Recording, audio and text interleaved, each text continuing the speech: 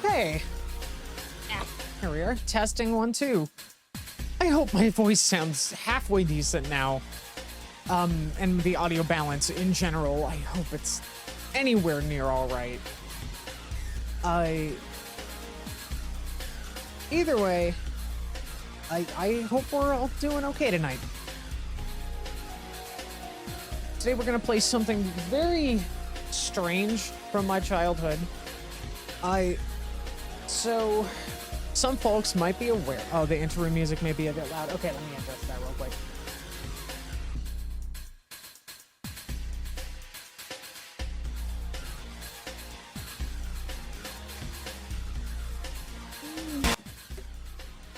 That a little better?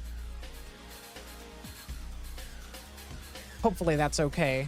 I knocked it down like, I don't know, like 5 decibels. Okay, cool. But yeah, tonight we're gonna be playing something a little weird. Some of you might have recently seen an expose by. Oh gosh, one moment. All right, sorry about that. Some of you may have seen a documentary expose sort of thing by Liam Robertson recently about what the developer Toys for Bob had been going through under Activision, and how it kind of resulted in the cancellation of a speculative Spyro and Crash crossover game, basically a Crash Bandicoot 5 that integrates both characters in a single-player platforming focused format. And that ended up getting canned. A decent amount of people got laid off because Activision is just generally one of the greediest, most evil companies out there that hates puppies and children. And it is just like really sad that that happened. And that reminded me that we did get an official Crash and Spyro crossover at one point, and it was definitely nothing like what fans probably would have hoped for. This is that. Tonight we're going to be playing Crash Bandicoot Purple and Spyro Orange. Minigame collection crossovers for the Game Boy Advance that eventually got a release in like a sort of 2-pack as well, which is, I believe, the version we're going to be playing tonight. I had these when I was pretty little. I was very excited about them. I remember the freaking McDonald's toys like that they had. There were like little LCD games. I think I still have one of them somewhere. It's like the Spyro one that like the front of the, it's like a little like dungeon crawler maze game. The front of the case for it has artwork of Spyro taken from, I think, like the PlayStation era or like Enter the Dragonfly, whereas the actual in-game art on the little LCD screen is more reflective of like Hero's Tale. So like you have 2 different art styles in the same dumb little McDonald's LCD game. I don't know why that bothered me so much as a kid, but you know. Yeah, so I got pretty excited about this, and looking back, it was kind of not the best. But you know, we'll see. You know, we're gonna take another look at it. We'll see if it actually holds up. So without further ado, return.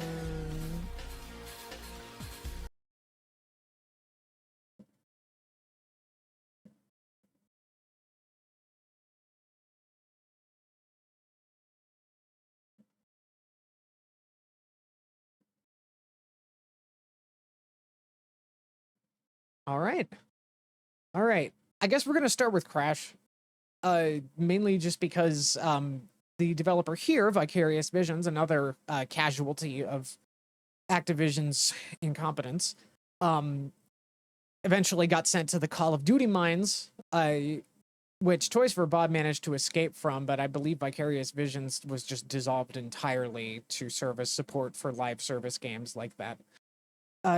They were the developers of the Game Boy Advance Crash Bandicoot games, both of these titles included. From what I remember, I didn't really spend too terribly much time with their platformer Crash games, but they were just sort of pretty serviceable approximations of the PlayStation Crash gameplay, but in a side-scrolling Game Boy Advance format. And they did these too. From what I remember, we have a hub world. This hub world focuses on like in this hub world you play as Crash, and it's like a side scroller using that same framework as the platforming Crash GBA games, but the actual meat of the gameplay is mini games, and the same applies to the Spyro one, which they also developed. So we're just gonna get right into it. Hopefully this is audible.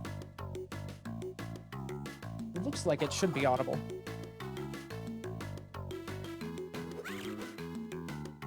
It has been forever since I've messed with these. I remember particularly, I have one very vivid memory of struggling with a button mash minigame in this one.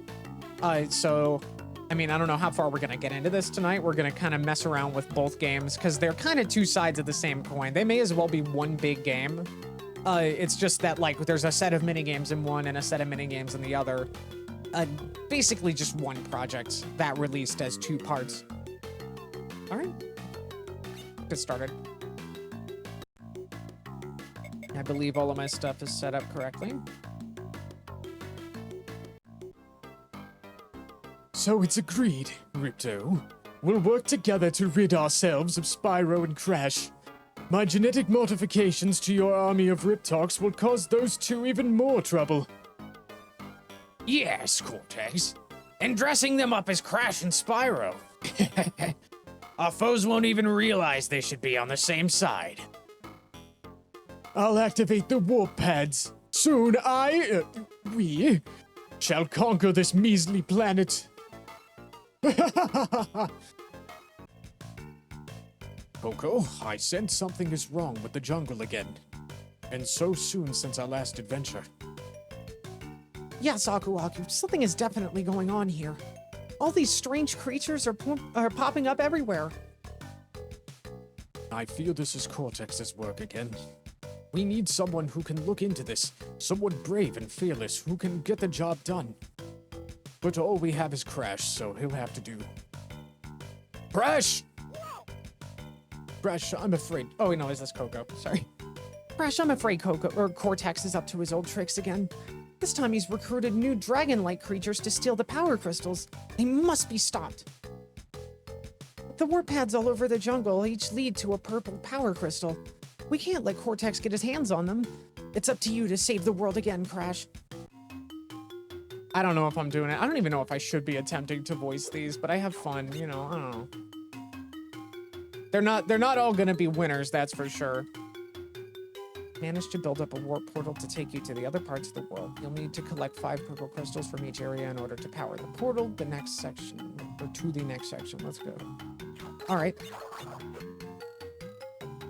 Okay, so we have these like really fucky looking Riptocs with like Spyro masks that I believe are intended to look intentionally shitty. So that's kind of fun. I think a lot of this is like reused assets and like visuals and gimmicks and stuff from the existing GBA Crash games. But as mentioned, the meat of the game is not this.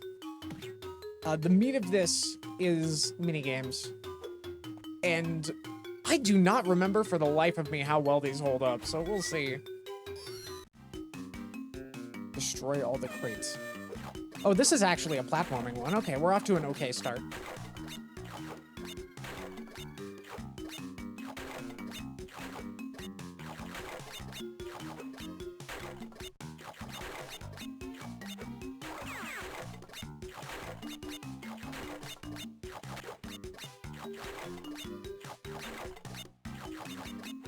No! No, no, no, no, no, no, no, oh god, okay, well. Doing it again. Yeah, weird, right? Like, just this entire... And the thing is, it's, you know, it's very much in line with, like, this era of, like, handheld games. Because, it's one of those that has a trading card system. which, I don't know, for some reason, a lot of like platformers that got handheld spin-offs around this time seemed to want to do that. I don't know if it was a reaction to like some kind of like misconception of what like say a game like Pokemon was. I like filtered through like some executives like limited understanding of it. Okay, well I got that.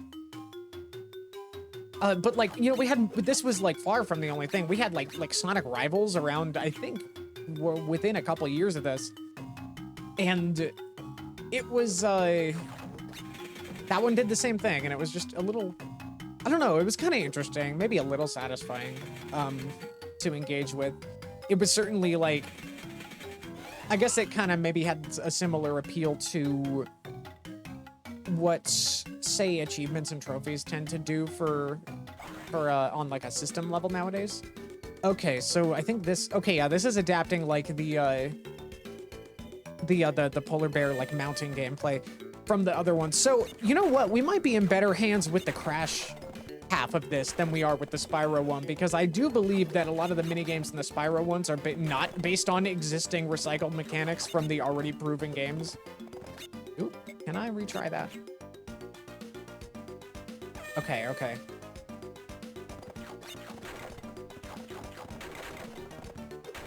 It was certainly an interesting, kind of short-lived trend, though. I find that somewhat fascinating.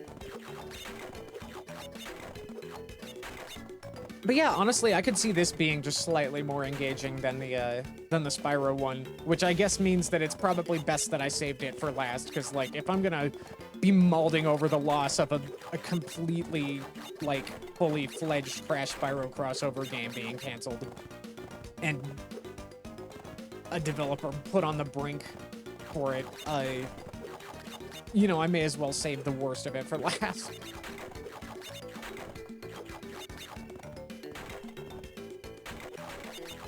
Oh gosh. Hey, we got it. There's that little jingle. The frickin', I think they use it in both Spyro and Crash PS1 games. It's one of those like sound effects from a library that got shared. But I know that in Spyro 2 and I think 3, maybe it was just 3, that little jingle would play when you got 100% in a stage. I hope that my audio is okay. Am I sounding all right here? Is the game audio audible at all? I haven't really tested this quite as rigorously as I had hoped.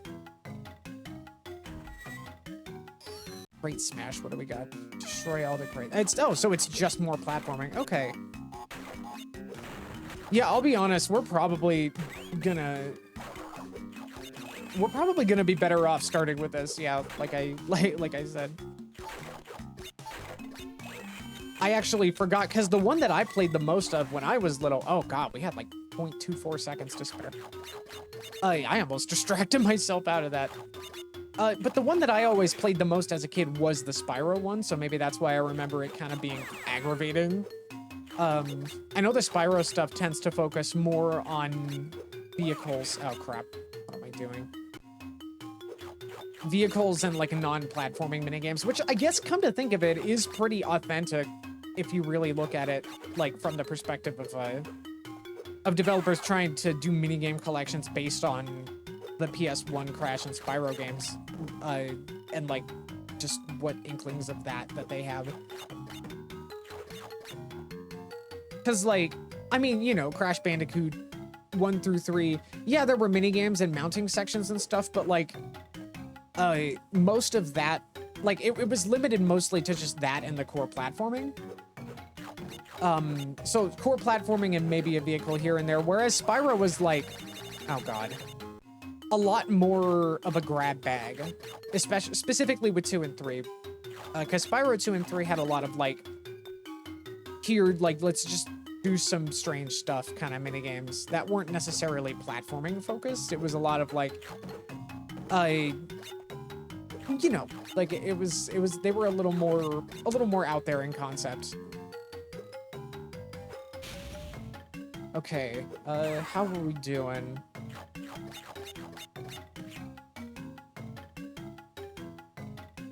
She looks kind of dead on this dialogue box. Oh gosh.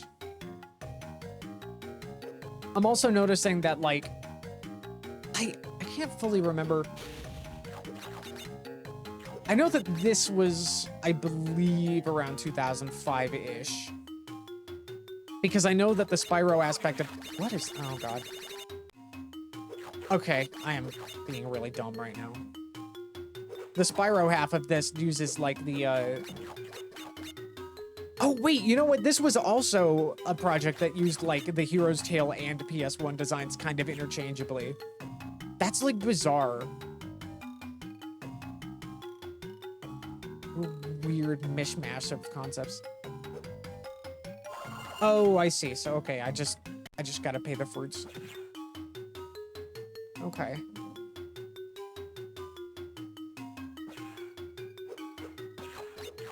Okay, I admit, this is not, I'm not having as bad a time right off the bat as I was expecting. I don't know how much worse it gets.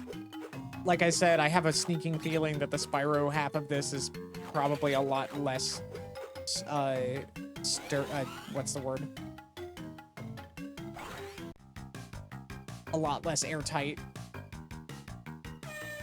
Okay, we've got this. We've got whatever this is. I will say, though, just from a conceptual standpoint, when people think I want a Crash and Spyro crossover, especially during this era, I have no doubt that this was probably one of the furthest things from people's minds. And it seems like the thing that Toys for Bob was working on at one point was what people were kind of hoping for, like having the characters actually team up.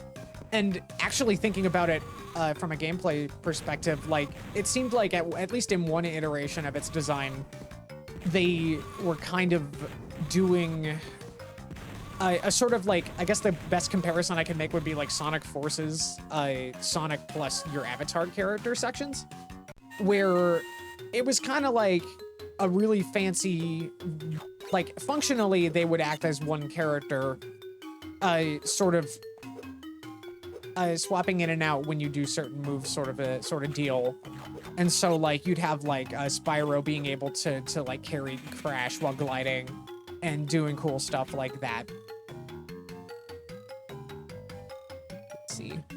It's Crunch. I actually...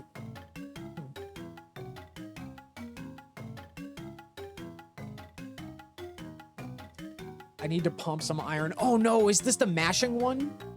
Oh boy, here we go. I'm gonna ruin my custom controller with this. Here we go.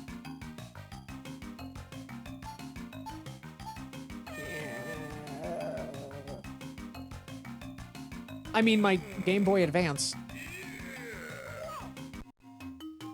Okay, well, that was whatever. I know that they get really hard towards the end of this.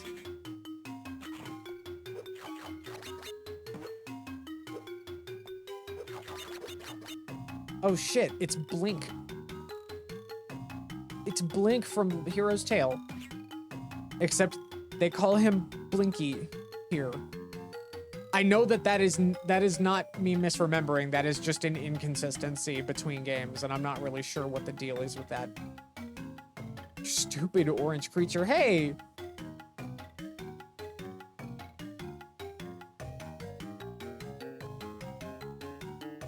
What a meanie. I don't really like...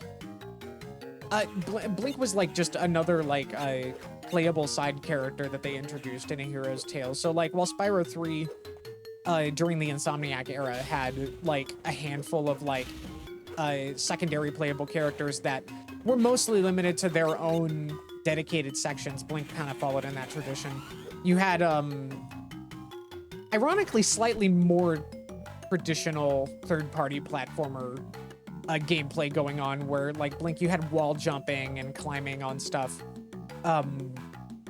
double jumping, like the kind of stuff that you would expect from like a somewhat more traditional platformer. And then there was also like aspects where you had like a little laser gun, you could drop bombs that would destroy stage hazards and stuff, and it was like I don't think it really changed things up enough to justify its inclusion, but I mean, it was inoffensive at best. Or inoffensive at worst, I guess. It still played okay. I think his laser had like a cooldown, like heat meter, so that's kind of neat. This tank stuff, this is, I mean, okay, it's literal, yeah, we're literally in a tank, so I guess I can't fault it for using tank controls. Okay, so I can, oh. Okay, actually that's kind of good, okay. I don't have to turn the whole thing. And they bounce, okay. I like how crunchy the graphics are. Yeah, they're very crunchy in this. Like, goodness. I would say that the graphics are definitely kind of messy, and that's not helped by the art design inconsistencies. Because, I mean, this was a period where, like, both franchises were very much, like, their fates were very much in flux. Both artistically and just, like, their existence as a whole. Like, this was like only like a couple years, I think, after their respective original developers kind of pieced out to work on things directly with Sony.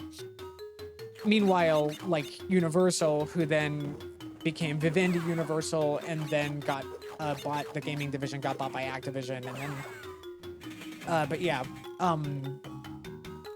so that lineage, like, was just kind of like trying to figure out what to do with these franchises now that their original developers were gone.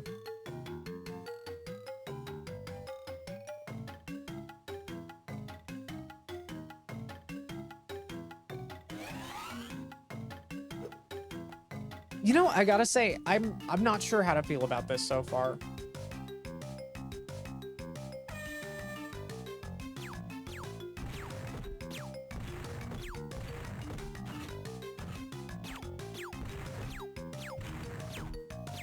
This, like, perspective shift is, like, fucking me up, brain. Like, my brain is not liking the way that it, like, changes, perspectives there when you do that.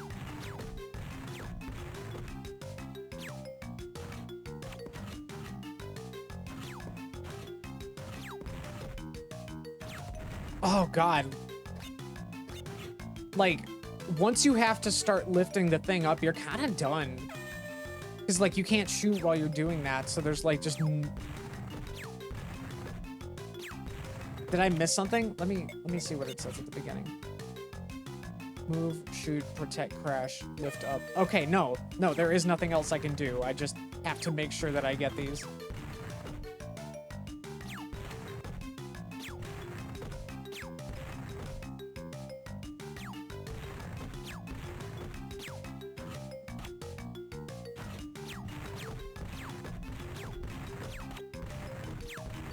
Yeah, no, this is like the way that it automatically adjusts, like, your perspective when you get too far down is sickening to me.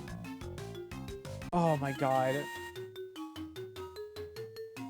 Is there a gem here? I don't think there is. If there was a gem, would it show me? I think it would show me as, like, a second question mark. But yeah, I mean, like, you know, when you're trying to replicate the visual design of, like, PlayStation 1 games on a Game Boy Advance, you're gonna get kind of crunchy graphics as a result. We got another card. Buy more cards! I actually don't know what the point of the cards is content-wise. I think they're literally just there to, for completionist's sake. Like, it's just little sprite arts, and that's about it. And then I think you might be able to trade them with other players using, like, a Game Boy link cable. I don't know if it works between the two games, or if you have to each have both games to get everything in this like, weird project, but...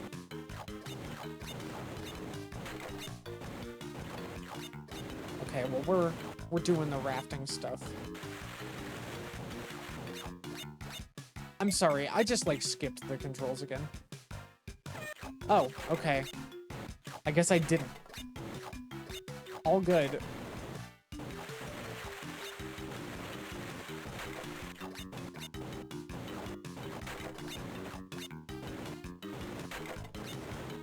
Okay. Okay.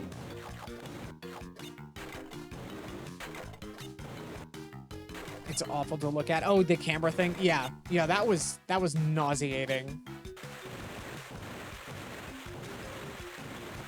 I thought there might be boxes back there. I was wrong. Thank goodness there's no time limit on that. There might be later, I don't know. Okay, cool. I think we're good in this area. This is going by pretty quickly, I'll be honest. Like, yeah, Spyro battle. Here we go. I wonder where that last portal has brought us. Wait, what? What is this? What is this sentence structure? I wonder where that last portal has brought us, Crash? What? What? Okay. All right, I guess we're not proofreading. I can see a castle over this chasm. Look, a purple dragon. I wonder if it's the same kind of strange creature terrorizing Wumpa Jungle. Another question mark. What is with this punctuation? You must be another one of Ripto's creatures. You think you're just going to take over the world? How about taking on Spyro the dragon first? Knock him off. That is not my best Spyro. Whoa. I don't know. Youch! I'm so full from cigarettes. Yum!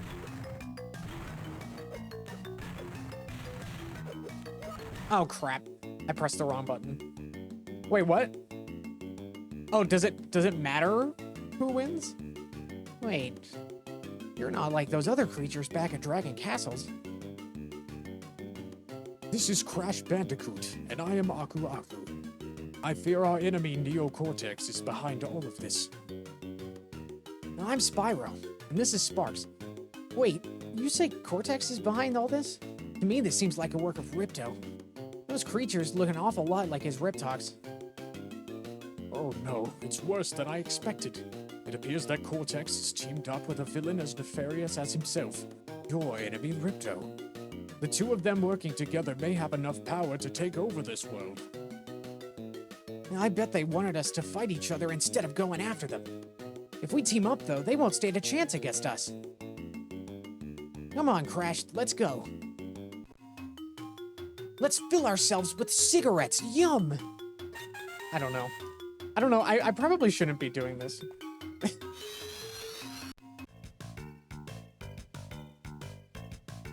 I don't know. See, you've managed to meet up with Spyro. I hope you two didn't get into a misunderstanding. This is the professor. He's helping me to track down Ripto and Cortex so we can stop him. I hope those And see, look, he's got his hero's tail design here. And I think Spyro does as well. It's a little hard to tell with the crunchiness of the graphics. Yeah, it is kind of hard to tell, I gotta say. I wonder if it's like maybe a bit of an in-between, like early design explorations for Hero's Tail or something being referenced here. I don't know.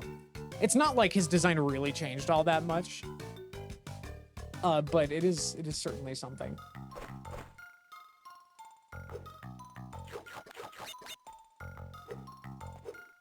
No, I think most of this stuff is pretty consistent now that I think about it. Like, it's consistent with the PS2 era of these franchises. Anyway, we've got more stuff. Okay, what have we got here? Oh, we've got. Okay, it's not quite Flappy Bird, but like, you know, that's probably an insult to this game.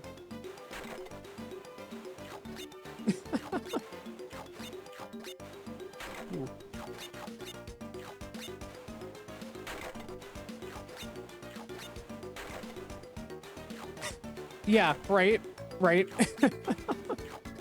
We've got Flappy Crash. Or is it, I don't know.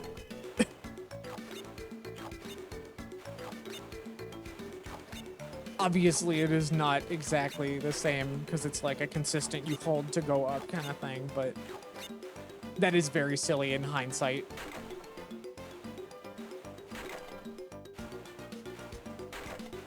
Now I'm like imagining Cortex struggling to play Flappy Bird and getting like way too into it.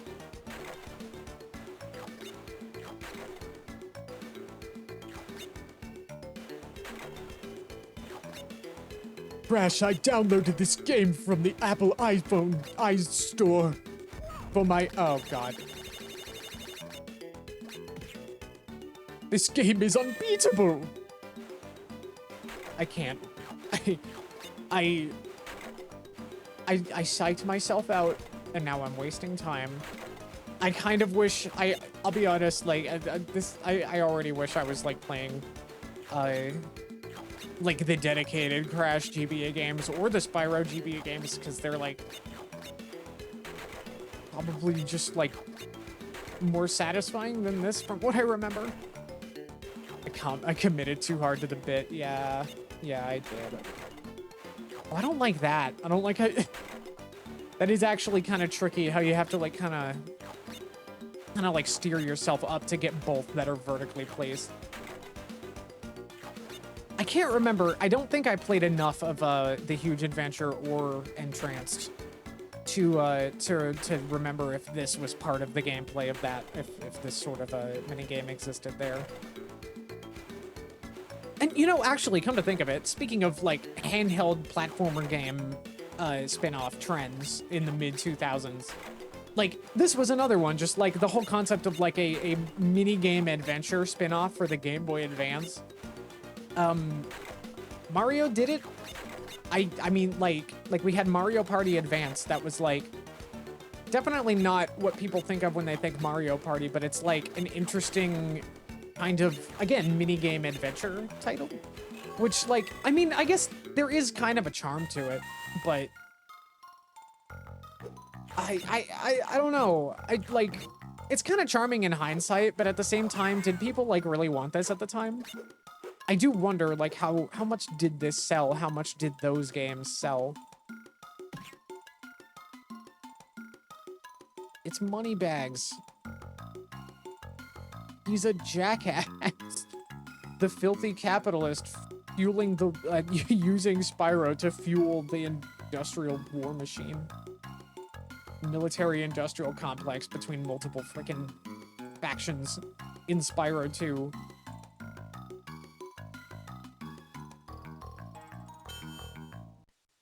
Okay, all right.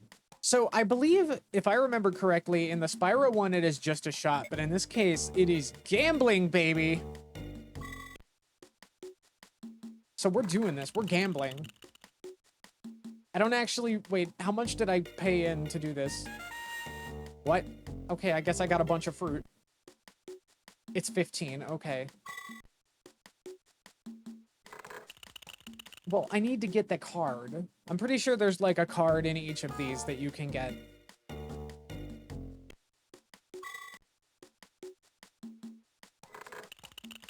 I like this really like janky looking sprite of Crash pulling the slot machine handle.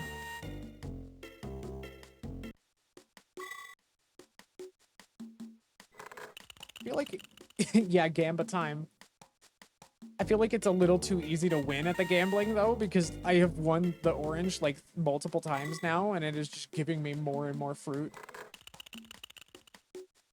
I don't trust that this was a game that Moneybags personally designed, because it is far too generous.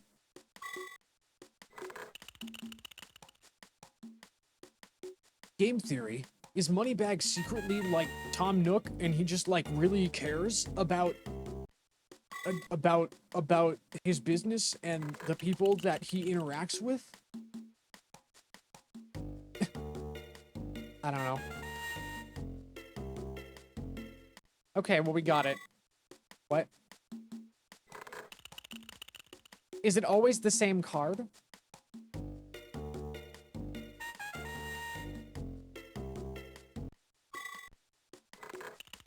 I need to know.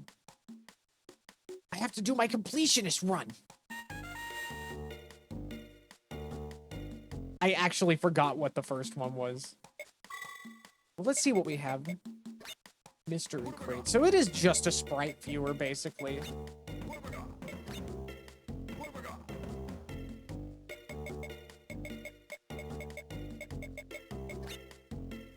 cherub.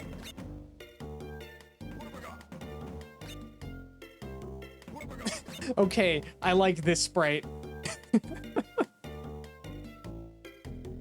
He is on his way.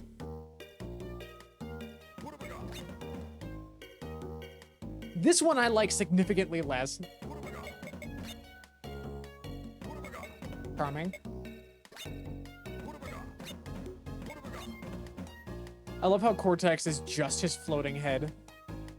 I mean, I guess that's not too out of the ordinary for the franchise, because we like see him doing his little diatribes in like the loading screens where it's just his head being beamed to you or something. It's Nina.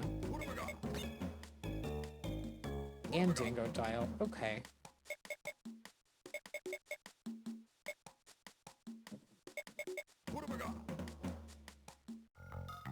Okay, okay. Look at him go. Oh yeah, the crash sprite as he's running. Me when new Sonic content drops.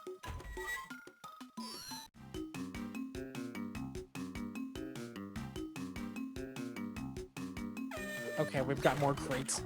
You dare waste Mr. Zircon's time with crates? Got it. Kind of proud of that. See, like, I've spent enough time playing Crash to, like, know how to do the box jump and stuff. Ah! Okay. Okay. Okay, fuck my life, I guess. Oh, God. I'm actually a little confused by what the pants are for. They changed my pants. But why? Is there a gameplay benefit to Crash changing his pants? Ow.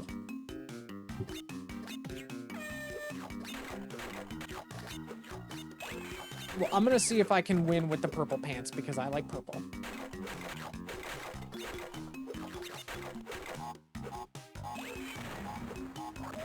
Fuck.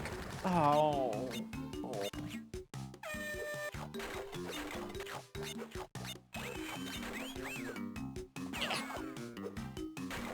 I'm so sorry, Pangan. I love you, Pangan, but it has to be this way.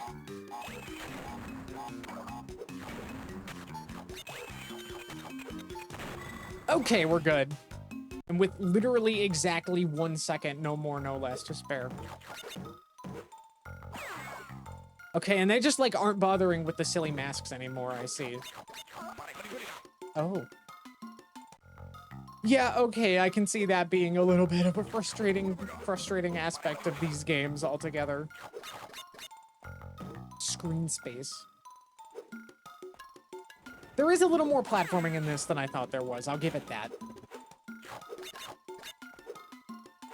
I am rather scared of what Spyro Orange is gonna be like, but we'll get there when we get to it.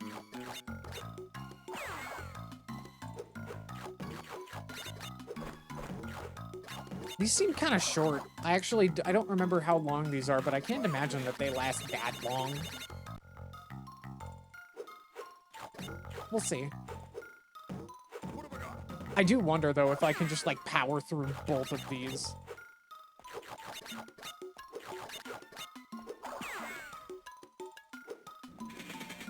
Okay, here we go. Polar Express. Didn't the movie get some really strange video games too? Like, the licensed game rabbit hole of the mid-2000s is just absolutely, like, wild.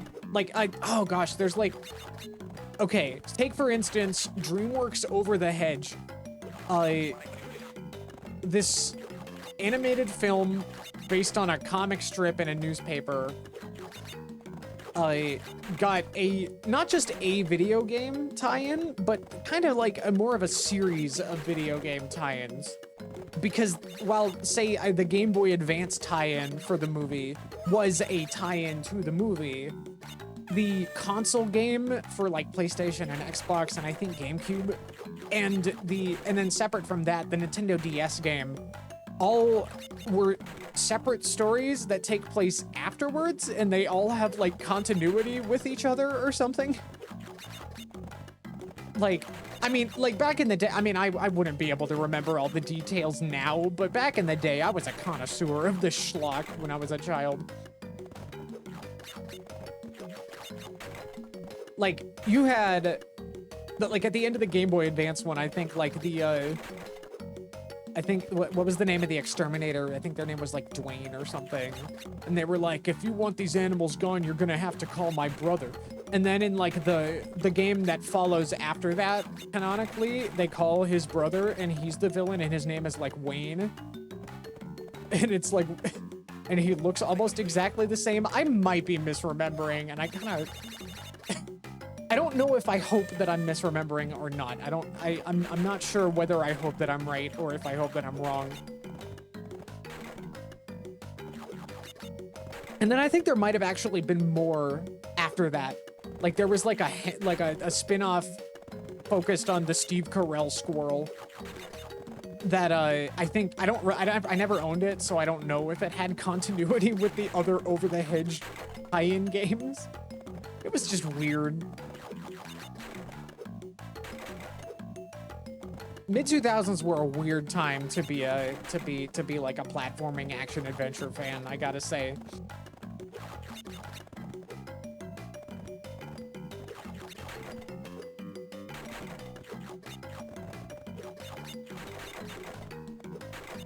All right, we're getting it. Fuck. Kill me. Kill me. I have to be perfect.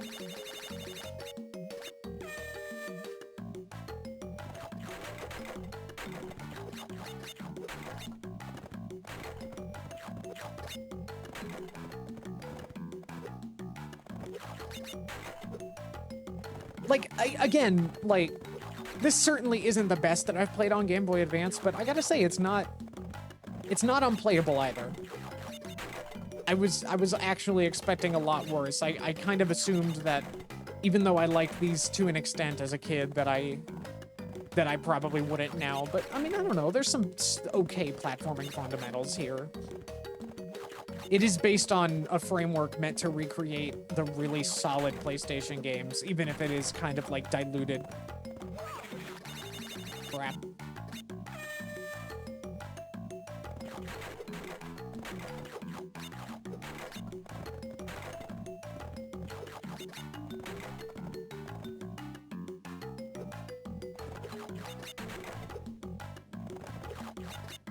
What I think we'll do is probably once we've spent about an hour with this, we'll switch over to the Spyro one and see how that goes.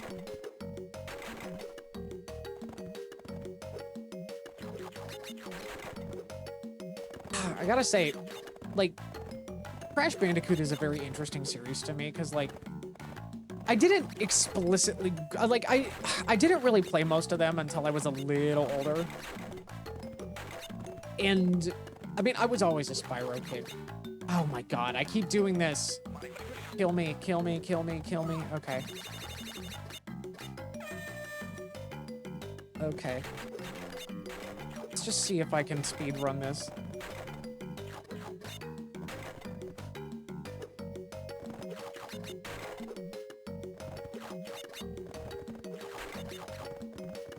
The screen space is not helping here. Like, that's kind of the one hurdle that most Game Boy Advance games kind of have to overcome, is just having very low screen space. And I mean, we see this, I mean, platformers in general, like, we just kind of see this. We see it on Nintendo platforms with the Game Boy Advance and the Game Boy, original Game Boy and Game Boy Color especially. Oh no, I missed one. No. Oh, that's so unsatisfying. We love schlock. Absolutely.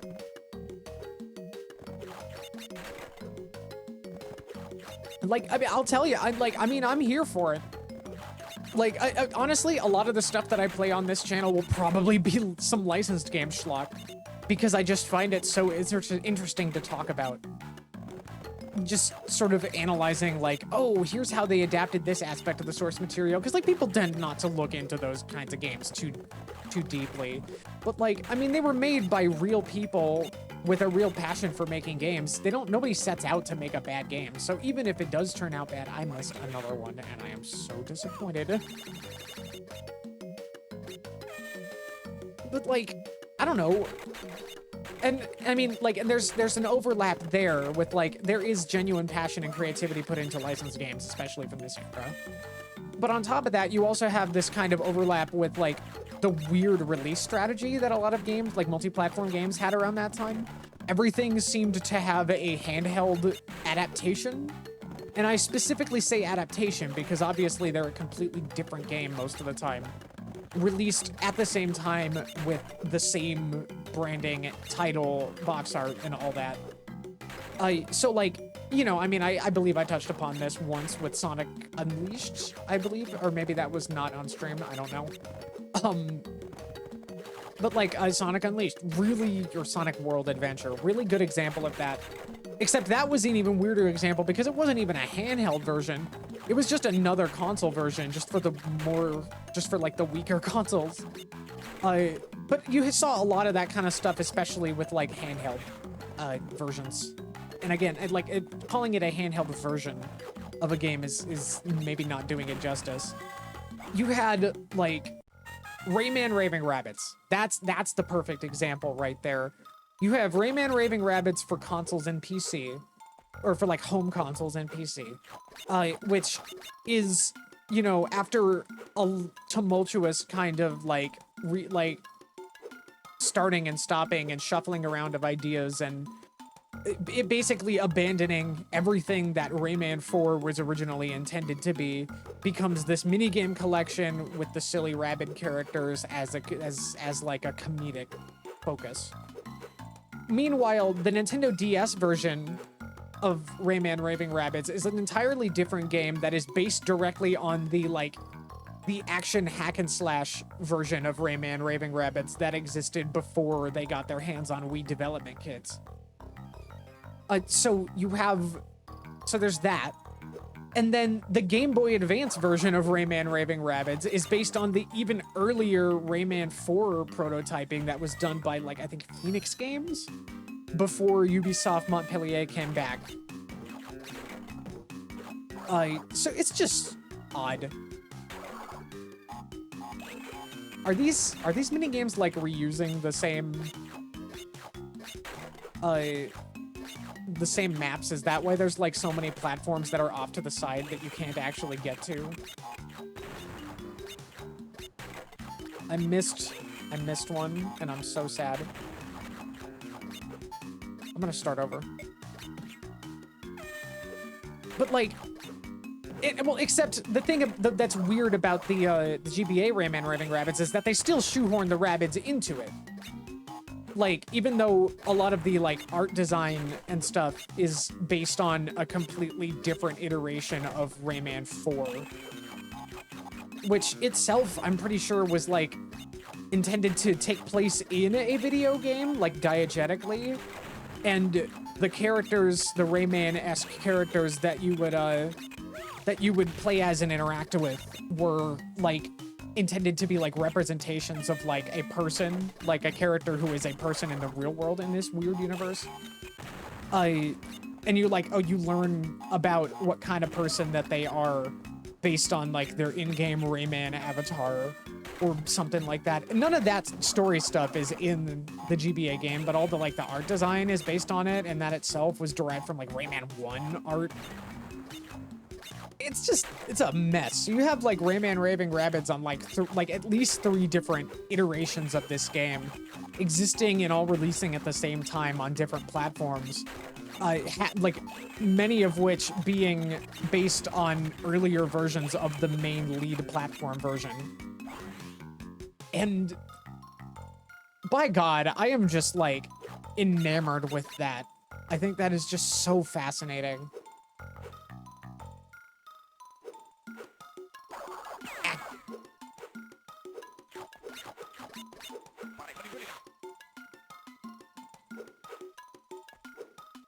So yeah, like, And then like comparing games with comparing games with one another from that era is also interesting. Just seeing like these weird nooks and crannies of how like again, like, because let's face it, they're mostly platformers and action adventure titles. When it comes to licensed games, that was just like the bread and butter genre. That was like the go-to. And seeing like, say, two seemingly unrelated games sharing an interesting through line because of the time they were developed and who they were developed by is very fascinating. Oh, whoa. What? Oh, I got a card. Is it because I got... What did I get that card for? Was it because of the Wumpa Fruit? It didn't look like I hit like a specific milestone number, unless it was cumulative. In which case, maybe I got 1,000 cumulatively? I don't know. That might line up.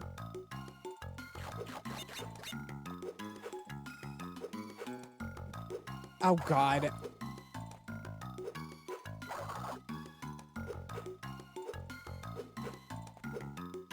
I will say, I can see why the Game Boy Advance Crash games were well-liked, though. Like, the actual traditional ones, even if they were kind of just, like, rehashes of the existing PS1 material. Just because, like, I mean, you know, Crash already, it may have a lot of 3D levels, but there's also plenty of side-scrolling levels, too. And the control scheme was already made with a D-pad in mind for at least the first game, and you can still use it for a lot of the others. And so, you know, it translates pretty well to a completely side-scrolling format. And that groundwork carrying over to this definitely helps bring it up a bit. Oh, there's a card in there. Okay, all right. We continue. Ooh, it's one of these like breakout ones. I remember these. Okay. Attract balls with the B button.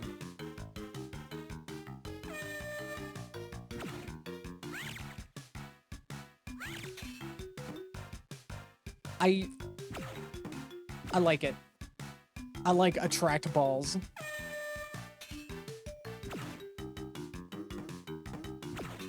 The little breakout thing. I mean, that's cute.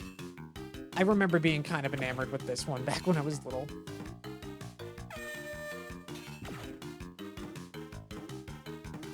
Oh. Crash Bandicoot has got a secret weapon. His balls. His balls can turn sticky or wooden.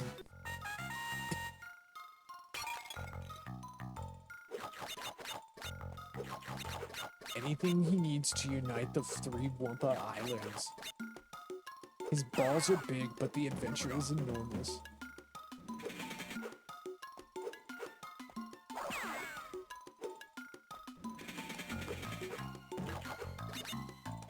Oh. Okay, what we got here? We got another rafting minigame. I will say, though, one benefit of this being a Game Boy Advance game and being, like, cartridge-based is, basically no loading times. Like, I think that kind of thing maybe was taken for granted back then.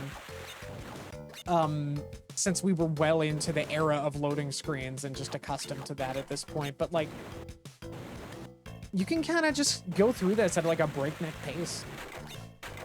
And I'm kind of here for it. You're never doing one thing for too long. I don't like that. I don't like... why were there missiles? There were missiles down there. There were torpedoes.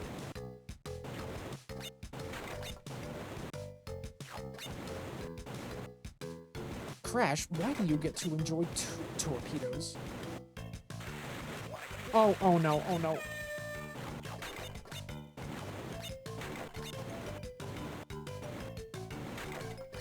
It's the raging whirlpool.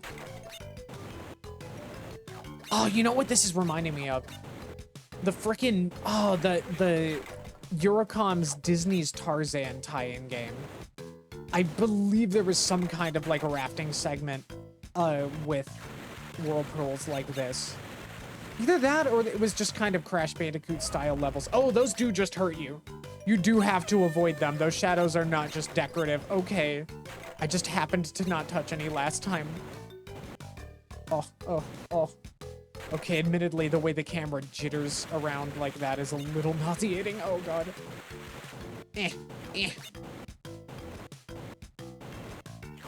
Like, don't get me wrong. This is jank. This is schlock. But, like, I don't know. I'm kind of charmed by it. Care was put into this.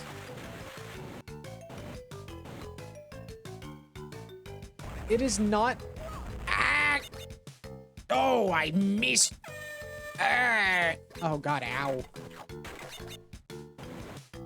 That physically hurt. I should not be doing that right now. I spent so much time the other day doing a Wario voice for no reason. Not even on stream. It wasn't even for an audience. It was just... I just couldn't help myself. And now I am burnt out. So if I sound a little weird, that's probably why. Okay.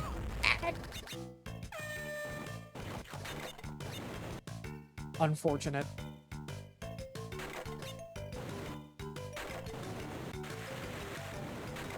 Oh, right, okay. Yeah, Eurocom's Disney's Tarzan adaptation, or tie-in game thing. Very Crash Bandicoot inspired. Like, you did have, like, a mix of side-scrolling levels and, like, maybe less so 3D levels, but they still were there. There were still a few. But it was also kind of Donkey Kong Country as well. Like, it was kind of a middle ground between those. Oh, God. Okay, that's frustrating. I wonder if it's just better to tank a hit through those. I am... Okay, yeah.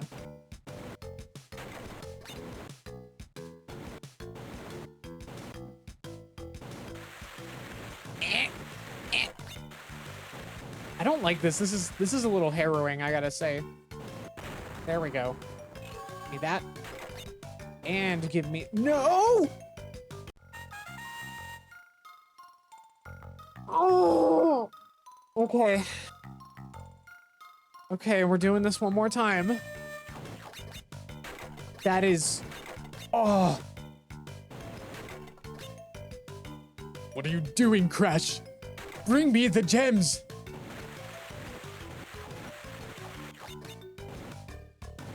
I do love how in Crash 2, if you just don't... You just, like, in the first level, you just refuse... You play through the whole level, but refuse to actually grab the objective gem. Oh, crap. You just get, like, a stern talking to, and you can just repeat that, and Cortex just gets more and more exasperated.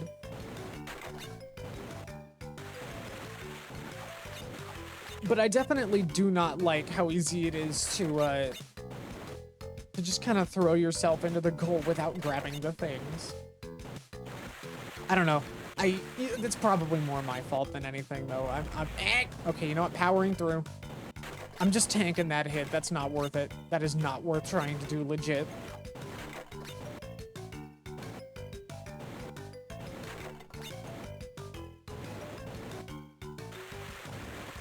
Oh! Okay. Alright, alright. We're locking in. I'm focusing.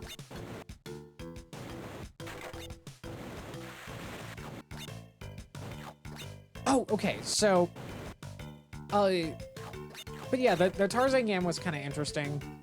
Eurocom would also do... I don't know if it was any good, though, because I do remember seeing gameplay of, like, they have, like, a Lion King 2 tie-in. That very clearly used the same gameplay framework. And that was, like, really poorly received, I guess, and, like, looked down upon pretty heavily. So I don't really remember if the Tarzan one fared any better in that department. But what is interesting about Eurocom is that they would eventually work on Spyro. They were the developers of Spyro: A Hero's Tale. Very clearly just kind of Jak and Daxter 1, but you play as Spyro, but that's not necessarily a bad thing. If anything, it feels like an evolution of the Spyro formula. like a proper evolution of that. And I actually have a soft spot for that game. In fact, I think I might have more fondness for that than I do the original Jak and Daxter. Now, that might just be because I played Spyro first, but they're both good. And A Hero's Tale, I mean, like, and I believe I've mentioned before, I mean, A Hero's Tale has, like, a lot of the same, like, level environments and gimmicks within those environments. Like, you have, like, the swamp area with the punji sticks that go in and out of the walls. You have, like, like an underwater ruin city that you take a huge elevator down to the bottom in order to reach, and that's the loading screen. It's definitely, it takes influence. And the reason that I'm so sure of that is because their other licensed game that came out, or like their another licensed game by Eurocom that came out at obviously the exact same time, the tie-in to Blue Sky's Robots, was pretty much a Ratchet and Clank 1 clone in a very similar fashion.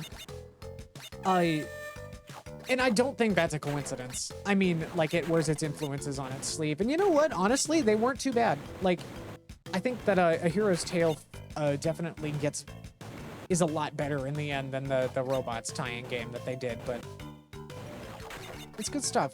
I mean, like there is some interesting stuff there. Oh god, what I wouldn't give for a proper new Spyro after all of these years. Like, I kind of pieced out when Skylanders started, and that's just not really the same thing. I mean, that is just kind of its own franchise with an entirely different focus. I tried to mess with that. I dabbled a little bit when, like, after the Toys to Life craze kind of fizzled out and everything was super cheap. It still didn't hook me. Very, like, just, I don't know. Like, I know it has its fans, but, I don't know, the Skylanders games that I engaged with were pretty bare bones and seemed just more like a vessel to sell toys rather than anything, like, very meaningful, even from a gameplay standpoint. It was a lot of just run forward, use your attack on the enemies, just very, not thinky kind of gameplay. It's Sergeant Bird. He looks suited out of his fucking mind. Holy shit, look at him. I just smoked a whole bunch of crack.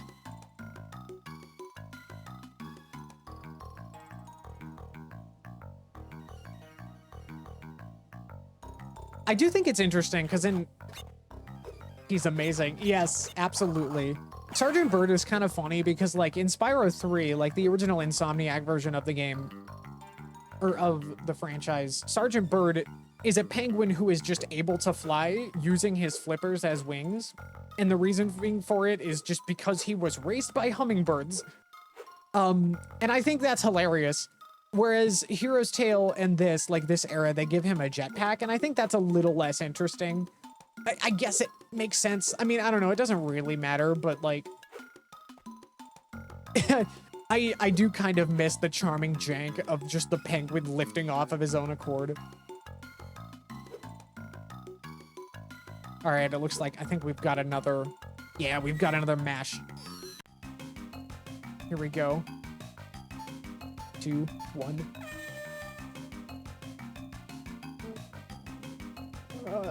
Okay. I promise I'm not using any, like, unscrupulous methods to do this. I am actually trying to mash properly, legit. I just know that, like, one of the later areas in this has such a, like, aggravating mashing challenge. I thought we introduced already. My pencil!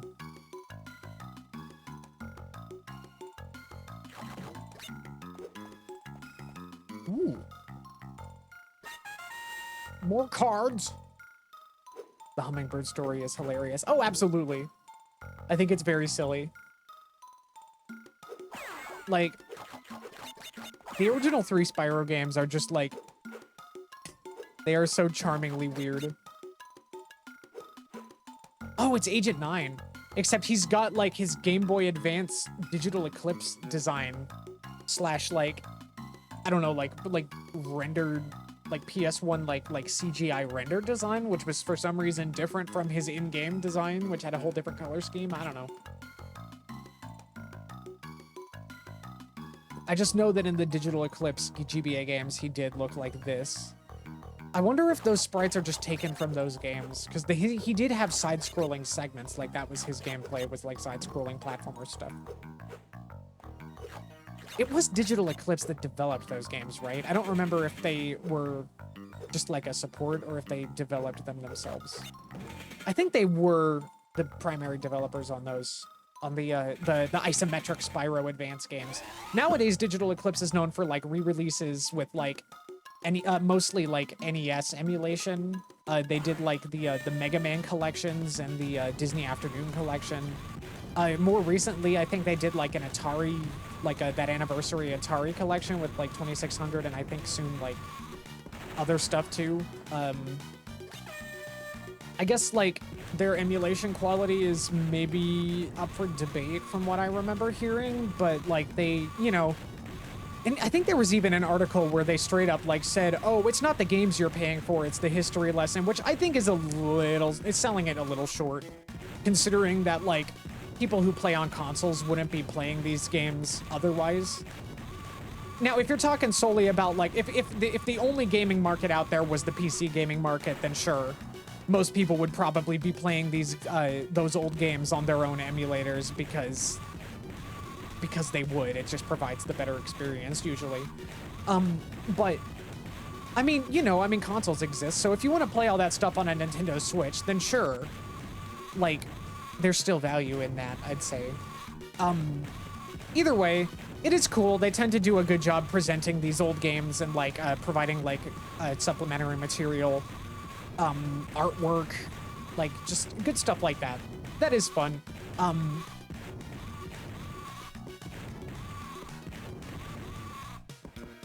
I always appreciate that. I mean, I'm a stickler for, I mean, I appreciate them especially because I'm a stickler for like my digital, like I have like an app, it's called Play Night. It's like a digital video game library organizer sort of app slash launcher that you can tie like say Steam and GOG and other launchers to. So you have just like one menu to launch all your games, but like I have a lot of fun because you can, you know, much like Steam, you can put in whatever you want for game art. And I have gone absolutely ham and probably poured way too many hours of my life into editing together custom tiles for basically every game that I own. I tend to prefer the GOG Galaxy aspect ratio. I think that's like, what's it, like 660 by 930 pixels? And so I try to follow that standard, but like, and that also seems to just work best with like source material art that I can find. But you know, I tend to take that pretty seriously because I really like, I'm very particular about how my games are presented in my little collection app. That it's really nice. And stuff like say the Disney Afternoon collection, having box art, like the raw logoless box art for all of those games made it very easy to put together very presentable looking game tiles, like box art tiles with properly like sized logos and stuff for this all-in-one game select menu for my PC. I love that program. It's a neat open source thing. As a matter of fact, I'm probably, once I get into the, once I finally get into making actual, like, editorial YouTube content, I do fully intend to make a video just about Play Night. And, mainly just, like, the ways that I've put it to use, because not only did I mess with, like, art tiles for games, but I've messed with, like, the backgrounds for each page, because there's, what's cool about it is that there's also a controller-compatible full-screen mode that has its own separate suite of themes that people have made, like community, like themes that, like, basically just arrangements. I'm trying to get the card all the way to the left, just in case anyone's wondering. I saw it earlier, and I need to platform my way to it, but I'm having a rough time. but yeah, like one of those themes, I think it was called Platforms. And it was like very like, oh, each page is like, it's meant for each page to be, it's designed to facilitate pages based on what platforms the games you have them for. Although in my case, the way that I arranged all of my library stuff was so that it's based on what platforms each game was originally released for within its first month. And that's just kind of my way of doing it. Rather than like saying, oh, this got a re-release on Nintendo Switch, it doesn't go on the Nintendo Switch page. It goes on the pages for the platforms it originally came out on when it was first released. And I've like gone out of my way to like edit together using like just the photo editing software backgrounds that like incorporate the borders and stuff for the tops and bottoms of the screen that like the games kind of shuffle in and out of, and have them be different for each platform and like based usually on like system menus for those platforms. So say the Xbox 360 one is kind of this like rearranged hybridization of like the actual Play Night platforms theme layout, but with visual, like the aesthetic based on the Xbox 360's like Blades UI theme. That kind of stuff. I love that kind of stuff. It's, you know, and you can put music, like there's an add-on, I think. There's like a plugin that you can get that you can put like a whole folder of music. You can take like a folder of music files and assign them to each filter, like each page that you've set up. And it is like super configurable. Just everything about both Play Night and all of its plugins that you can get. It is just this wonderful open source program.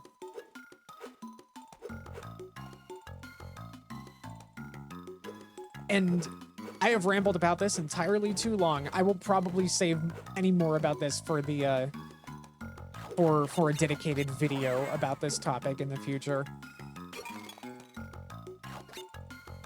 Ow. Okay, well, I did get the card. I got all this stuff. Time to fight. Wait, I didn't see. I think we're close, Crash. Coco and the professor have almost located Ripto and Cortex. It's Tiny. Tiny! There he is. Oh. Ah.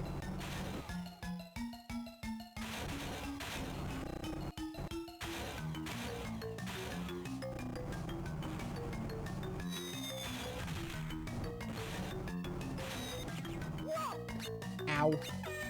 Okay, I'm having a rough time with this. It was Digital Eclipse doing the Spyro games? Cool. Okay, I'm glad I remembered correctly. I actually really love the isometric Spyro games that they did. Like, I'm kind of sad that most of their stuff is in re-releases now in, like, emulation.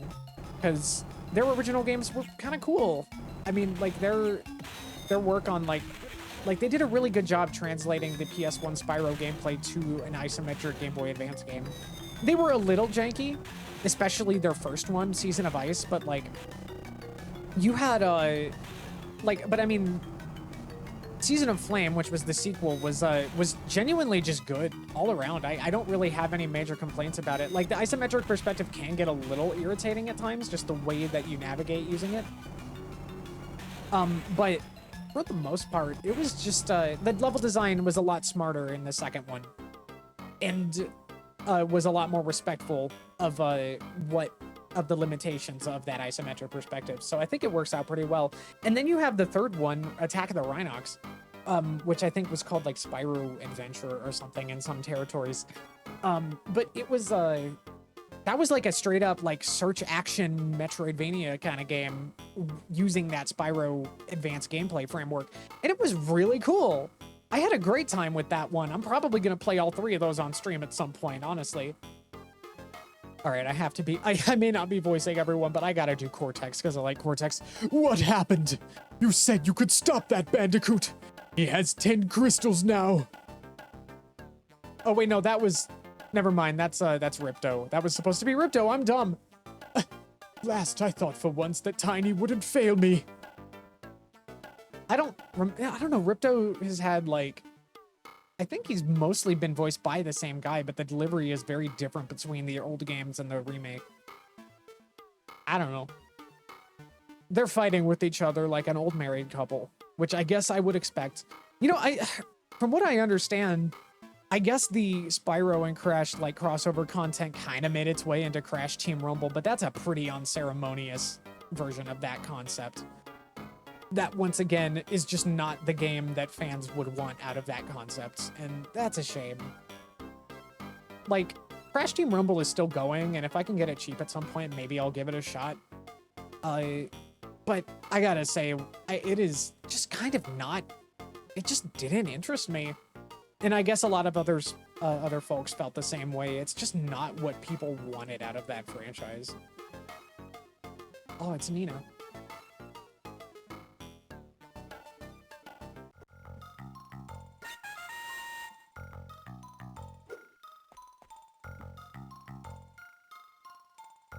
I know some folks, okay, like, I have friends that have told me that they know multiple trans femme folks that named themselves Nina after Nina Cortex. And I kind of get it. She's got like just an interesting gendery aesthetic going on. I could see somebody kind of vibing with that aesthetic. But certainly not me. But that's really cool. She's a very scrunkly character. Cortex himself is very scrunkly as well. Shame that Crash Team Rumble is kind of whatever. I mean, like, I don't know. I heard it's okay, but I mean, based on that expose that I mentioned earlier, I mean, it was apparently a very far cry from what was originally planned for an online Crash game. But even if it had come to fruition in its original form, I just don't know if people would have gone for it even then. Like, it's just, I don't know. Also, by the way, I love this frame of Spyro here. I like this Spyro face. It's Blink. Nina has kidnapped the professor and Coco. Okay.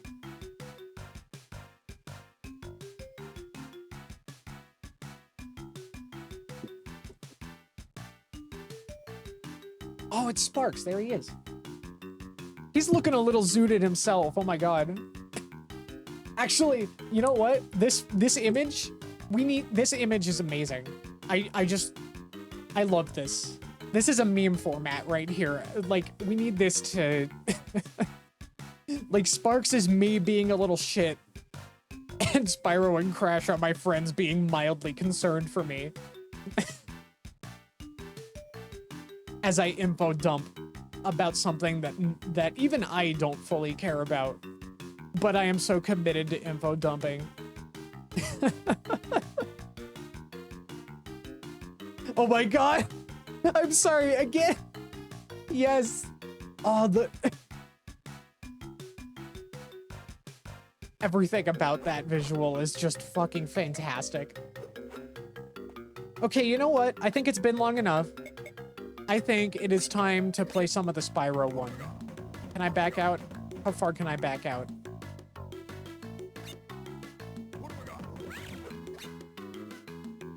Select. What was the combination for a soft reset on the Game Boy Advance? Hang on.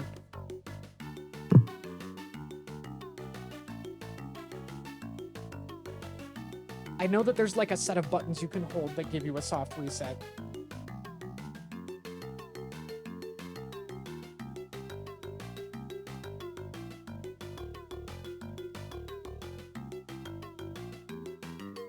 Soft resetting.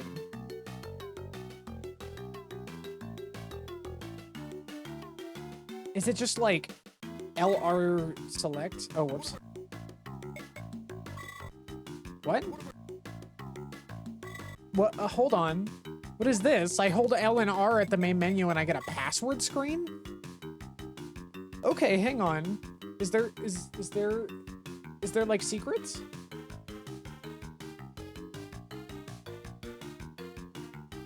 Hang on.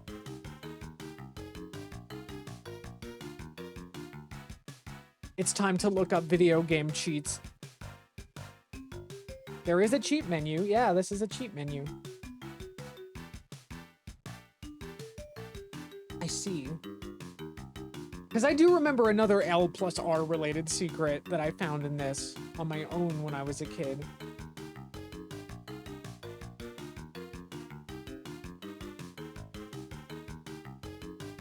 Oh, you can choose his pants color, but you can't choose purple. Are you kidding me?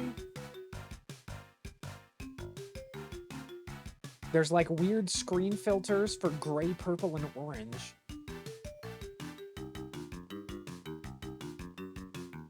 There's that other secret that I found on the collection menu. Yeah, nothing too terribly interesting.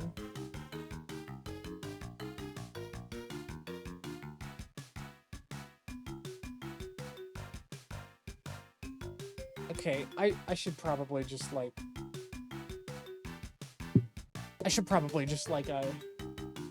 Give me one moment, let me restart.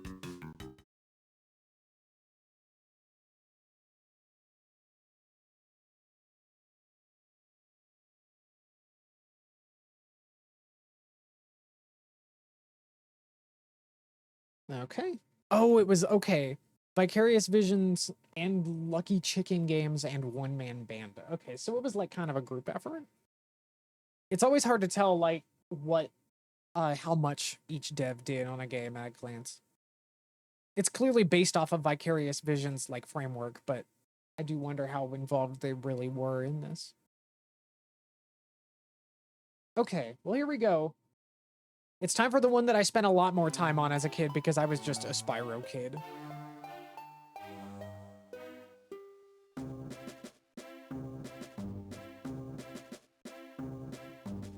They definitely like, it's got an interesting vibe. I've definitely got a lot of nostalgia for this like crunchy Game Boy Advance music tracks. Oh, speaking of which, the Spyro Advance Digital Eclipse games, Digital Eclipse, I guess, has just there's like one composer that they named Bob Baffy that like did and still does a lot of music for Digital Eclipse projects, both the new collections that they've come out with and stuff like the GBA Spyro games. And he's actually been releasing the uncompressed soundtracks to those games on his YouTube channel. And that has been really nice, because to get to hear these like Game Boy Advance compositions without the horrible bit-crushing compression coming from their like original like source samples, basically. Because they are sequenced, I'm sure, but you know, it's not like an audio file that was run through a compressor. It's like running through like a sound chip. But still, hearing it with uncompressed samples, a lot of the songs that I was like really enamored by as a child is very cool.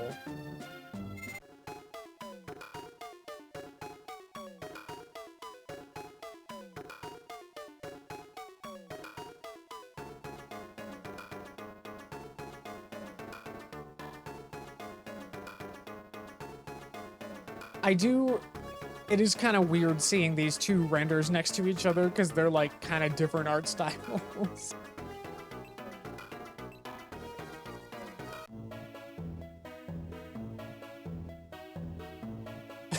Oh my god! Hunter! You okay there, buddy? Oh god. Hunter's having a trip right now. Whoa! Whoa! Whoa! Oh my god. Our boy. Yeah, it's our boy. And he's looking just so engaged right now.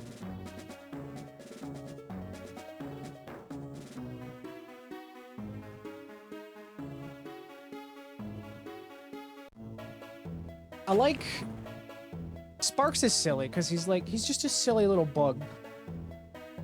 And I think it is very funny how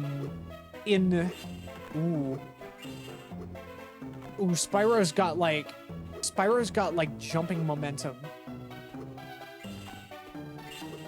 Spyro, like you have to kind of commit more to your jump. Like you can change direction midair, but if you're not changing direction midair, you kind of like keep going. That's certainly something. Oh, God. It's not like Crash where he just like comes to a dead stop. They are kind of different kinds of platformers in a way. And it would have been very interesting to see how Toys for Bob would have kind of created a synthesis between those two. I do like the thread that they were pulling on with like creating one moveset based on both characters as like sort of acting as one. That's cool, and I would have liked to see that. It's Bianca. I know that she's very, she's got some gender, at least in the remakes of Spyro.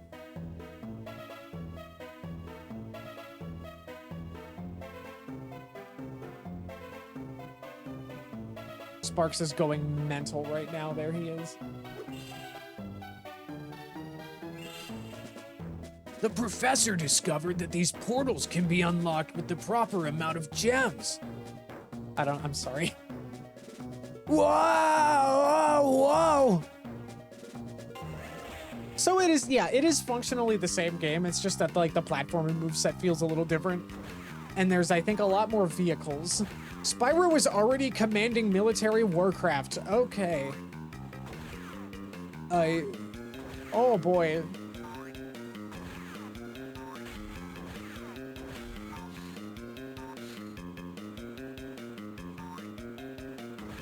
Like, I kind of forgot about this. Spyro's just got like an armored Jeep with like a fucking like mortar cannon.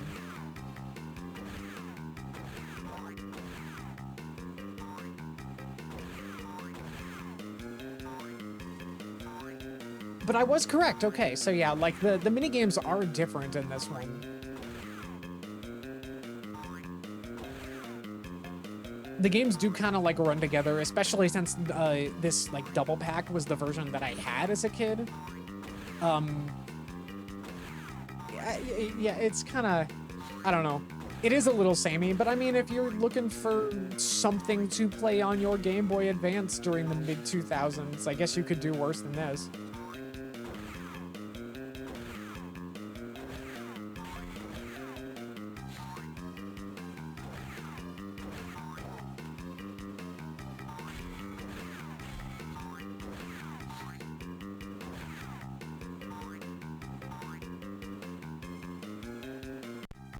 All right. Whoa! I did it! He looks so happy. You did it. Thank you, Spyro, for the positive encouragement, or positive reinforcement.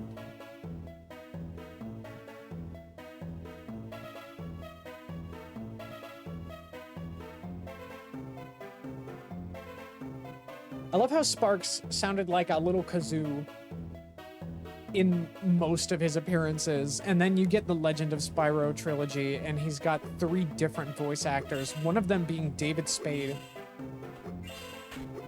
It is very bizarre. I definitely need to play the Legend of Spyro trilogy on stream sometime.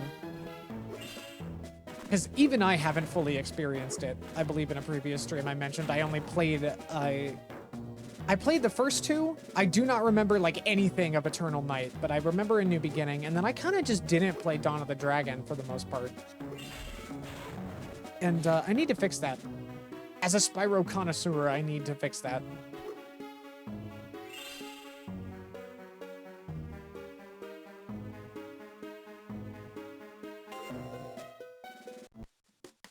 Still, I'm like not sure what the fascination was with trading cards during this era.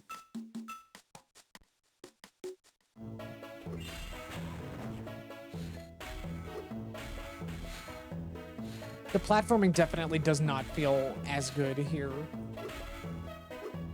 Like, it is strange that you can like, I don't know. He's a little odd. He's a little oddball. Spyro's a little oddball. He's a goober. Oh, wait. Okay, so it's tank gameplay using the same sprites, but we've got totally different... It functions like a shoot 'em up instead. I'm not like it's an auto-scroller. That's odd. An auto-scroller.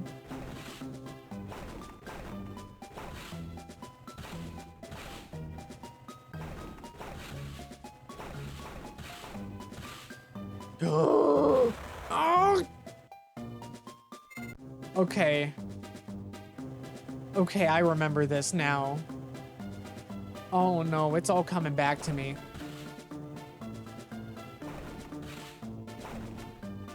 Oh, the screen space.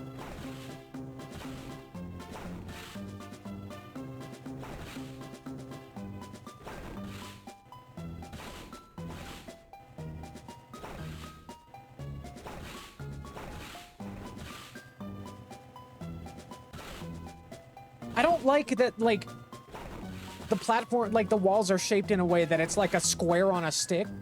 It should have just been a whole wall, so you can tell that you're gonna crash into it. Why is this entire protrusion not just the same thickness as the square? That is some loathsome design. Okay, my fears about this are starting to be realized. I'm a little scared.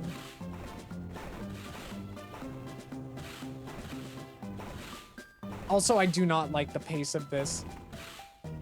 I liked the pace of the Crash ones because they were like, you moved as fast as you could make yourself go.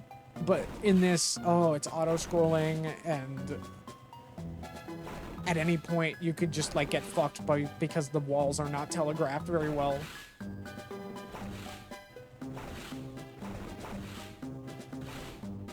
And a lot of this would be fixed if the screen space was just better. Like, if I could see more of where the hell I'm going, either vertically or horizontally, this would just be a lot better. It wouldn't be fun necessarily, but it would be a lot better. I'm not having fun with this one, though, I gotta say.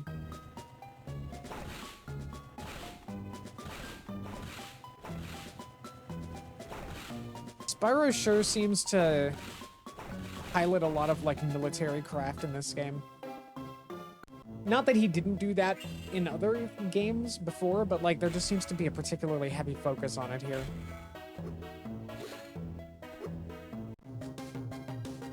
What?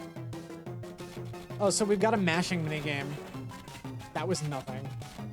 Wait, well, hang on. That Spyro model looked a little more like the PS1 Spyro than it did the PS2 Spyro.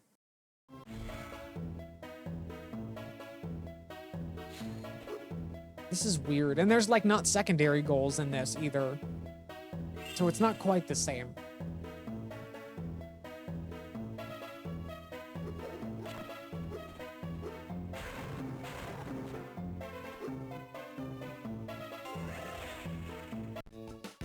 I did it. Yes, I did it. It was actually not too terrible, but, like, God, the amount of, like, investment. I did it. Just, like, the amount of progress you can lose all at once over something stupid is very not comfortable to me. Not in this game.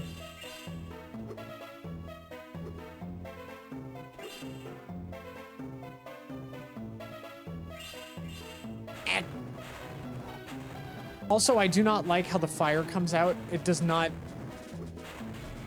always hit right in front of you. It kind of goes to the floor.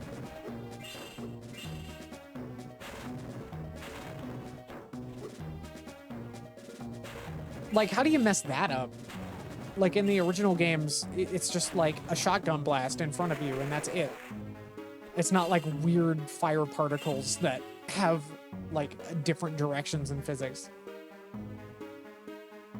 I guess not physics, but like that just like shoot in different directions. Blink looks traumatized on this sprite, by the way. Oh my God.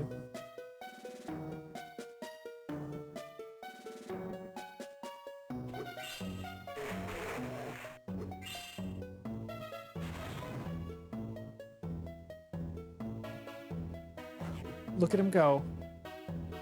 Look at him go. What has he seen? What does he know?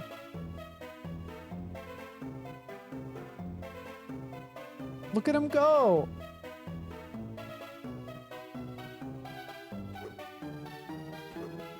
I like that.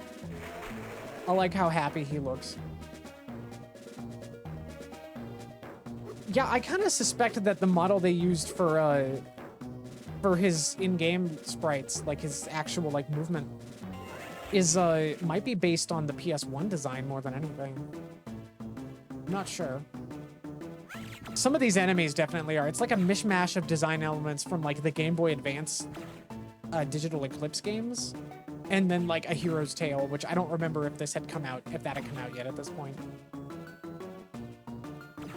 Very odd. Oh, and this is just the same minigame. So some of the minigames are shared between them. I see.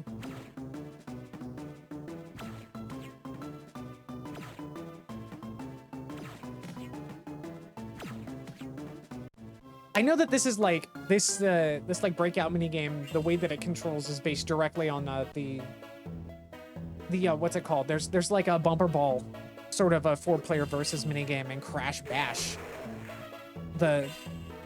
Another minigame focused. I mean, I guess that's also a minigame adventure, huh? At least in its single player form. It's got like a multiplayer focus. It's more like a party game, but it's based on that. Like just the fact like you can like you're on a little UFO that can like kick and attract the balls. I guess attracting them was not a thing you could do in the PS1 game though. I don't really remember. It's been a while. Maybe Crash Bash would be good for a stream. There's a lot of like old family games that would make a good fit, I think, for streaming, and I've just been kind of making a list of them as I go. Oh, we've got more on-rail shooter, except with even less screen space. No, and you move faster. Oh no. Or more auto-scrolling shoot 'em up stuff, rather. It's not on rails. Oh, I'm not happy.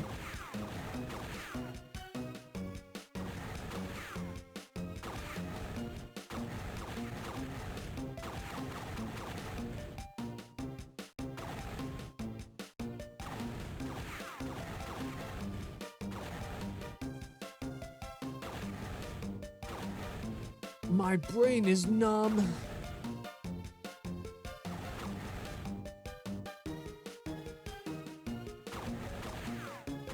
That's rough, buddy. Oh my god. Fine. I see how it is. That's rough, buddy.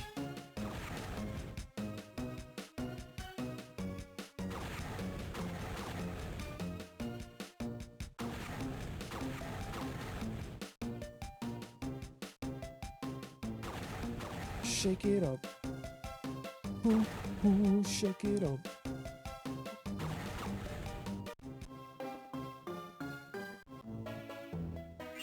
Okay. All right. I guess that's a... There's no secondary objectives. Oh, wait, no, there are secondary objectives. I forgot. I think it just changes the color of the portal, which is a little obtuse.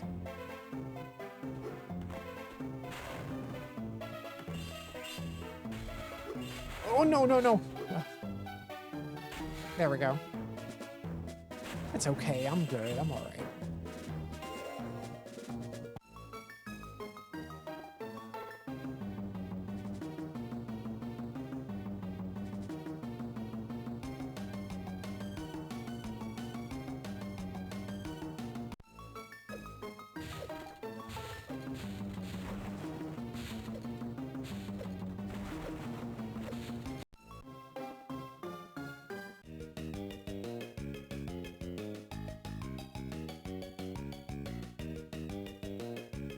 Okay, okay. Oh, and the second world is just the ice one again.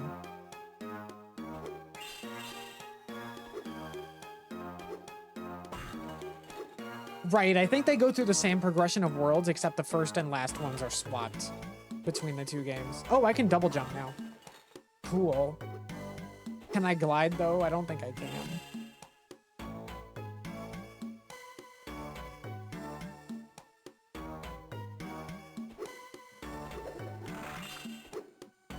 Whoa.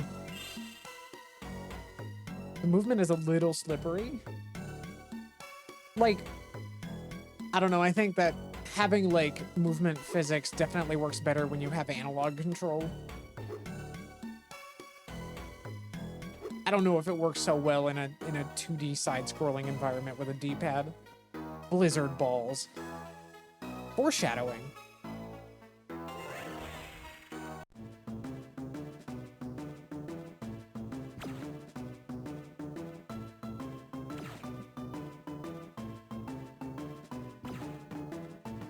Oh.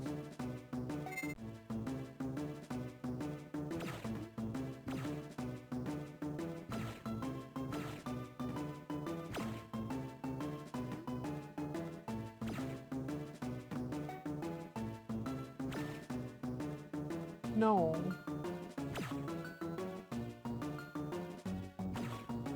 There we go.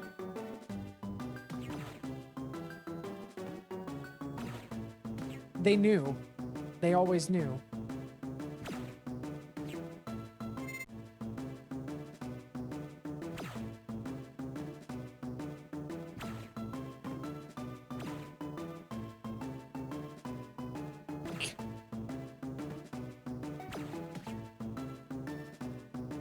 My balls! I know a lot of people associate Spyro with like Tom Kenny as his voice, and that is fair. I mostly do too. But I gotta say, Spyro 1, Carlos Alazraki Spyro has got his own kind of fun charm.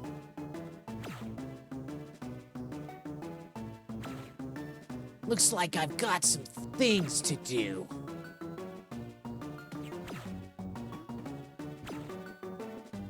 He's just like, he exudes this like little shit energy. And I think that the Reignited trilogy like kind of softens him up a bit, even compared to like 2 and 3, where he's a bit more of a what's the word? A bit more personable. Even compared to like that, I feel like the Reignited trilogy maybe softens Spyro up a little too much. Cause he's a bit of a little shit, just a bit, as a treat. By the way, I am absolutely adoring this image of Sparks in the corner right now. He looks so disappointed. He also kind of looks like Flick from A Bug's Life. Oh! If I make him blue, if I get another health and he becomes blue, will he look even more like that? What have you done? Yeah. Oh! God. Oh, the Traveler's Tales Bugs Life game certainly was interesting. Okay, he looks a little happier in this state. Imagine if you, like, get full health and he just starts pogging. Like, just full on.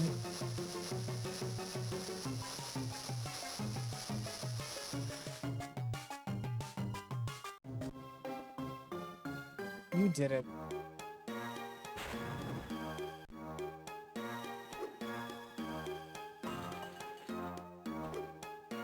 Oh. Man, Spyro just burned that man alive and he just like turned to ash right in front of him. Spyro's brutal. Admittedly, Spyro does do a lot of cruelty, as cutesy a character as he is.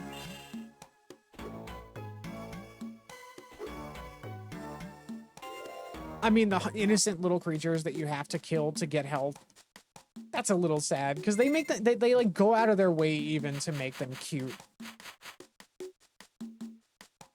And like, I don't know.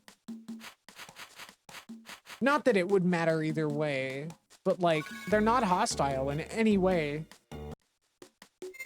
And you gotta murder them in order to heal yourself. God.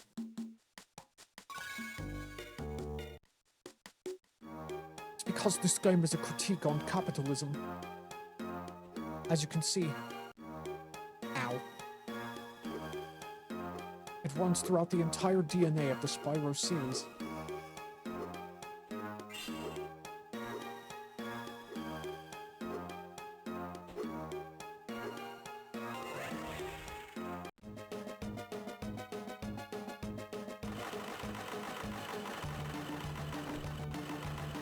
I don't think I get it. Oh, I get it. Okay. So I gotta mash one and then I gotta tap the other to throw.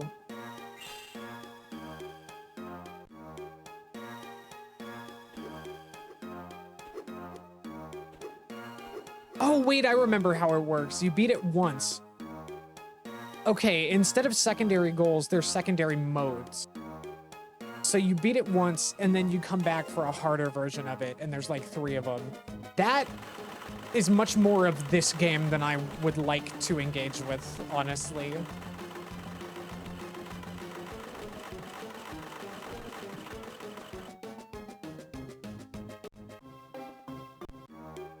Spyro just looks super uncanny in this.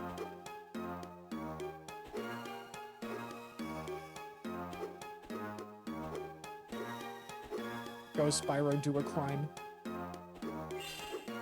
But like, you know, why does he have to hit like silly little like ladybugs and fireflies and just little friends? Why can't he get his health from police officers instead? I'm so sorry. All the crystals yet.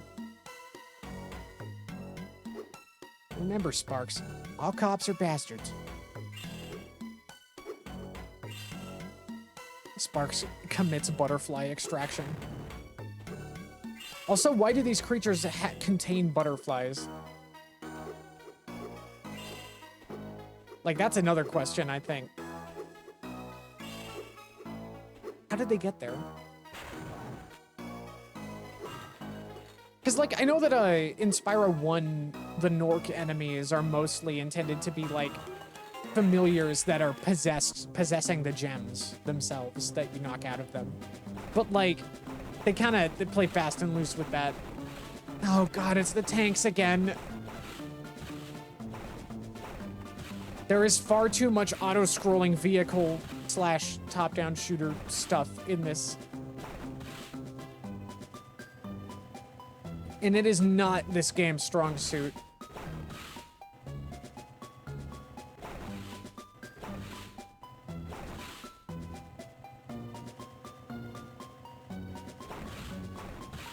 I wonder, do billionaires contain butterflies?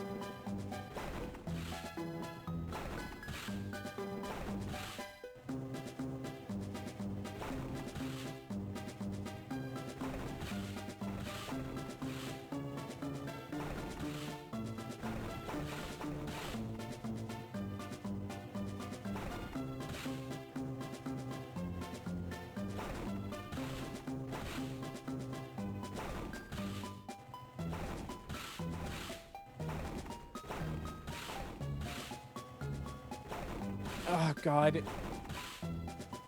This is mind-numbing. And the thing is, like, it's so basic that it, like, lulls you into like, a state of torpor. And then you get squished because the walls were not clearly telegraphed.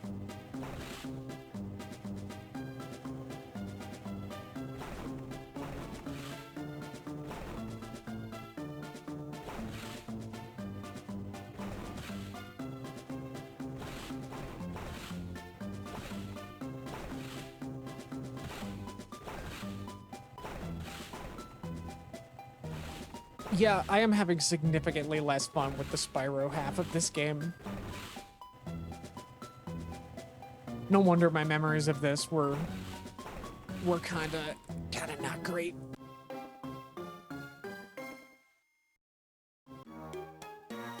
I don't know if I should change the stream information to say Spyro Orange. I guess I could. Let me do that.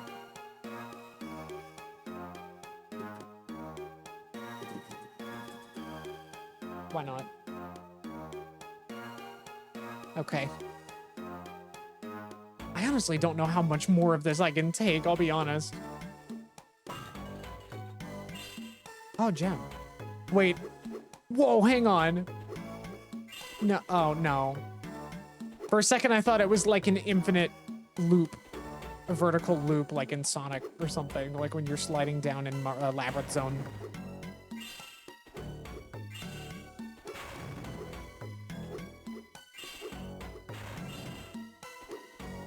But yeah, these games are just kind of bizarre.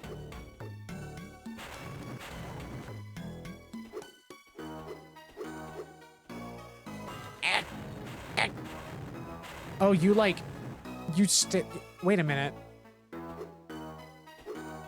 You like stall a little bit when you use your flame breath midair. That is odd.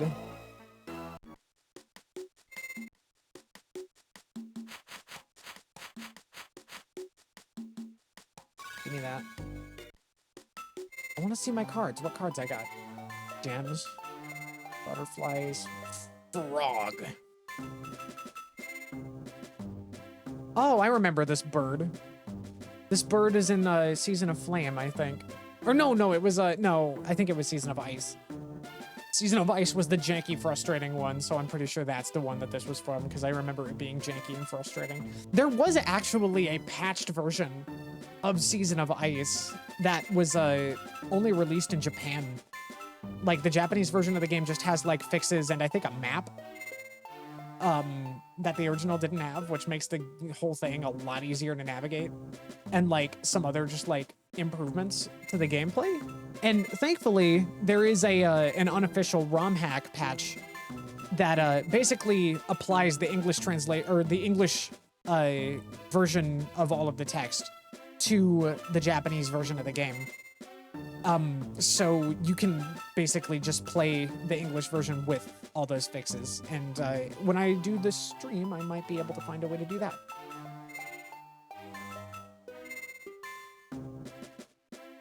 On my magical Game Boy Advance.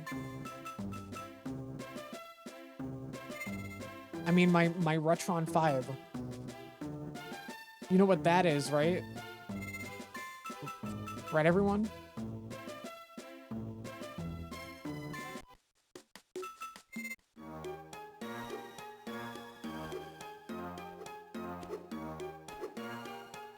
That actually does remind me, I actually should rip more of my games that I physically own. What the fuck is a Retron 5? A Retron 5 is like... I guess like the Retron line is like a... it's like a series of like not plug and play. They're not plug and play. They're aftermarket consoles. They're like aftermarket reproduction consoles, basically. But they're kind of the cheapo ones, you know?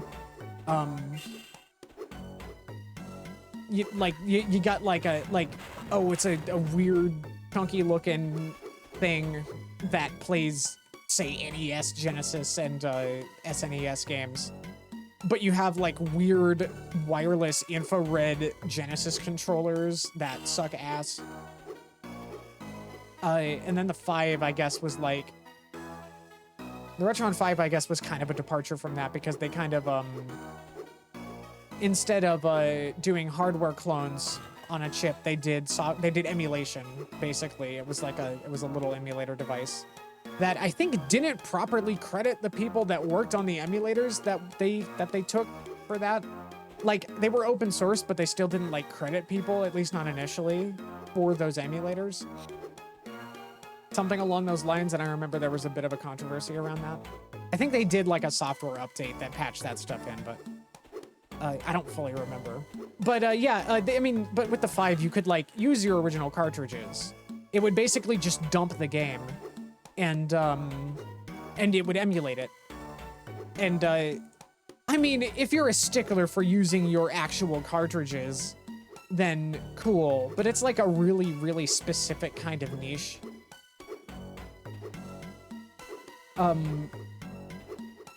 Because it's like, it's not original hardware, obviously. You know, it's still emulation. So like, and you know, it's not always super reliable. Like, I know that some of the cartridge ports, I mean, I had one of these, that's how I know. Some of the cartridge ports had like an absolute, like, probably pretty physically harmful death grip on the cartridges for like, say, I think the one I had, the NES cartridge slot, was like extremely grippy to a point where it felt like I was damaging my cartridges whenever I took them out. Nowadays, I see that there's like kind of no reason to own something like that. Just because like there are far better options out there if you want to use real hardware, and there's far better options if you want to do emulation. Uh, but there was a brief period where that was, you know, that was my kind of introduction to emulation, I guess. It's the kind of thing that like makes a neat gift for like a relative who like has some games from those old systems, I guess. But like its use case is pretty niche. It's not really for the enthusiast. Aw.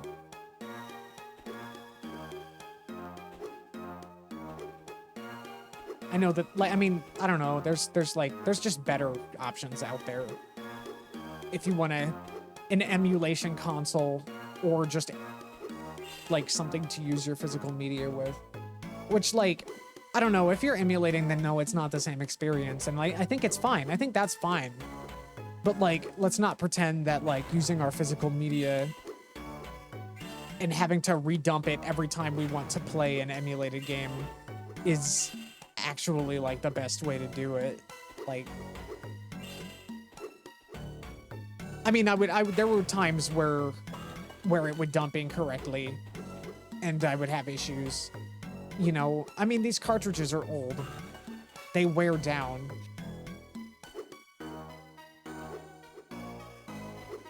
Okay, come on. The gems just kind of respawn. That's not really a thing in Spyro. There's always like a finite number, but I guess they work more like the fruits now.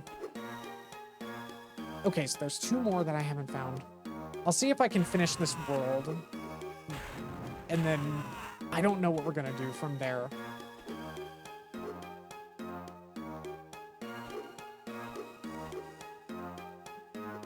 But yeah, I mean, I spent some time working at a retro game store in my teenage years.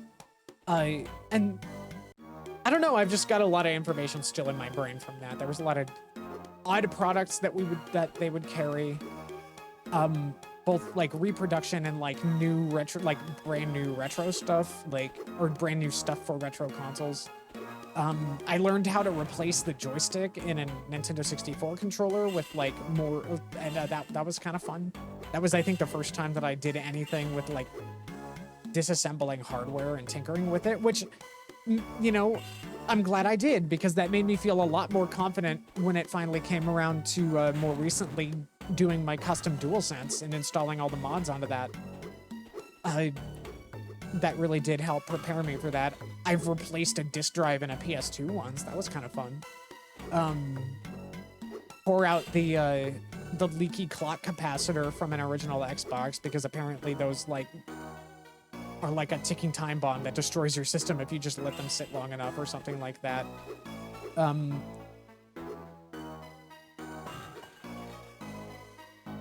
Okay, the other minigames must be in the first area.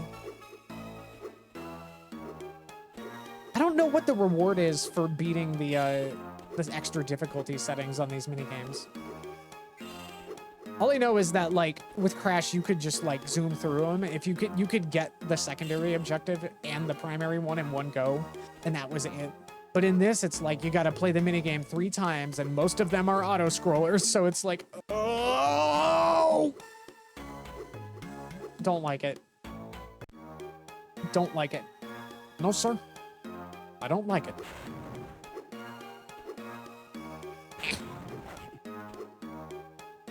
I am liking the vibes here, though, at least. I mean, that's kind of nice. I like the music is kind of neat. A little repetitive, though. Also, I like this PNG of Sergeant Bird just kind of like wobbling. With that same zooted ass face. Where the heck are these portals?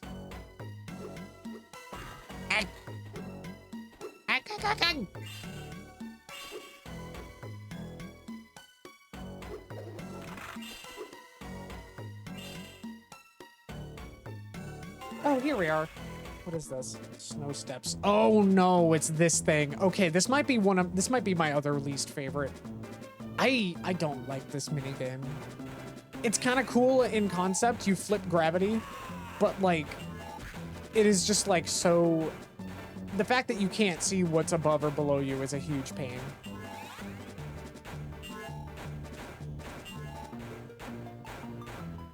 Where have I heard that sound effect before? I feel like I've heard it in another game.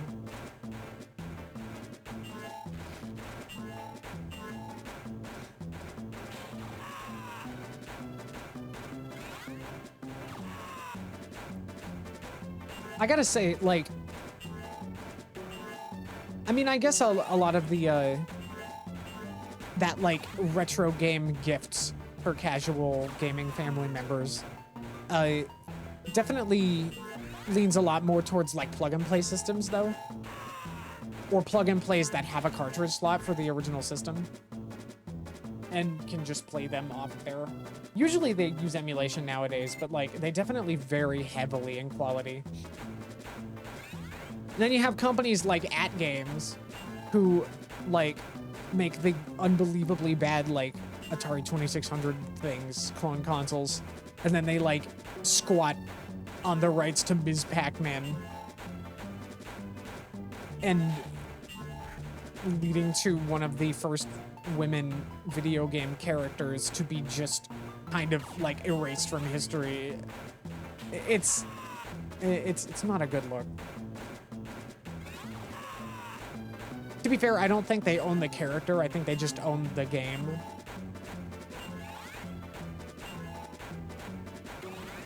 But, I don't know, still kind of icky. I don't know. Not that it, like, not that I would prefer necessarily for the big corporation to own the game, but, like, it's just, I don't know. It's just strange, kind of frustrating, a really bad look.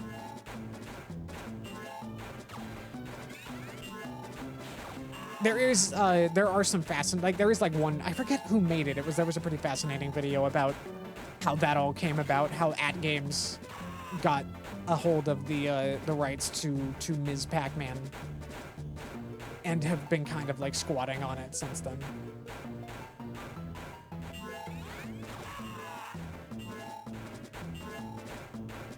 I love how the history of video games is just completely steeped in litigation and is erased by greed. No one is innocent in this situation.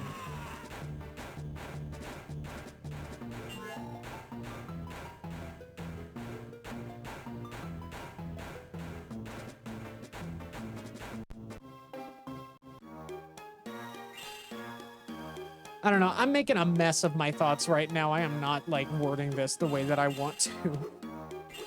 I hope I'm getting... I don't know. I hope I'm getting my point across in a way that makes any sense. I feel like my brain is turning to mush playing this game. I don't... no. No. No. I don't like that. That's capitalism. Yep. It's really, really soul-crushing. In every facet of our lives. Can't just enjoy things. Can't just enjoy art. Even as, like, a hobbyist streamer now, I'm, like, feeling the pressure to, like, do something productive with my time, you know? It's like, why am I not trying to optimize and make money? But it's like, I do this for fun, and I need to let myself do it for fun.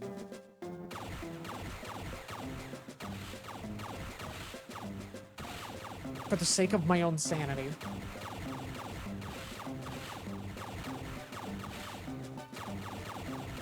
It's the reason why, like, insurance companies are getting sued for using AI to auto-reject necessary procedures. And medications and stuff like that.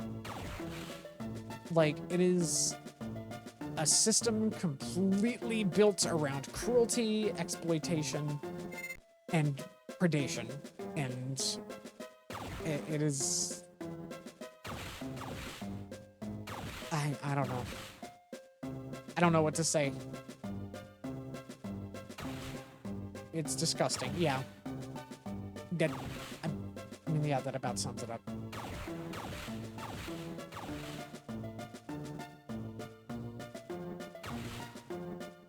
And yeah, we gotta fight the pressure to be constantly earning. Right, like, it's just, you know, this is a hobby. If I ever get a following and make a little money on it, then, like, cool. But that can't be the goal. The goal is just to, like, express myself and have fun and find community. And get myself to play my backlog. That's another big part of it. Gonna be getting top surgery soon. And when I'm recovering from that, speaking of, I might be doing a lot more streaming for a little while. And I might take that opportunity to launch into one of the bigger games that I have not been haven't gotten around to. I'm not sure what, but it seems like a good opportunity to do that.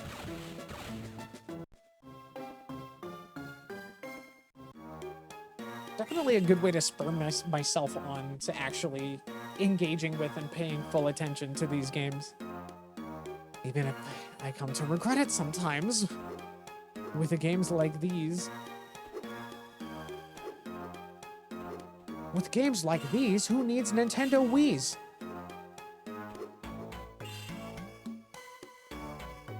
I would like to formally apologize for that.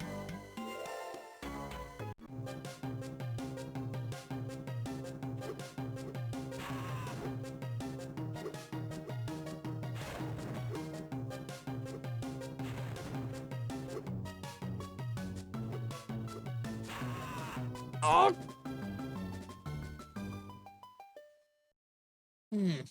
I'm not sure about this.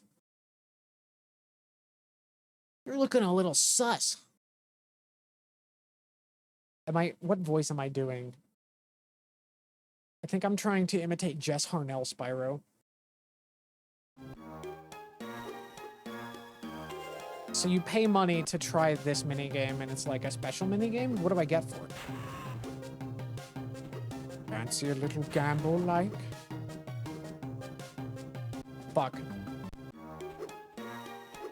Okay, you know... Apology accepted. Well, thank you.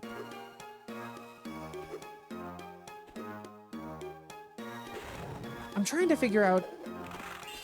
Do we even want to continue these? I mean, I guess... They are kind of short. If I really, like, bum rush it, we might be able to break through one of them tonight. Although, personally, I think I'd much rather do something else after we finish this world.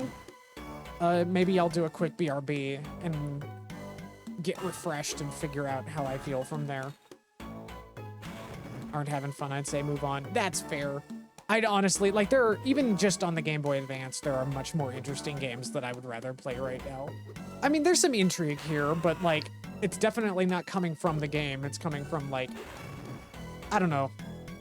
I could be having these same, like, we could be having these same conversations about other games and about other launching points, I suppose.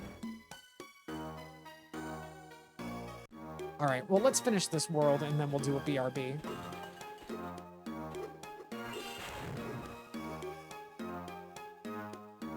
Oh, right.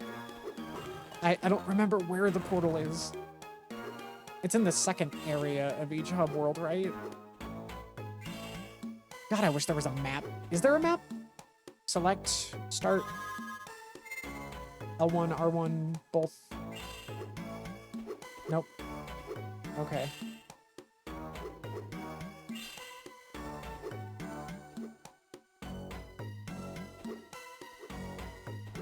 Oh.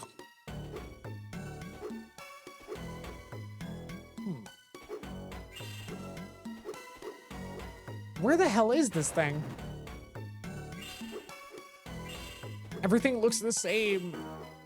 I have no idea where I'm going. Is it just up? Do I have to go up? Or is it to the right?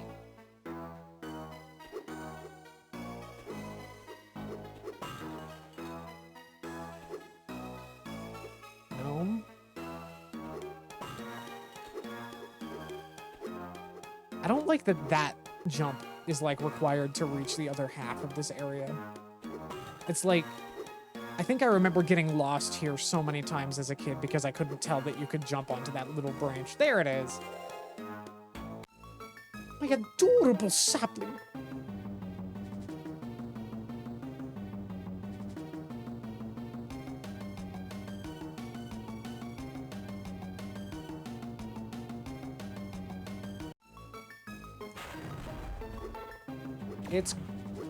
Wait, it's Gulp. Hi, Gulp.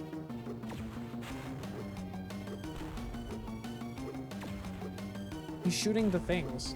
Those are the same projectiles he shoots in Spyro 2, if I remember correctly. But what do I do? It's Crush and Gulp. Ah!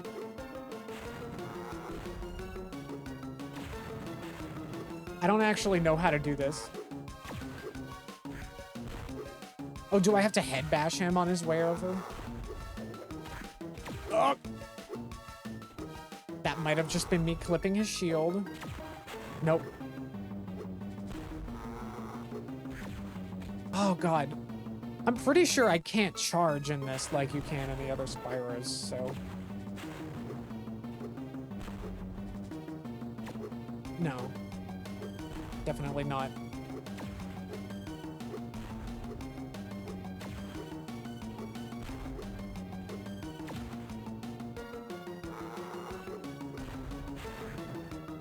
What am I doing?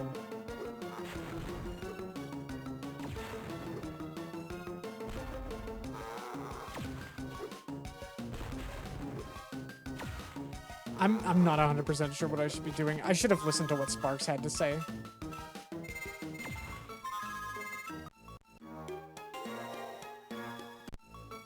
He's not saying it anymore. Oh, no. No. Okay. Okay. He doesn't give the instructions. Sparks, I need instructions.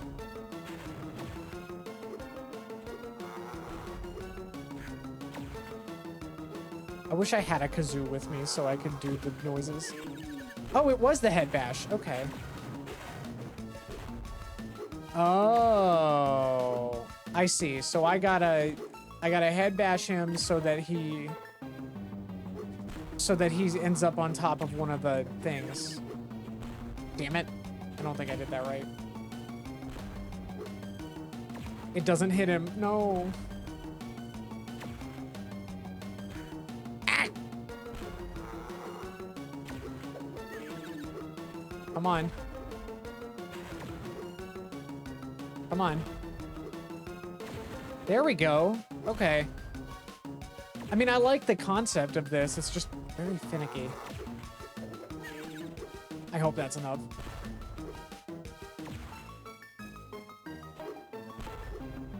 Come on. Why? There we go.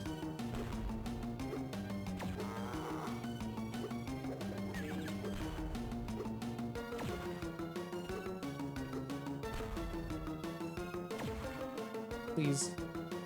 Please. No! Oh my god. It's a hitbox. Non-representative hitbox. Damn it. Okay, there's no way he's not gonna get hit this time. Come on. Oh, come on!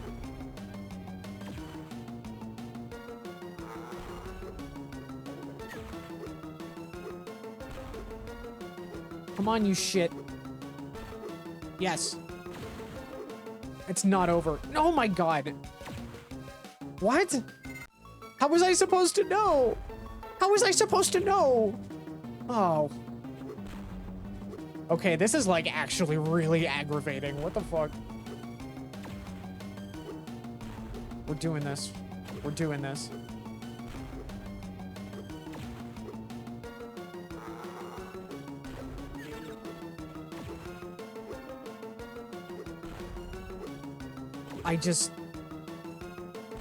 Come on.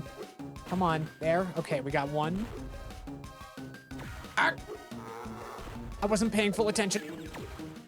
Okay, I think I've figured out how to get him to sit on one of the spots. But will Gulp shoot the spot? That is the question. It kind of feels like he won't. At least he stays down long enough to do it. I think I fucked that up. I think he's between them right now. The margin of error is like so small. Come on. Come on. Yeah, I'm noticing like a recurring theme here. Oh, wow, that actually worked. Oh, God.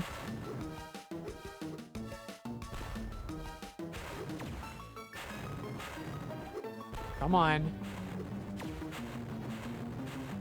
Come on. I can just hold him in place. I can just hold him in place. Okay. Okay, I think we're good. I think we just win now. Because this happens. That's right. I just stunned. Now I'm the one doing the cheap-ass bullshit. He is being stun-locked. Yes! Okay. Okay. That was really dumb. I did not like that. I have noticed a pattern in this game where a lot of the Spyro orange stuff is just like waiting through slow scripted sequences. Okay. All right, all right.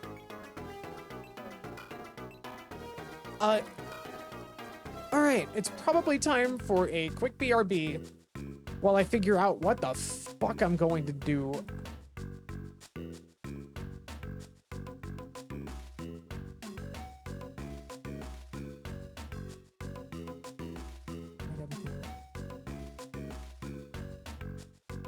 And here we are again with this, like, just with this fucking imagery. We got him. We got him again. That is like such a does he know? Does he know? Oh, okay. This level's a little different. Cool. Oh boy. Okay. We're gonna do a quick BRB. I feel like I can't handle any more of this in one sitting. I'm gonna need to like hydrate and stuff. So we will be right back.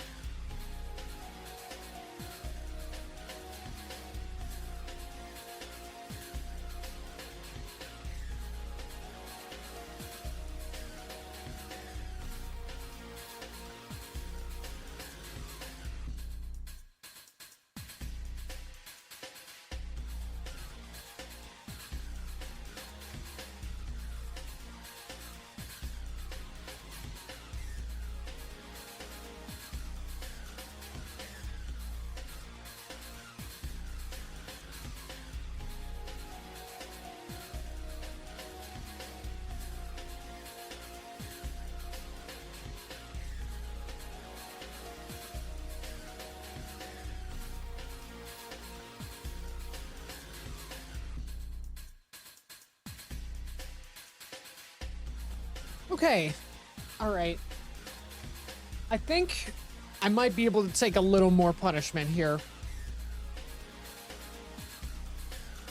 So let's just keep trying. I'll see how far I can get. Oh.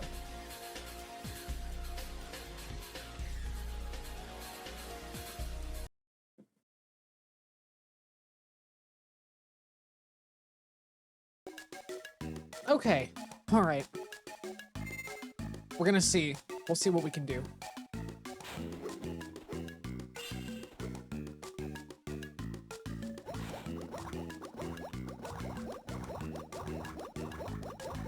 Oh.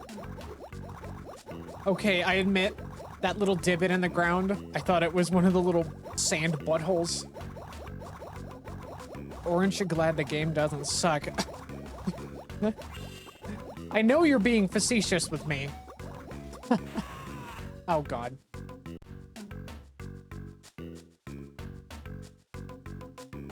Genuinely, I am having a far worse time with Spyro Orange than I was with Crash Purple.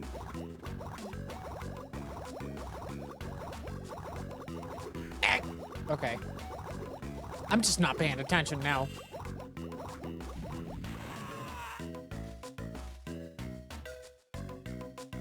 Okay, Moneybags is just having a time.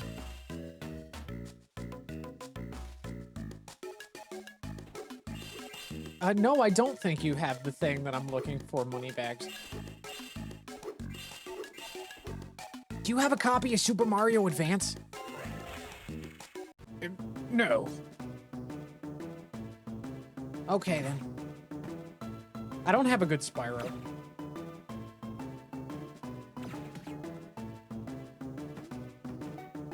What's this game? I am having a time. Like, I remember being really aggravated with this entire, like, Crash Spyro collaboration project as a kid, as I have mentioned before. Oh, hey. Hey, Ginny. Yeah, you joined in, I was actually considering switching to something else right before y'all got here. Because, I'm having a time. I have memories, distinct memories of really struggling with this whole project of a collaboration that they did. But now I'm realizing it was mostly just the Spyro one that I was struggling with. A lot of the Spyro stuff is like auto-scrollers and like just like oddball vehicle segments that don't...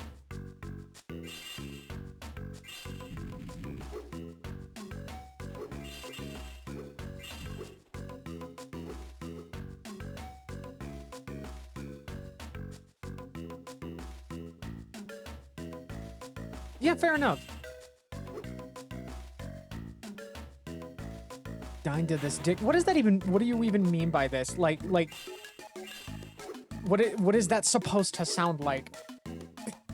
Like, actually, what is that supposed to sound like?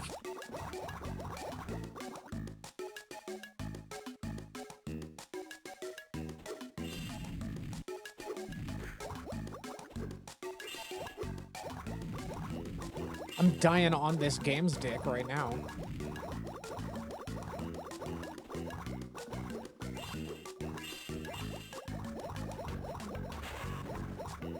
Oh, I'm sorry. Okay, all right. Oh wait, no, this is optional. This is bonus. This is just bonus. It's just doyless. All right, I'm just gonna like try and bum rush the rest of this and see if I can beat it, and then we'll go back to Crash and do the back half of that.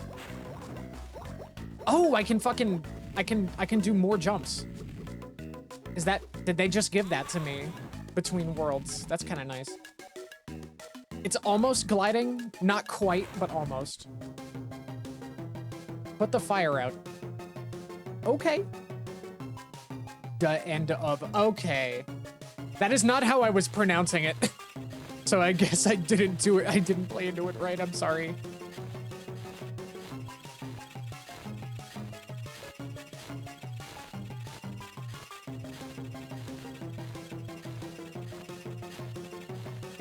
Sorry to ruin your bit. There we go. If there's one thing Spyro's good at, it's putting out fires.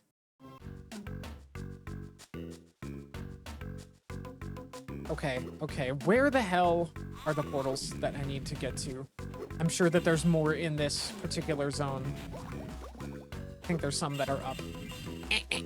Okay, well, at least I can just kind of nudge my way around now with this weird pseudo-glide thing.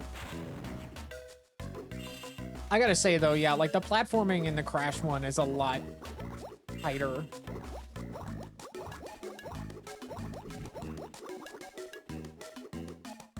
Arc System Works is doing their TGS showcase. I'm ready to be disappointed. I mean, good luck. I mean,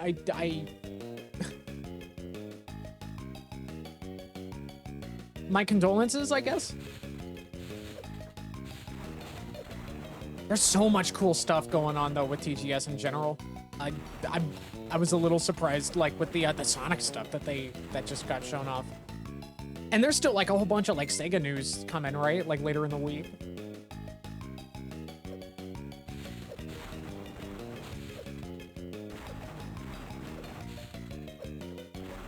There we go. What a weird ass minigame. And I'm pretty sure that's like one of the headlining multiplayer modes that this has, is just like doing 1v1 on like the weird tower wall minigame. Look at those silly bandicoots. Yeah. Oh, the screen space strikes again.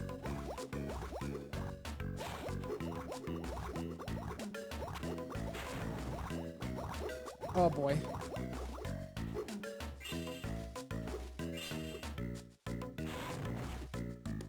Is there any like reason to be lighting these torches? Is there like a skill point system like there is in the actual Spyro games, or is that just beyond the scope of this? Such a weird release. Yeah. It is very strange. Well, I mean, like, as I was discussing earlier before you showed up, these are by Vicarious Visions, and it's like built on their Crash Bandicoot Game Boy Advance gameplay framework that was itself loosely like meant to pretty directly adapt the gameplay of the PS1 games, but in a side-scrolling format. But now we have like Spyro shoehorned into this. And he just, you know, like the Spyro gameplay and moveset was not really like made for this sort of game, so it just definitely it feels very awkward. And his controls are not nearly as polished as Crash's because they're, you know, in this case, this side-scrolling Spyro iteration did not have multiple games of iteration behind it, while Crash did. And so a lot of Crash's minigames in the Crash game are more platforming focused, while the Spyro ones are just kind of whatever. Like, there's a few vehicle segments in the Crash one here and there, but mostly it's like platforming stuff, and it's stuff that you can get through quickly. You know, you can do the primary and secondary objectives in one go in the Crash minigames, whereas in the Spyro one, a lot of them are a lot slower, and you have to play through them from beginning to end multiple times if you want to get like the extra tiers of completion. And it's pretty rough, I gotta say. Like, I don't know.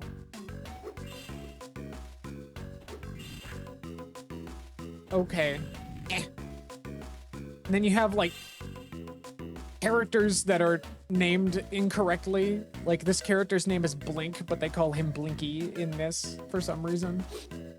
You have like inconsistent art style at times with the Spyro stuff in particular. Like, some elements are taken from like the GBA Digital Eclipse Spyro games, which were based on the aesthetics of the PS1 stuff, whereas like a lot of other stuff in this game is based on the art design of A Hero's Tale by Eurocom.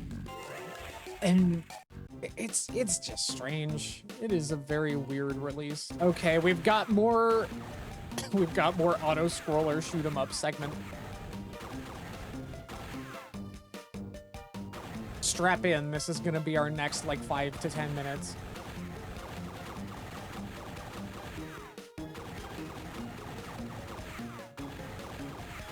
It's just bizarre. And it's like, I kind of see the logic in taking like the Crash Bandicoot Advance framework and turning it into like a minigame adventure.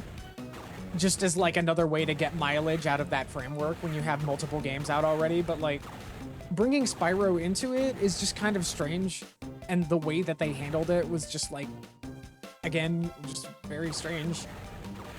And I don't think it works very well in the case of the Spyro half of this collab in particular. But I'm just going in circles at this point.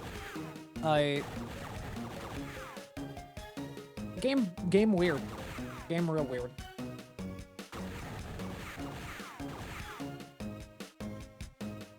But you know, as I said before, there's, you know, it's real people that make these games. There was obviously passion and effort put in. Like, nobody sets out to make a bad game. And for a Game Boy Advance game that's like meant to fill that family space and have a lot of variety to it, I mean, you could still do worse, I think.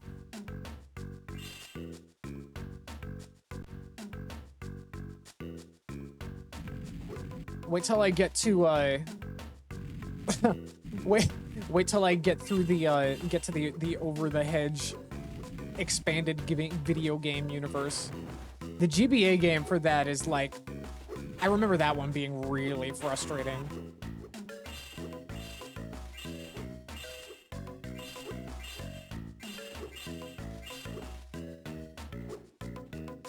Okay, I think we're actually... Okay, I think we've got 3 this world and then 2 more after that. So if I just, like, hurry my ass, we might be able to get through these tonight, both of them.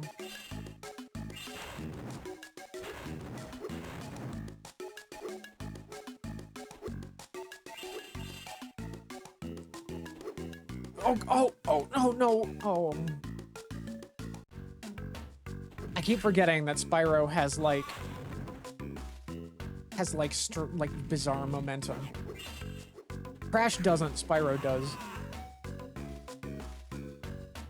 Which, like, I get what they were going for with that, but it does not work in the context of a 2D platformer like this. At least not the way they've implemented it here. Good God.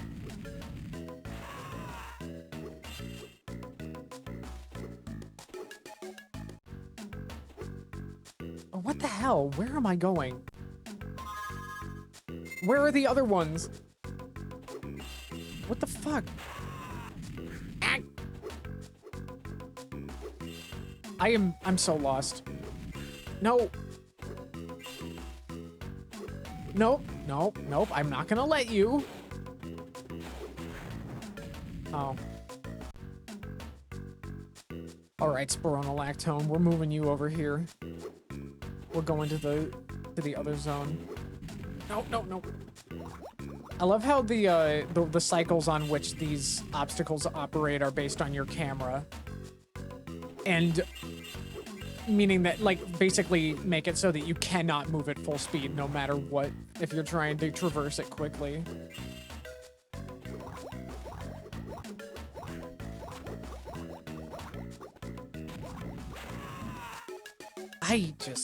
I don't know what to say. I don't know what to say about this. Ah! No. No. Oh. There's no iframes.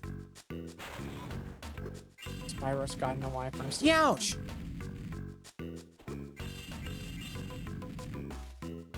Okay, I'm starting to regret the decision to continue this.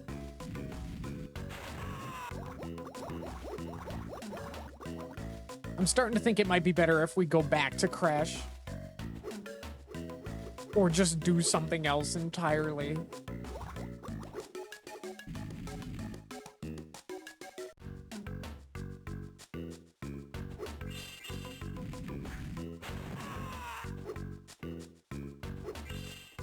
I just don't know. Oh my God. These things are kicking my ass. Oh my God. Everything just comes in from off screen so quickly. But you can only move at 1 speed because it's a D-pad.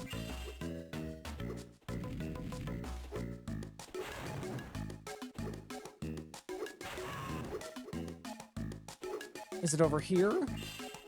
What's over here? Nothing. Hey, look, nothing. There's a there's like a bonus area. No! No, no! Oh. I just got Mystic Cave zoned. Fuck me.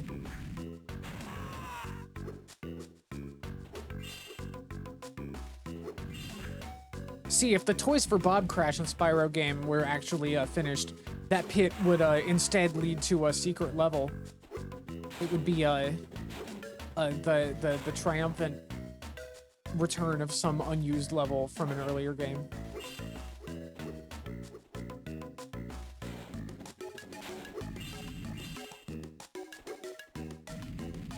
I don't know, I'm just so angry that we were robbed of this project.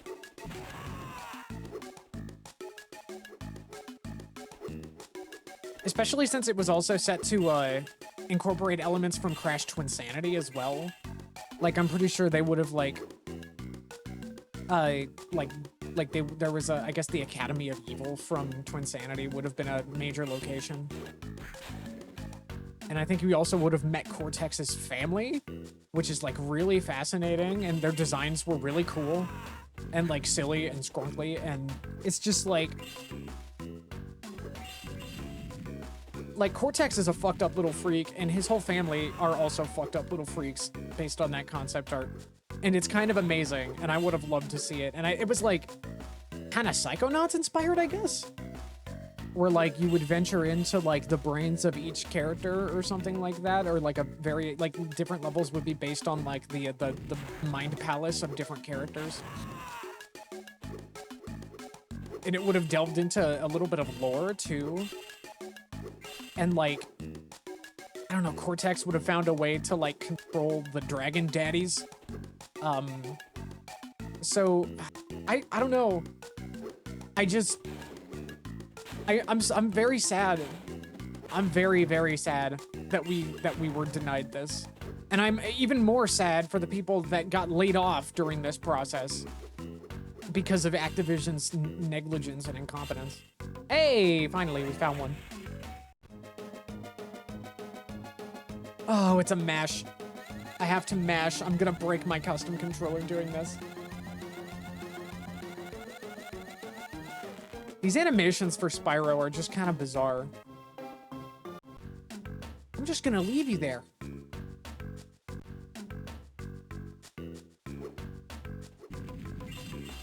Have fun with that. He's in a precarious situation. Okay, so I think the last one is somewhere in this first area. It's gotta be, right?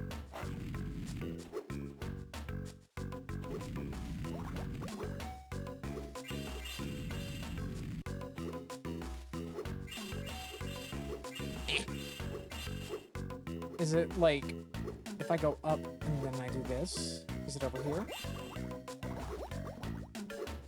This has gotta be it, right?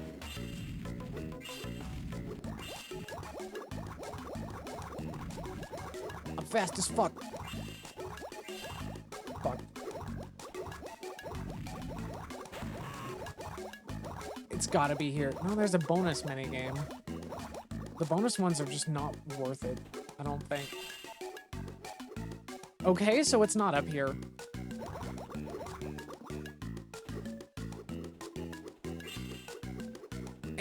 No. No.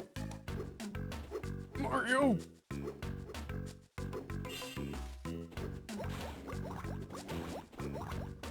Oh god.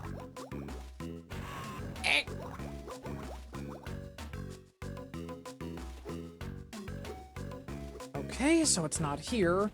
Oh my god, I am having the worst time. I am remembering now why I struggled so much with this as a kid. I could not figure out where the hell I was supposed to go. Genuinely, I would have preferred a warp room. Which I don't usually say. I usually like the kind of adventure aspect of this sort of thing, but like, when you're dealing with so little real estate on the screen, you kind of have to make your game design kind of compact. Or for God's sakes, make the sprites smaller. I know that they're going for kind of a, like, imitation 3D vibe with, like, the pre-rendered sprites and stuff, but it really kind of just makes the game look a little ugly. I think it's handled much better in, like, the isometric Spyro games.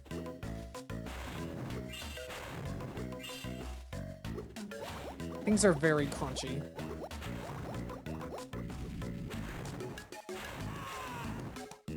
Okay, wait, I was here. If I go down... If I just go this way... No, I gotta go this way. Ow. Oh my god. Where am I going? I'm getting fed up. I am actually getting fed up. I thought I had seen everything. Oh. Well, anyway, but yeah, like, hey, Toys for Bob, you know, they're independent now. And that's really cool. I'm really happy for them. And even, and what's more is that they're getting to collaborate with Activision still for contracts, like, as a contract developer. And so, like, there's still a very high chance that they'll get to work with these really nice, like, these really good IPs that they've breathed some new life into between the Reignited trilogy and Crash 4. And maybe get to take that even further. It seems like they had good, big ambitions for it.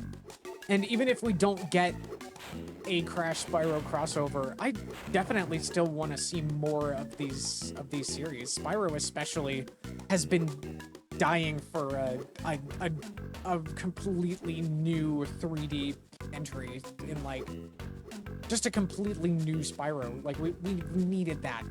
I have just... Ugh, it would be so nice. We can't let all of the modeling on those Dragon Daddies go to waste. Maybe we'll get Dragon Mommies next time. No, no, no, no.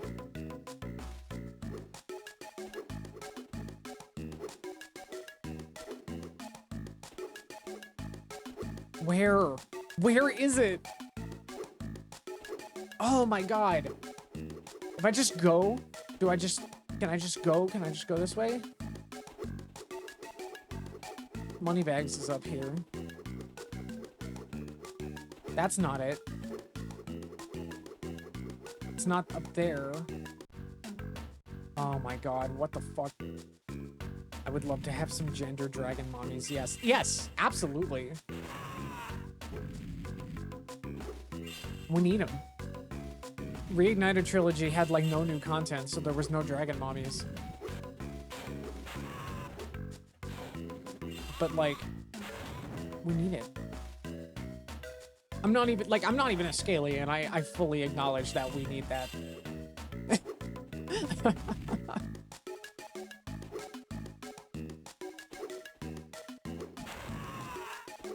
You know, like, I respect it. I respect the hustle designing and animating all of those Dragon Daddies for their one individual line of dialogue each.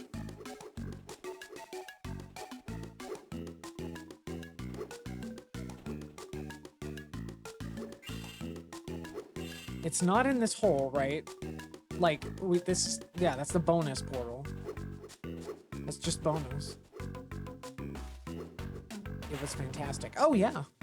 I really wish that that collection as a whole had more time in the oven so that it didn't have to be, like, 60% outsourced.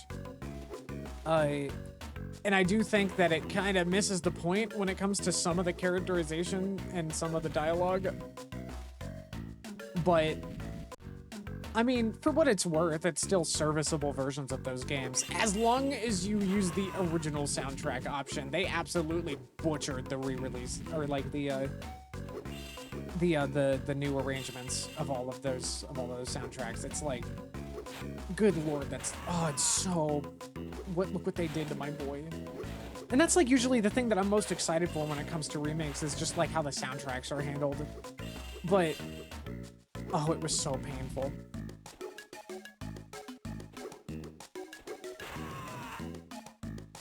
Like, here we are with like soundtracks that are written by one of the like most accomplished like percussionists out there, and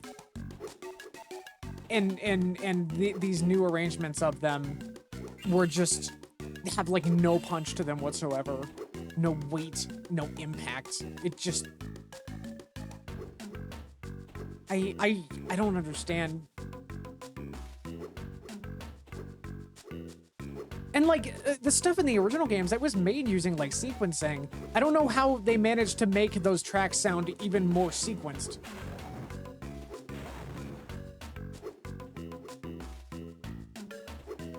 Like,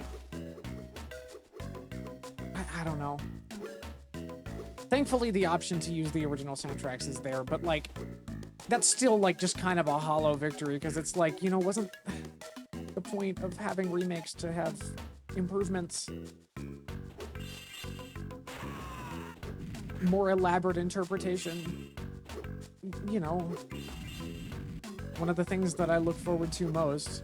Like, I'm not coming to these for the exact same experience. I mean, it's meant to I mean, based on the art design alone, it's clearly meant to reinterpret these games. So the reinterpretation of the soundtracks being so irritatingly boring, like just being so bland, so going through the motions, so soulless, just really irks me.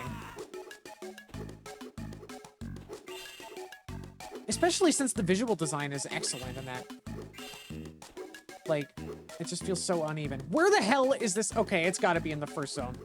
It's the second one. It says it's the second one. Where the hell is this thing? I'm going to tear my hair out.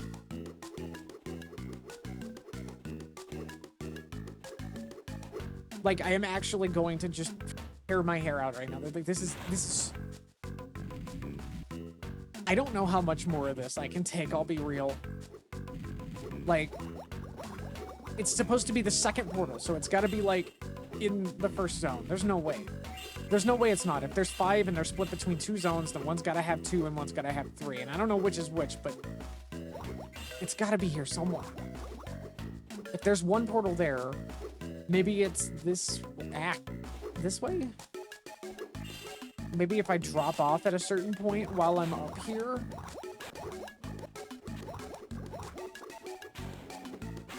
I don't know. Okay, so that's another one. We already got that one. So it would have to be, like, between those, right?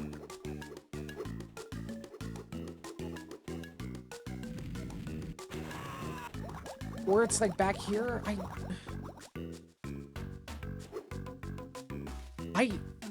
I'm at a loss. Oh my god. Thank you, no iframes. I thought this was charming initially, but like this is really starting to grate.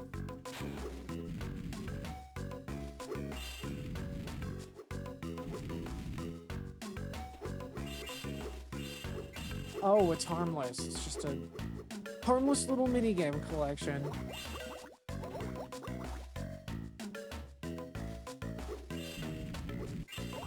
Here I am stuck in the hub world having a huge pain in the ass time trying to find the non-bonus portals. Not up there. This is a bonus one. It's not up here. Where'd he go?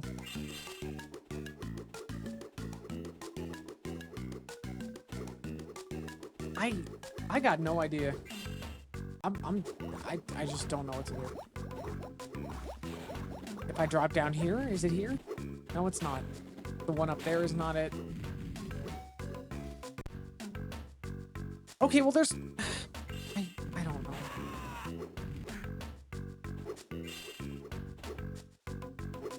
It might, like, I'll be real, it might be time to just switch back to switch back to Crash Orange or Crash Purple, whatever. I am not having fun with the Spyro portion of this. So let's just do that.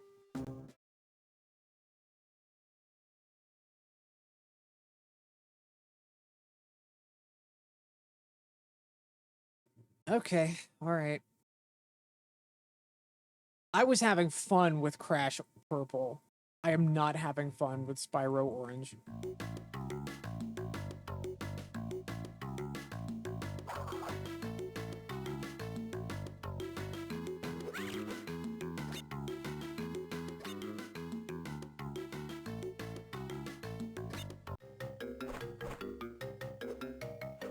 Oh god. I forgot I can't double jump. Oh yes, I can. Right. I can double jump. I just bonked on the bottom of the platform.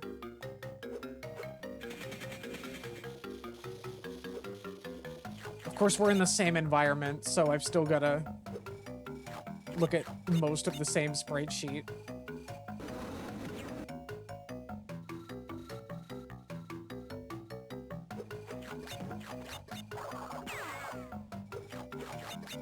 The platforming is immediately so much better. Ah! Okay. Fuck. This is all kind of blending together to me, though, I'll be real.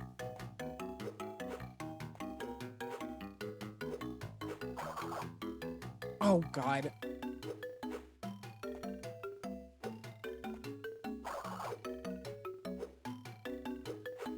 I'm pretty sure, like you don't have, I'm pretty sure the other GBA Crash games let you use more of the abilities from the PS1 games.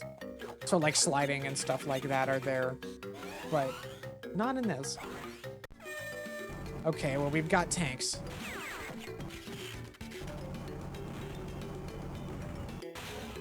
It almost feels like, well, I noticed that, like, this one was developed entirely by Vicarious Visions, which makes me wonder if, like, I don't know. The Spyro Orange feels like an afterthought. This feels like the real game. Because there's, like, actual gameplay going on.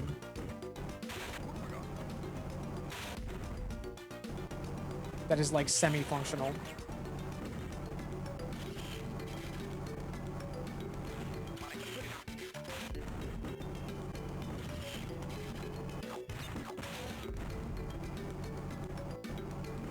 I'll even, like, I'm actually, even with this tank stuff, I'm still having more fun.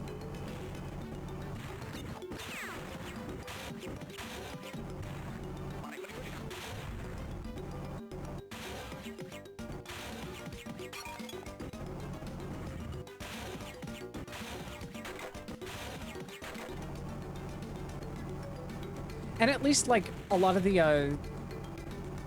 the secondary objectives just involve getting crates, like in the actual Crash games, which is just, it makes it feel more consistent. There is a consistent through line here. Crap.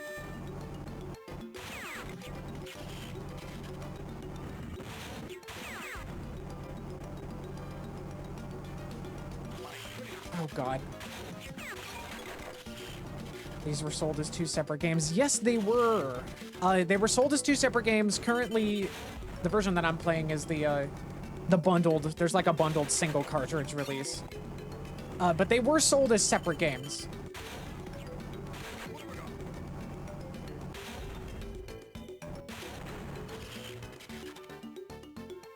And it is just bizarre.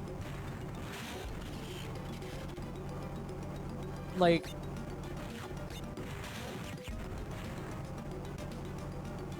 again, I do admittedly have some nostalgia for this era of minigame adventure. Oh God.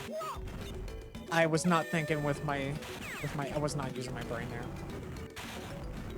There we go.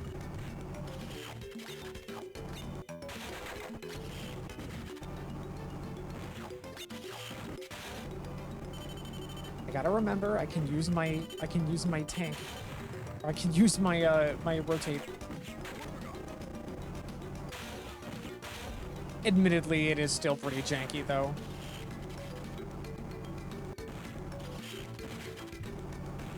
It's especially bizarre, as I acknowledged earlier, that like the Spyro game has tank levels, but they function entirely differently. They're like on they're like auto-scroller shooting segments.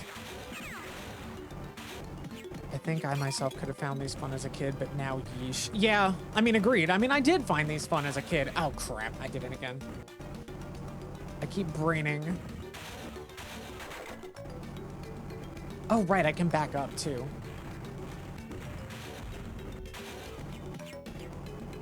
But even I remember having a hell of a time with Spyro Orange in particular. Especially trying to do completionism stuff, which, like, honestly, I don't know why I even attempted that as a kid. I probably should have just, like, cut my losses and stopped. But, you know, I mean, well, it's not even like I didn't have other games to play when I was a kid. I can't even use that excuse.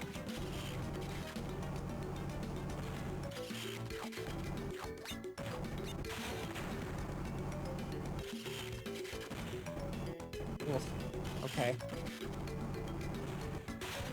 Like, I could have gotten a much better experience from, like, most of the other games that I owned at this time, and yet I still chose to play this. I don't know. Going back to play stuff that I played as a kid has been a trip. Because, like, some of them are a lot worse than I would have, than I thought they were as a kid, which, like, that's not too surprising.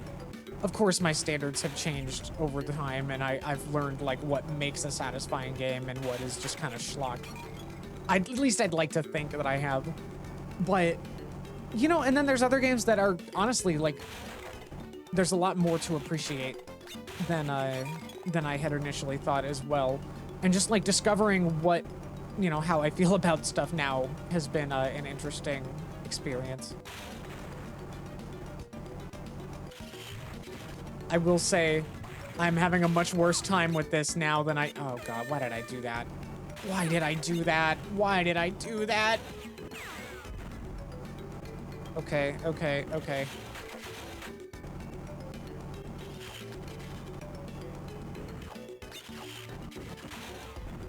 Like, I'm not gonna complain that the tank has tank controls, but I'm definitely not having the best time right now. The ricochet stuff is fun, though. I will say that. Like, that's at least somewhat satisfying. I think that the minigames, like the individual minigames in the crash portion of this, are definitely more satisfying in their own right than the Spyro ones are. The Spyro ones just feel like an afterthought.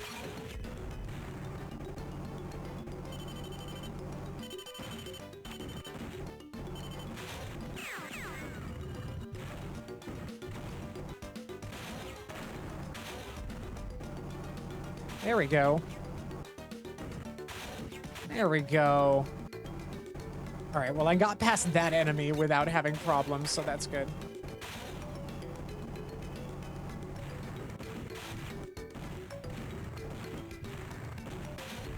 This seems like an excessively long level for crash driving a tank. Well, I mean, that's partially just because I keep failing. But yeah, it's kind of long.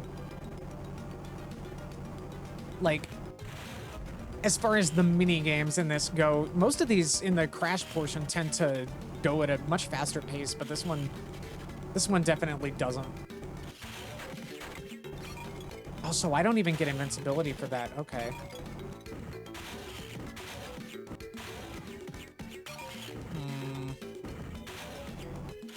Wait, I need to... Damn it. How do I hit that? There must be a way to hit it from the other side.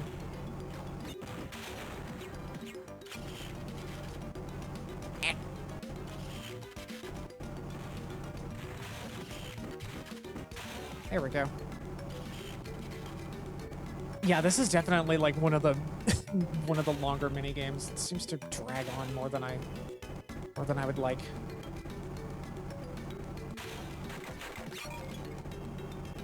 I mean, at least I'm kind of having fun manipulating the tank.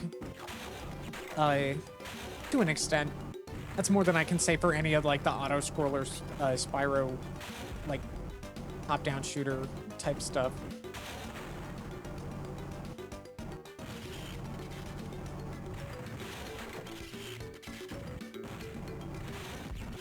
Oh, no.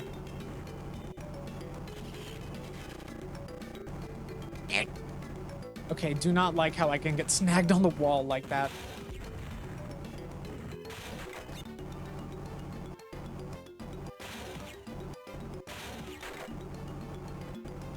Come on. Come on. I'm missing boxes? Are you kidding? Oh, no! No, I didn't mean to go in there! Okay. Okay. I mean, it's not like I was going for 100% completion anyway, but like... I can't remember if it's required to get the gems in order to actually beat the game. Hopefully I won't have to come back for that. I am fed up with it though, so I am moving on. Give me some platforming, please.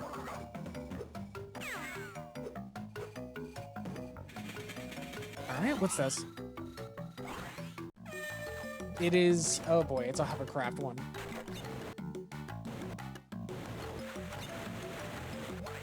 Ah. Okay, wait, do I hold it or do I just... Okay, so like the effect, the visual effect makes it look like you have to hold it, but I think the actual mechanic insists that you tap it to actually get out of those. That is a little bizarre. No.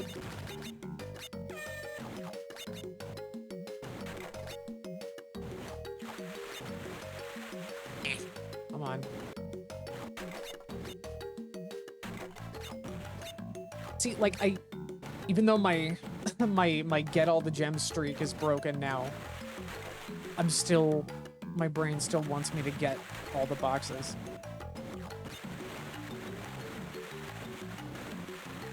There we go. Is there anything down there? Yes, there is. I don't think I can slow... Nope, nope, nope, nope, nope, no. Okay. We're just gonna take it slow and steady.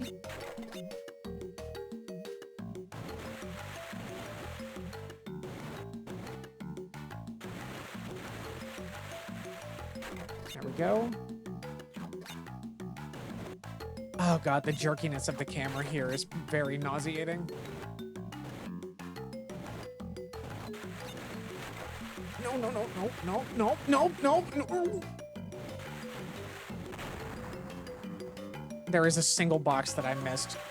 Where is it? No. Oh. Oh, that is the worst.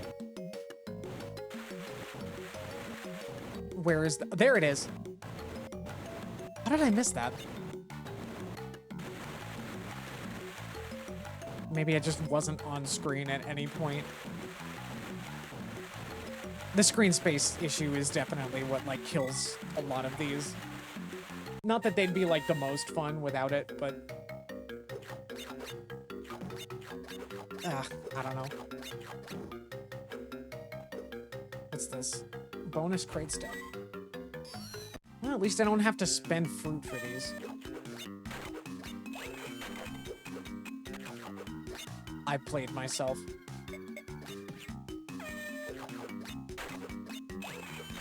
I did it again.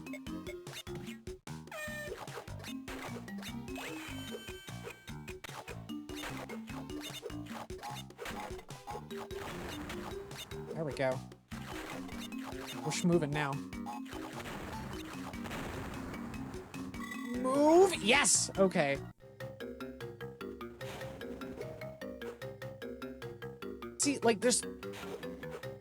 Barring the tank one, the pacing of these is just a lot faster.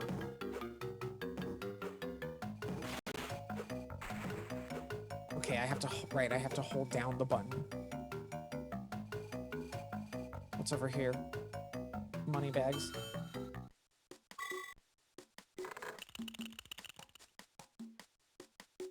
I mean, I guess I could stop in for just a little gambling. I mean, I guess I could stop in for just a little more gambling. There we go. All right, all right, all right. What new ones did I get? Oh, it doesn't tell you which ones are new. Tiny. Gamba.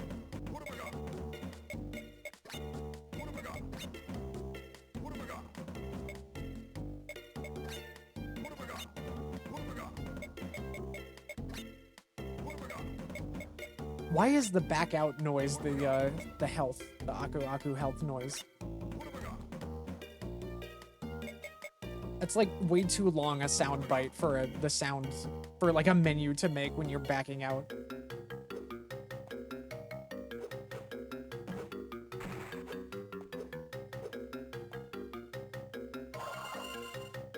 Okay, okay.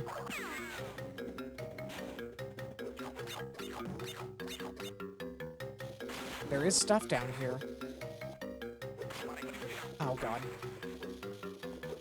Yeah, like, they made Spyro, like, control differently in a very, like, arbitrary way. But all of the design in these hub areas seems to be built more for Crash. Like, all the mechanics are carried over from the GBA Crash games. So, like, oof, it just, it's just, this ain't it. Thankfully, this feels a little bit better. Oh, no, no. No.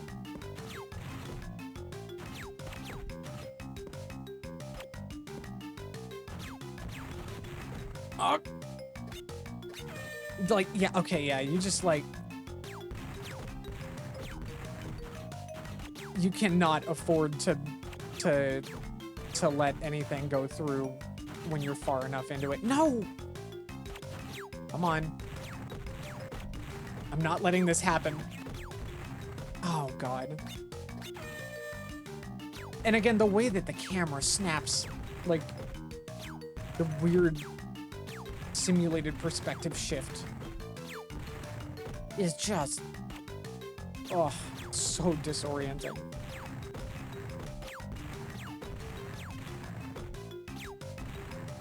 Like, I can't use my full range of movement here because I am afraid that I'm going to go too low and it's gonna make the visual, like, just break. There we go. At least that one doesn't have a secondary objective. There's just much more sensible design decisions being made in Crash Purple. I want that.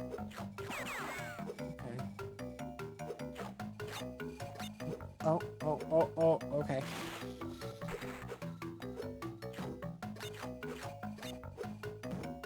So, alright, I was already over there.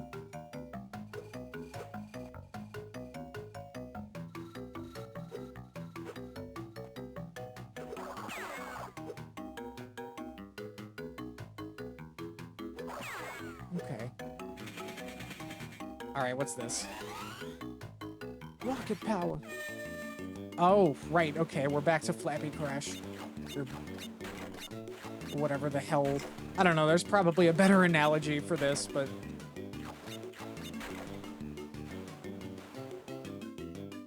I guess if anything, it's more like, I don't know, if I was to compare it to something more recent, I guess Jetpack Joyride might make the most sense. And I'm not just because he has a jetpack, but just the way that it controls. Ah! Okay, don't like that.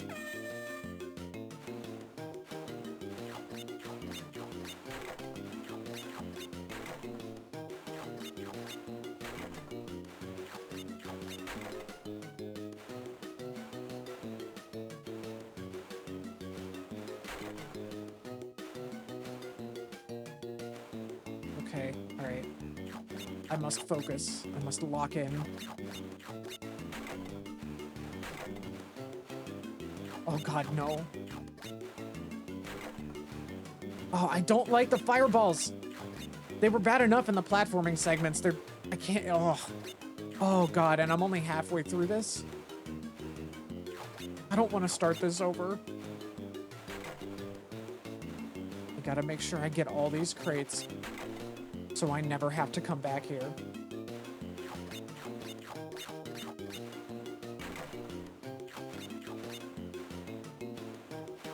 Oh boy. Okay. Okay. Holding steady. Oh. Oh, I am like... I'm very anxious.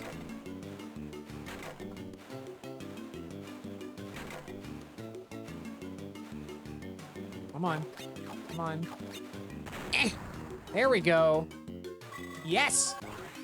Is the Spyro game as focused on minigames as the Crash game? Yes, both of these are basically just minigame adventure titles. As was the style at the time. Definitely not ideal as far as a crossover between these two iconic platforming franchises.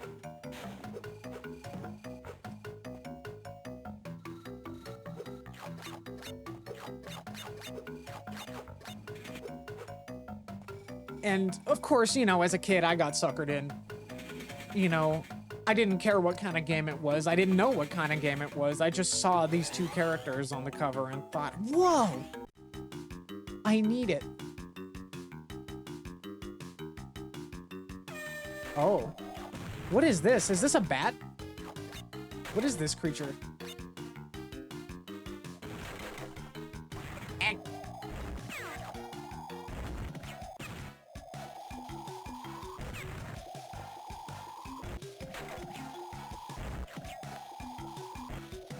I will say, cute bat creature. Yeah, it's kind of cute. I wish I could see it better. Crash has his own little wagoogus. Sloth bat. I'm actually not sure. Like, I mean, it's got bat wings, so I'm assuming that's what it is, but it's definitely an interesting interpretation of one. It's got little hands, but they're like separate. No, that's its mouth. Okay. It's so hard to tell with this art style. Oh god. Like, what is the charge supposed to do? It doesn't seem to affect, like, the trajectory of my shots. Oh, wait, I see. Wait. Well, no, hang on. Let me reread that. Move, fire with A, B for bomb. Oh! Okay, I got it. Alright, I smooth-brained. This is my fault. Okay, so what is the charge? Oh! So the charge gives you a triple shot. Okay. Well, this is a lot easier than I thought. I thought it was all bombs. God, I probably did the same thing when I was a little kid, honestly. Ah.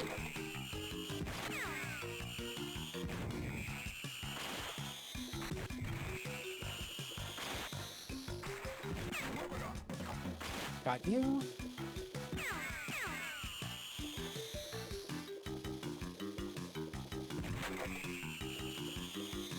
This is just a strange-looking bat.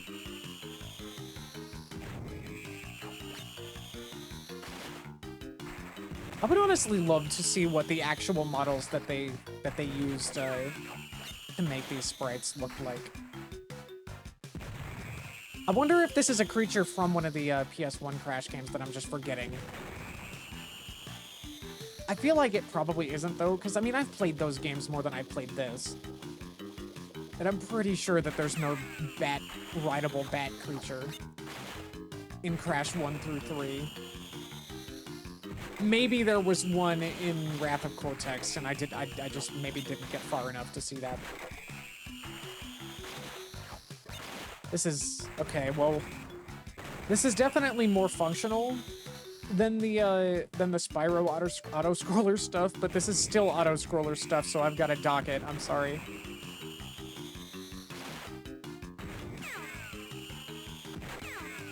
Some of these minigames are over in an instant, and some of them just, like, take forever. Oh, no. Oh, I have no health. Oh, God. I'm terrified.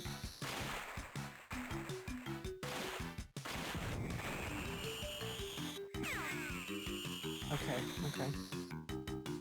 Certain there's no bat in Crash 1 through 3. Yeah, I didn't think so.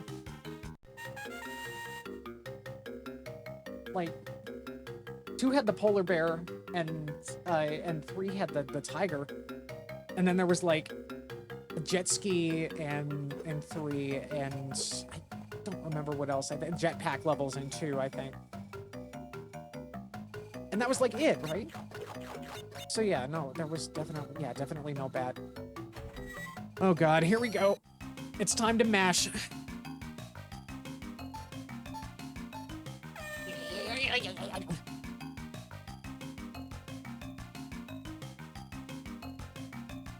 These. Okay, alright. I know that this was not the one that I got stuck on as a kid. It was the one in the final world that always got me. And honestly, after the effort that I spent trying to put the clicky buttons mod onto this thing, I'm not looking forward to just absolutely destroying that button.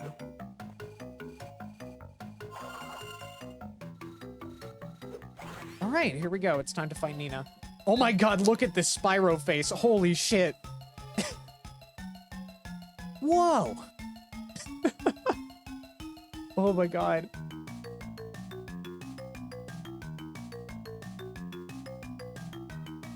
Beautiful. These cutscene stills are just a work of art. Okay.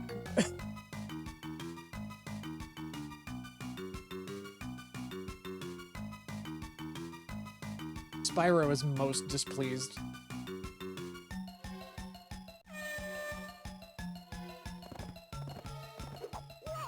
Oh, wait. Oh, right. Okay, polar bear, I can boost. I just got a boost. Here we go. Is it just a race segment? Like, I just have to, like, survive? If so, that's really not much different from any of the other minigames.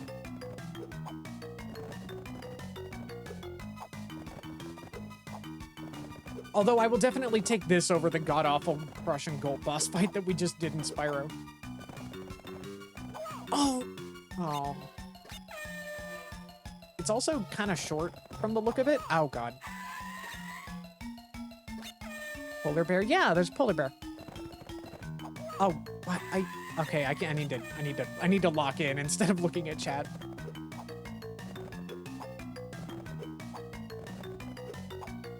But yeah, there was a polar bear, there were rideable polar bear segments in Crash 2. And, Polar themselves is playable in Crash Team Racing, I believe. And probably a few other spin-offs as well.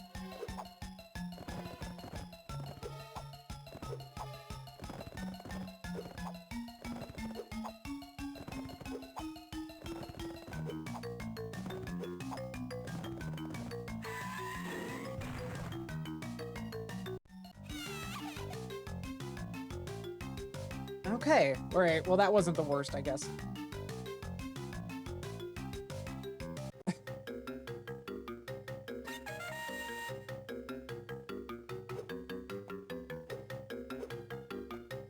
I got the entrance card.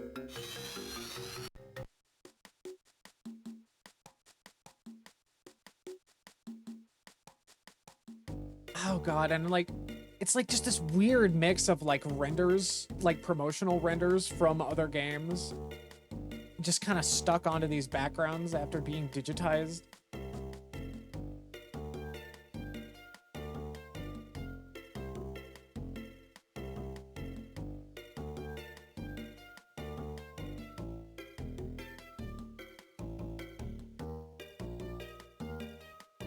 Oh, okay, so we're almost done. Well, wait, no, we're not almost done, because there's this world, and then there's, like, the techno one.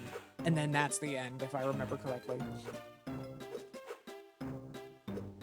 Oh god, it's time for more mashing. Now we gotta lift some Mario bricks. Let's go. Let's do this. We're doing it.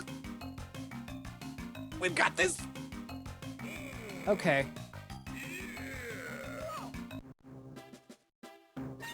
Platinum relic, nice.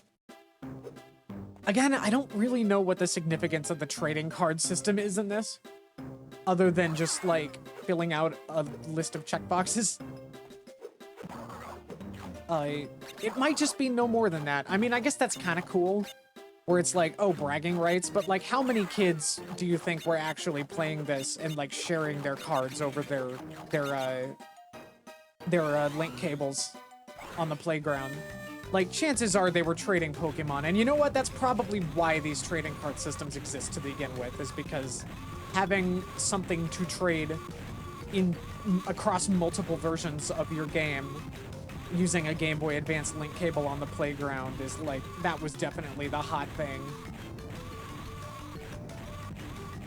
Like, I kind of dismissed the Pokemon thing, like, as a valid reasoning for it, but now that I think about it, I guess it does make a lot of sense that some executive wanted that.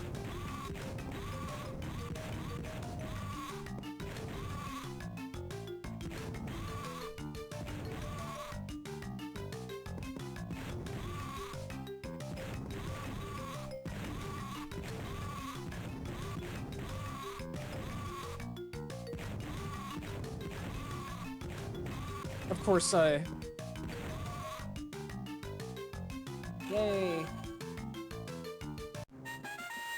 This casual sheep murder.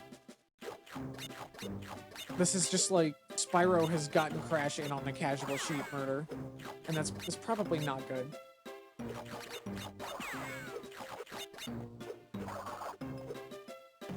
Gosh.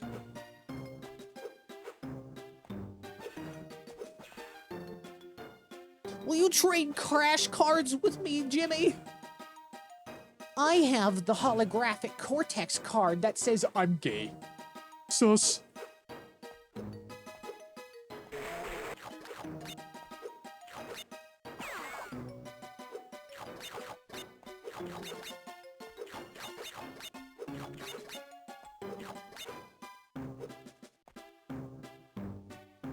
Okay, here we go. What is this? Oh, we got more jetpack. Okay. Okay. Admittedly, this is really just making me want to play the actual, like, platforming-focused Spyro and Crash GBA games.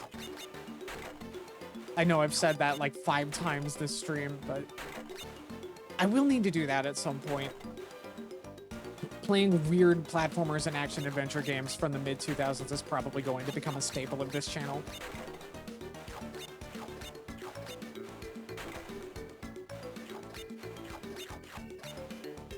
Oh, okay. Okay, that was actually really close.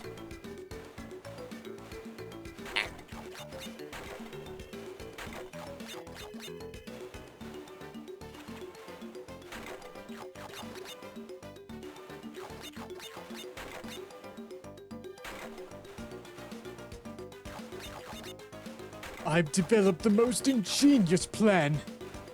I'm going to snatch up the rights to Flappy Bird and re-release it, but with NFTs!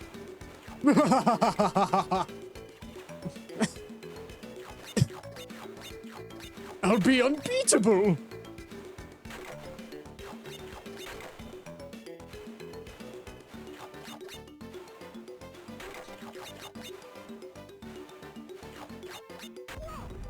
Oh my god. That is my punishment. This is my penance.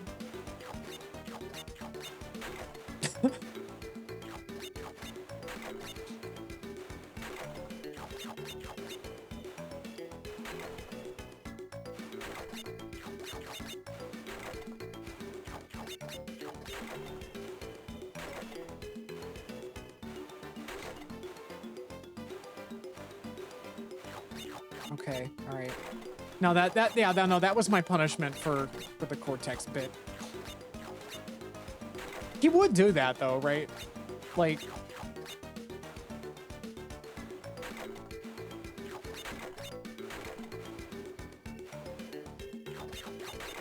I get the feeling that Cortex would be a patent troll. Or like a copyright squatter.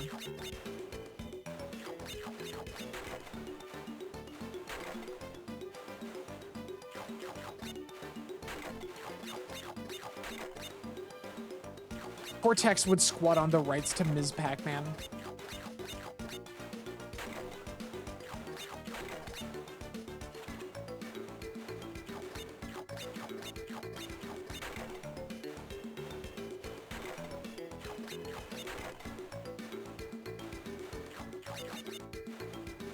on, we're almost there. I don't like how the game kind of stuttered there right before the end. I got it. Okay. Okay. I think my goal is just going to be to finish Crash Purple. Spyro Orange is a whole other beast, and I am having a lot more fun with this by comparison. Probably not enough fun to truly justify this, but what can I say? I'm committed.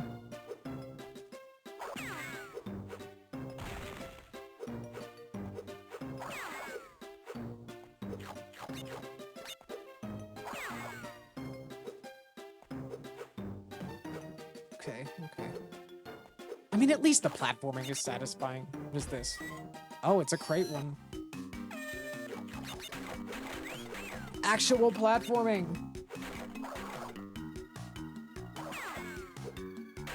And the skills that I actually accrued during playing the other Crash games can apply here.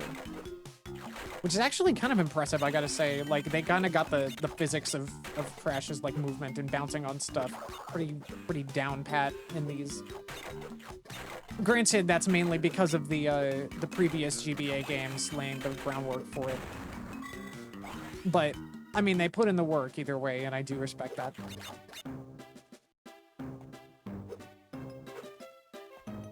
That went well.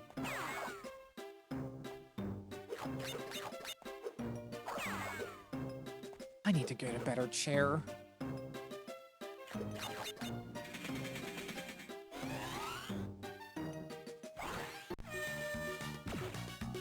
Okay, well, we got the weird, like, pseudo Crash Bash bumper ball minigame. Oh. I smooth brained so hard there.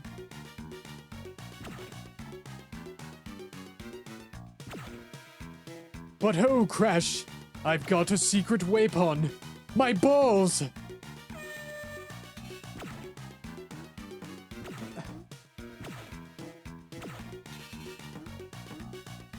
Oh, well, that went well.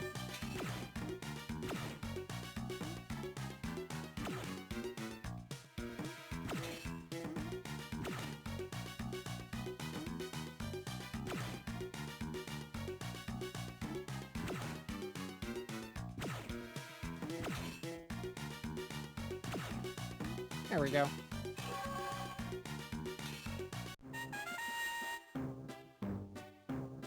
Crash kind of naturally lends itself to this format better than Spyro. Absolutely. Well, and then when you have this is built on top of the previous 2 GBA Crash games by the same developers. So, of course, it makes sense that the Crash one would function just generally better. Whereas the Spyro one with its, like, weird movement physics and, like, just less platforming focused minigames would probably not. Because, I mean, you know, these devs didn't really, like, you know, they weren't the ones who did the GBA Spyro games before this. Like, highly recommend Digital Eclipse's GBA Spyro trilogy. Those are actually really cool games. They translate the PS1 Spyro gameplay to, like, an isometric Game Boy Advance format super duper well. But here I am repeating myself again. But yeah, I mean, and you know, that's actually kind of surprising because, like, you would think that maybe a minigame collection would work better with Spyro because Spyro's, like 2 and 3 especially have a lot more of a minigame focus.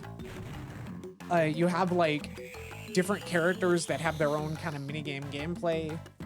In 3 especially. But it just kind of doesn't work here.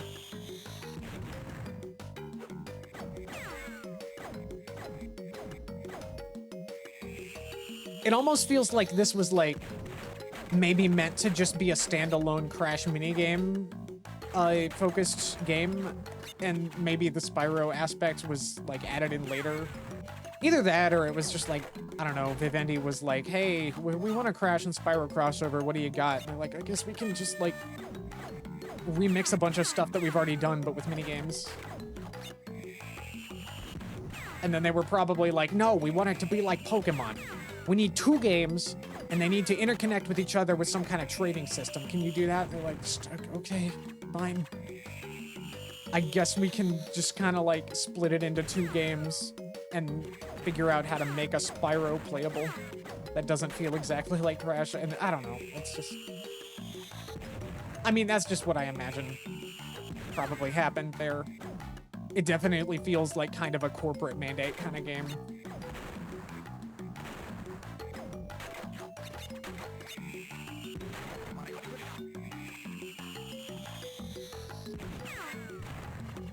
The kids are all about their trading cards today.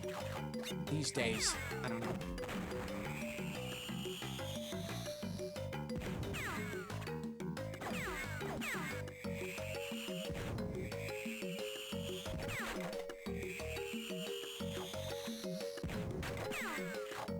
And I mean, like, yeah, like a bunch of, I mean, like, it's not even the only platforming franchise that had a handheld spin-off that did the whole trading card thing. I mean,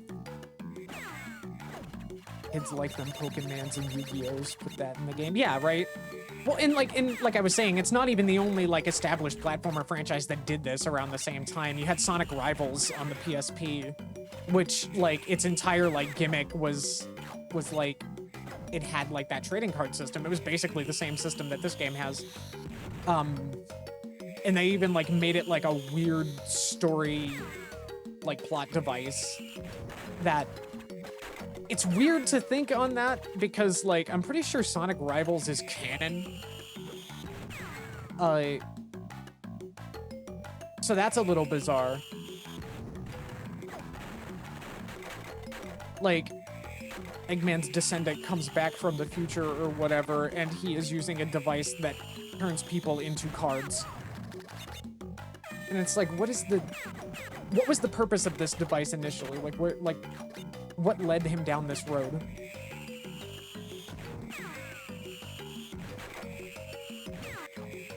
And for that to be like Silver's proper introduction after 06 erased itself from the timeline is like also very bizarre.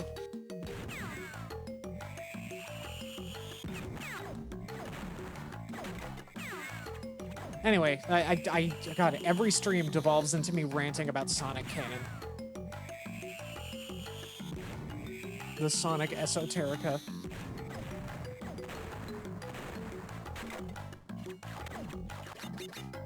Maybe if I put half as much thought into the gameplay as I did Sonic esoterica, I would probably be doing better.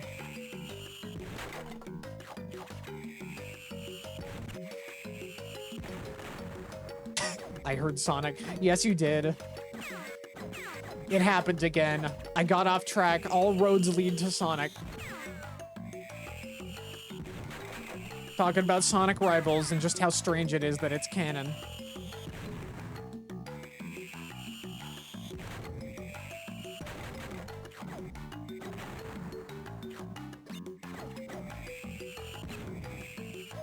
Oh my god.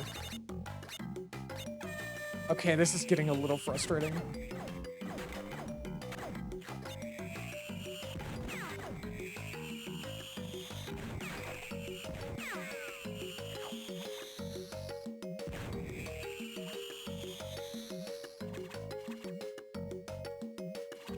Oh, I don't like how the game gets so framey every once in a while. Like, the GBA is kind of chugging in some places. Either that, or maybe it's just an effect of the way that the screen scrolling is implemented. That might be it.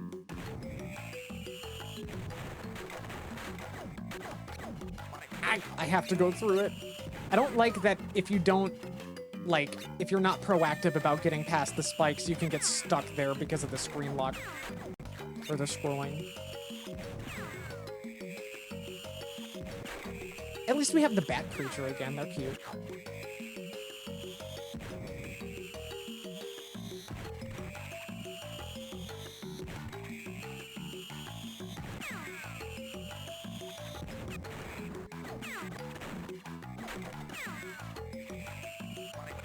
Oh, come on. I was trying to be proactive that time. Come on.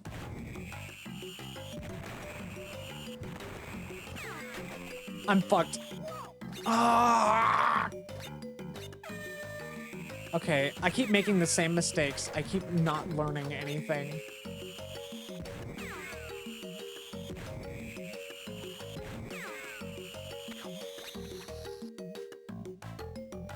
Come on.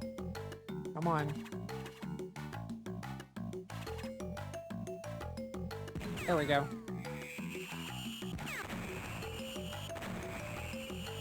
All right, we've got this time. It's gonna happen. This is it. I can feel it.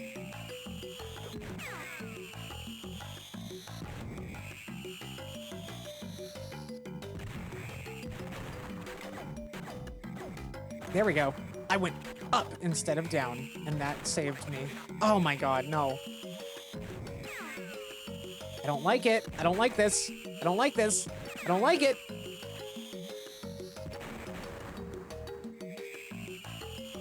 I'm just gonna try and take the paths that don't have spikes if I can. Ugh. You gotta react like real quick, or else the guys just like shoot at you.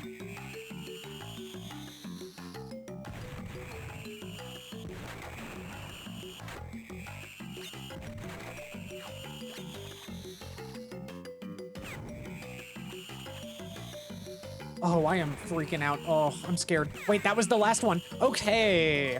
Good stuff. We're good. We are golden.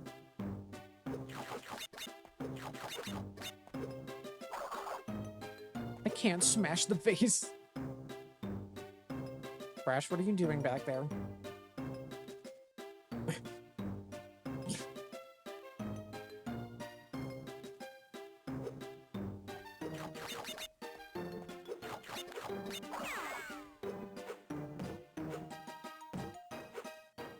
Oh, oh no.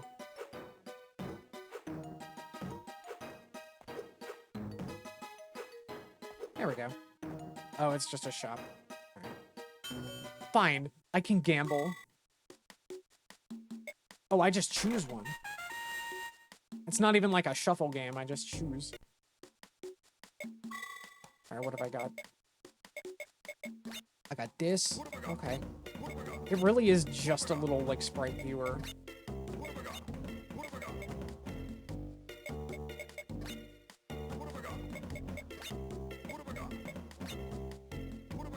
Okay, okay.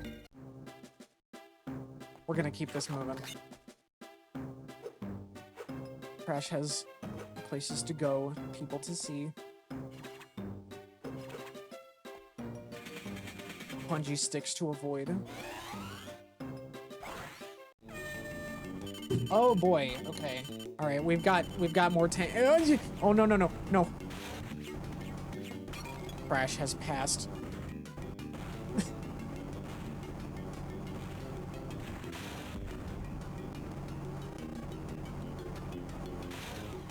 Okay, all right. It is tank time once again. Gathered friends, let us listen again to the tale of the tank minigame.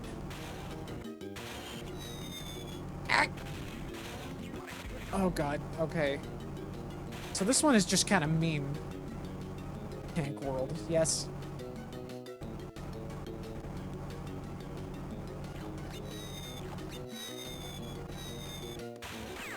Oh.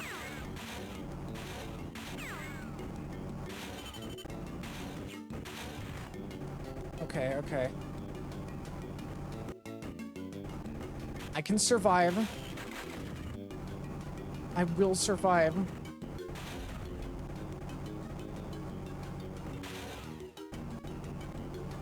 There's probably a really obvious joke I can make here right now, but I actually never watched Oni's I Will Survive Crash video. I thought it was funnier if I just, like, left it a mystery and just had the image of the thumbnail in my head and always forever wondered what the video was actually about.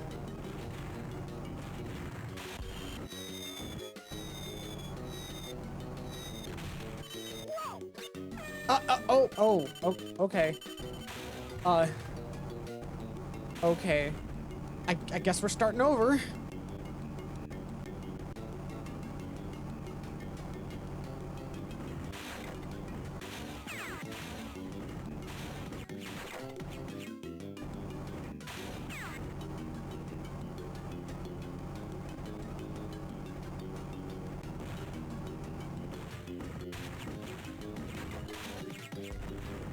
You know, like, I'm pretty sure, like, the United Nations unanimously say that Cortex should withdraw from the Dragging Realms.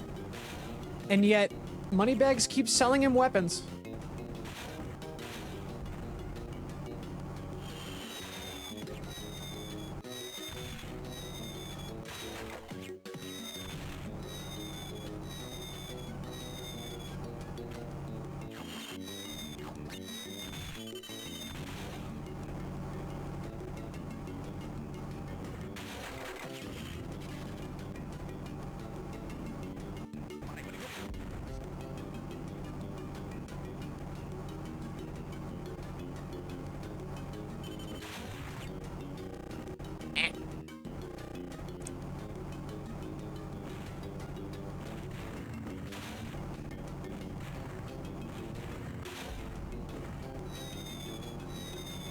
Oh. God! Okay. I got that fool Moneybags to sell me a few bombs.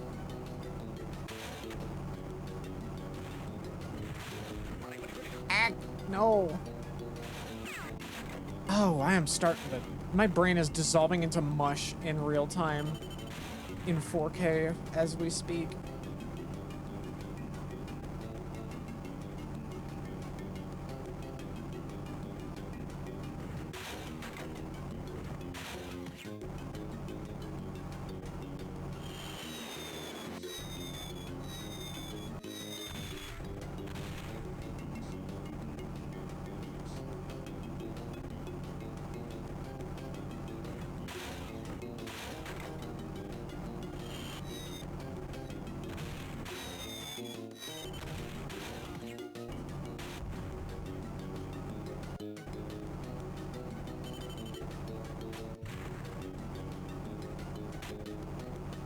I think Moneybags is the real villain in the Spyro franchise.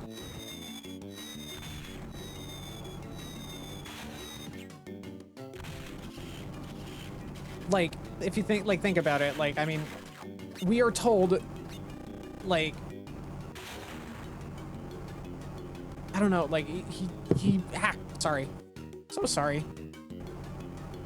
Sometimes I forget I have a microphone in front of me.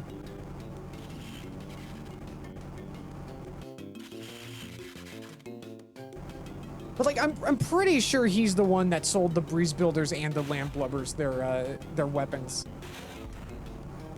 Like, granted, Spyro did not help. He played both sides for his own benefit too, but like, I don't know. I'm pretty sure Moneybags single-handedly is the military-industrial complex in the world of Spyro, and that makes him like truly evil.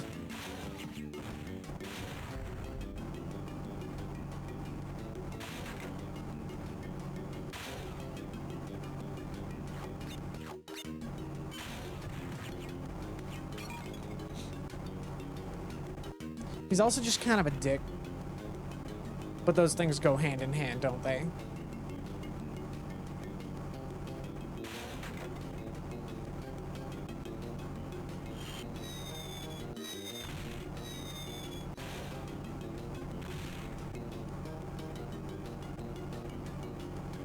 Come on, Crash. Move your ass.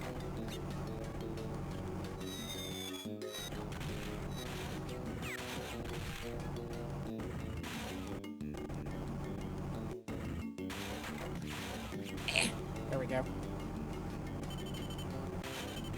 No!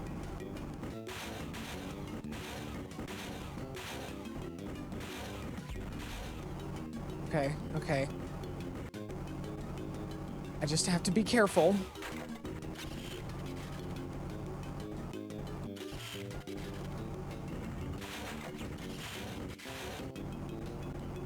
I just kind of shoot everywhere. That'll solve it.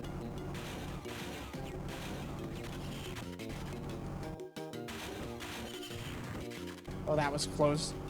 I was like right in that thing's line of fire.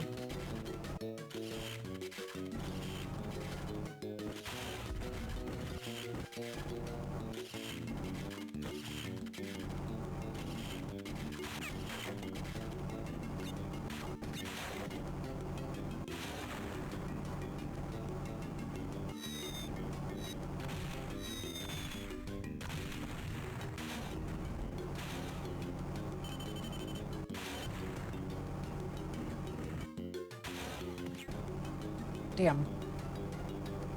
Wait. Am I... Was I supposed to go this way? Oh, I see. There was multiple ways.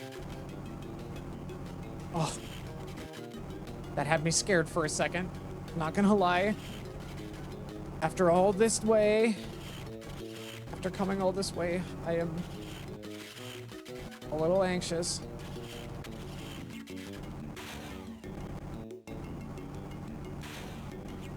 Wait, where is the exit? What is happening? Is it just down?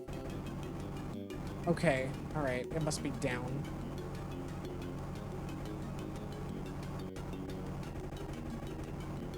Oh god, that is like, that's nauseating.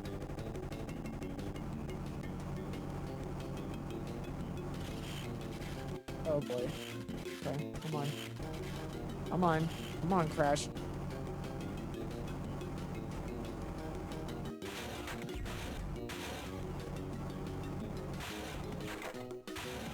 Just gotta be careful. Oh. No, there's more? Okay. Okay. Okay. Oh.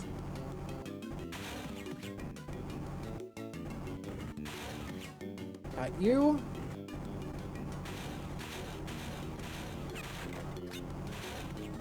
We are almost there. Got you. Yes! Okay. Woo! There we go. Oh, that was dumb. Okay, I think we've got all the crystals here.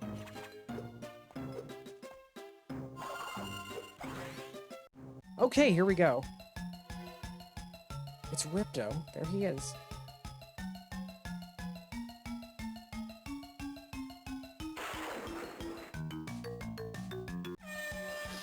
Oh, we get to use the bat. But and there it is again. Like, Ripto's design is, like, based on, like, his weird big-eyed design that you see in the GBA games.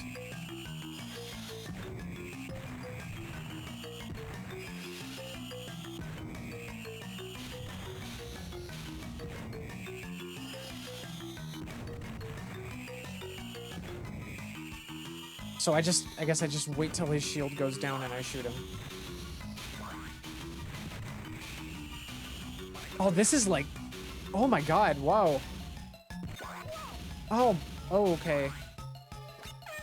Wait, is the idea that I'm supposed to shoot the translucent shield demons? Or no, the solid one. Oh god. Also, what are these demons? I shoot the solid demon, I think. Okay, yes, and that... Okay, then he drops his shield and then I shoot him. Okay. Alright. We have our formula. We have our secret formula, Mr. Krabs. Ow! Okay. I deserve that.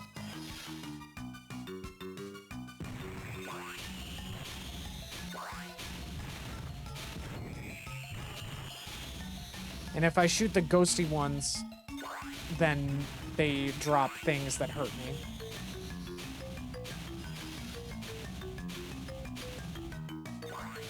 Ah! Oh, this is a mess. How do we get ourselves into these messes, pal? You can only hit him once per cycle, it looks like. Okay. So if I just hang back and only move to avoid gulp, I think I'll be good.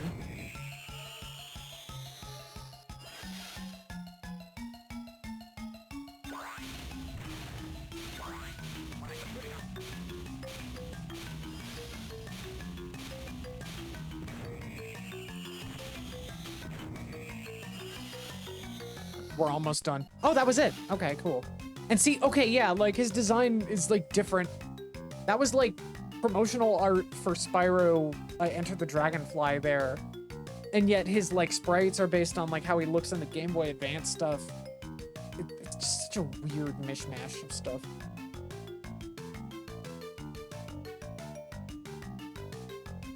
Don't worry, Crash.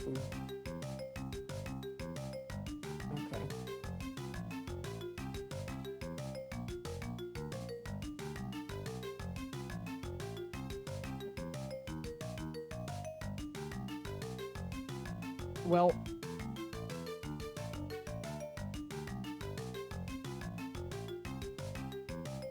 Oh, I have to get the gems! Oh. Okay. I knew it. I knew I had to. Okay, well, at least I got most of them already. But that also means I have to go back and do that fucking tank thing again.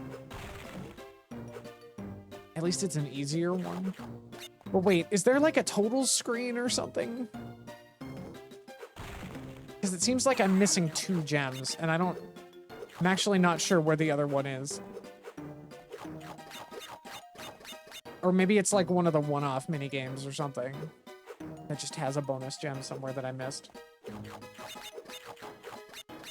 God, it doesn't help that what is, like, there's the butterfly right there. Like, there's a butterfly right there. That would be health. In the Spyro one, that sprite is used for health. And yet, it is not. And my brain keeps thinking it is. Because these games use, like, a lot of the same assets.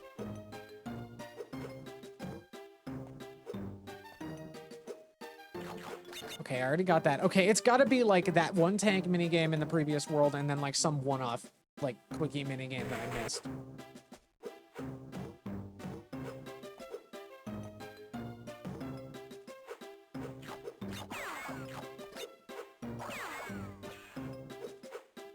At least the hub worlds in the Crash one are a lot easier to traverse.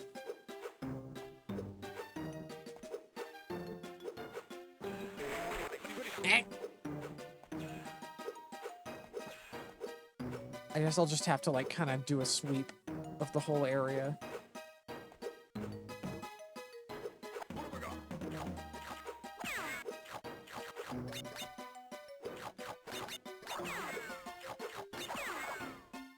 Oh, no. Oh, there's a card. Cool.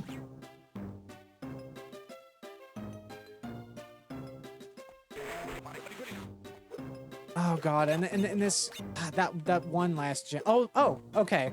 I was just about to say it could be anywhere, but it turns out it was literally right in front of me.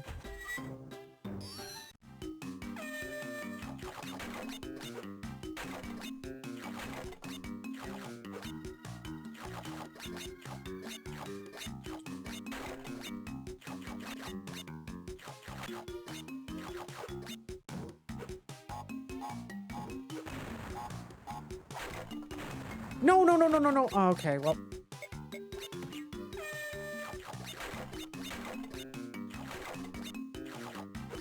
Oh, wait. Okay. We're doing this. Nice and steady.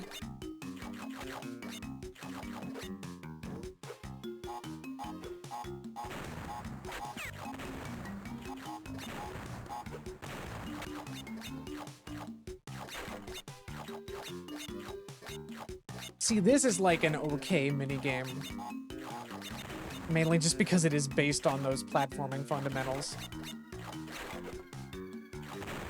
There we go. Okay, so all I have to do is get the tank one in the previous world done, and then we can actually move on and beat one of these 2 before the end of the night. Crash has passed.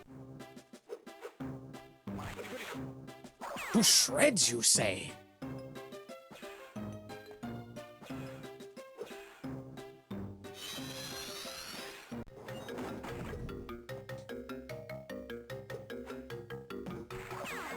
Them and their lava piss.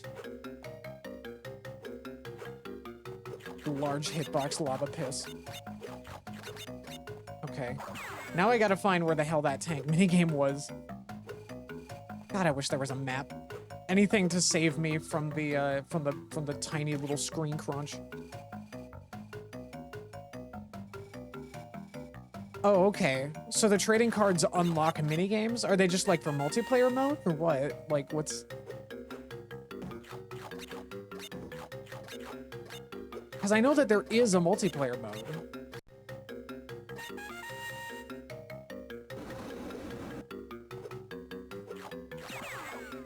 Or they're just like exclusive minigames that you only get when you have cards. I have no clue. I think it was in this second zone here. Maybe it was down here.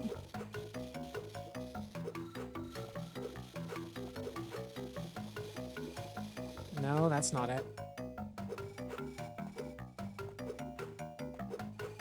I guess I'll just do a sweep.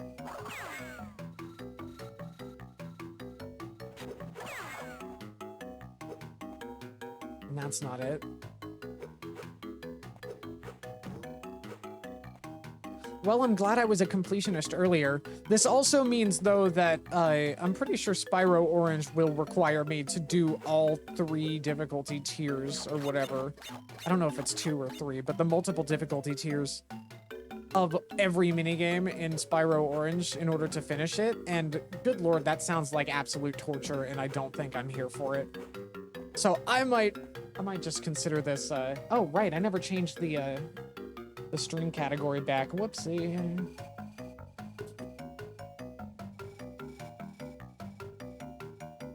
There we go. Wait, what?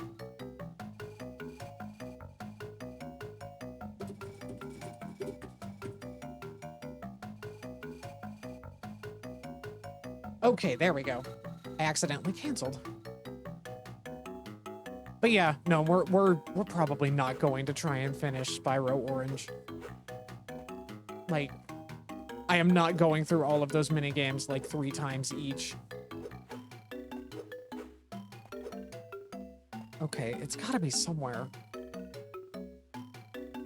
Maybe it is in the first half.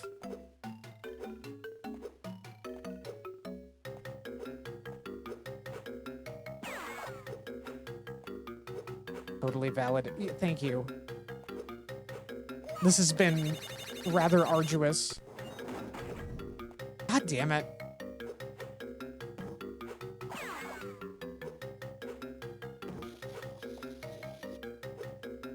Yeah, no, this stream has really tested my patience. Like, here we are, we're at like the 4-hour mark. Which, like, admittedly, I played, like, almost a whole game and some change. So it's not like they're super long, it's just that they're frustrating.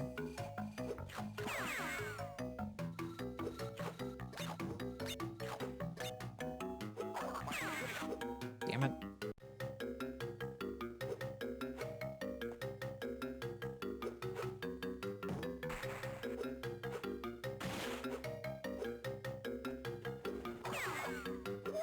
Oh my god.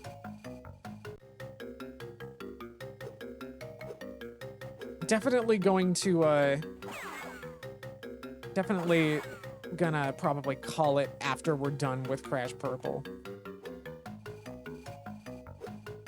I thought about doing other things tonight, but my brain is slowly dissolving in my skull right now.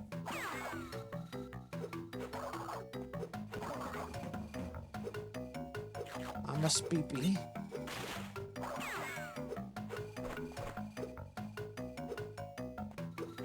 Okay, where the hell is this thing?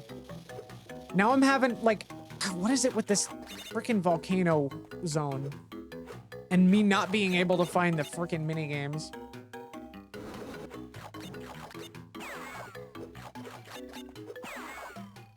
Oh my god, it took away my double jump.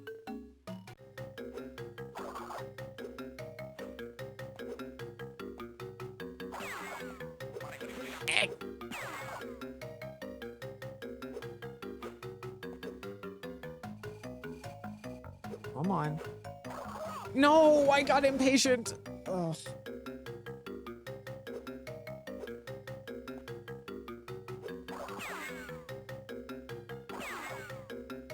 I wish Crash Team Racing Nitro Fueled would, Crash Team Racing Nitro Fueled. I wish that would come to PC. I spent so much time on that on Switch. Granted, most of that time was not spent on the game purely because I enjoyed it, but because of the stupid, weird microtransaction incentivizing grind that whole game was set up to push, which that's so frustrating. Cause like, if that weren't part of the game, if it weren't trying to push people to buy fucking Crash coin, Wumpa coin, then it would probably have been one of the best kart racers ever. And maybe it still is, but goddamn.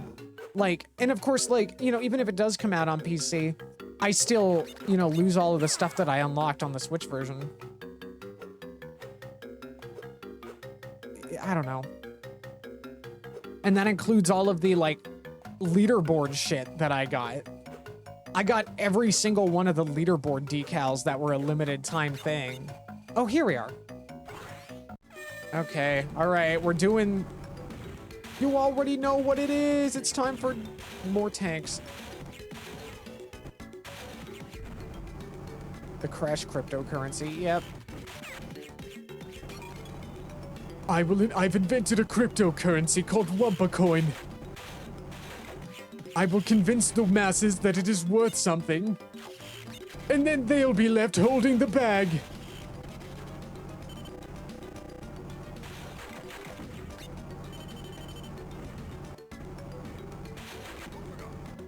Dr. Cortex, the FTC is at your door. Shit!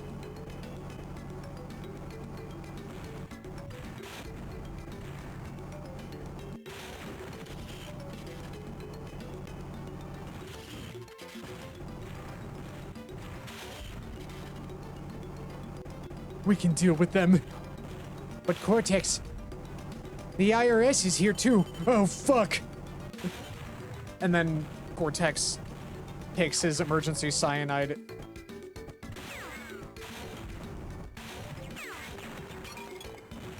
Because it is preferable to dealing with the IRS.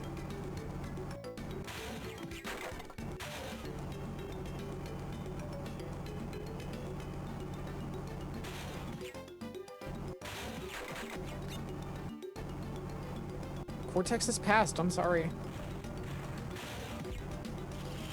I'm sorry, that was dark.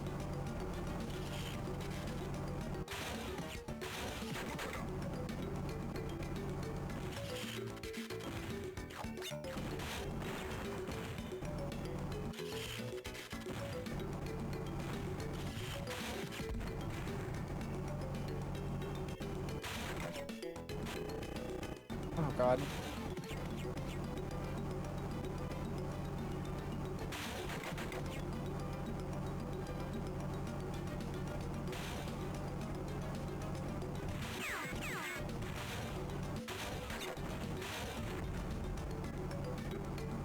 Oh gosh. This is so mind-numbing. Crash, it's my turn on the Xbox.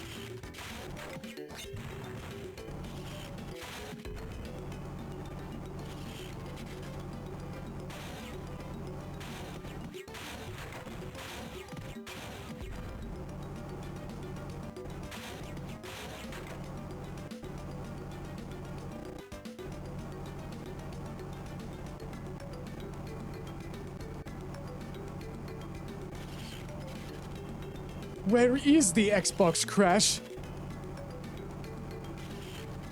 And then cut to a suspiciously Xbox-shaped Crash.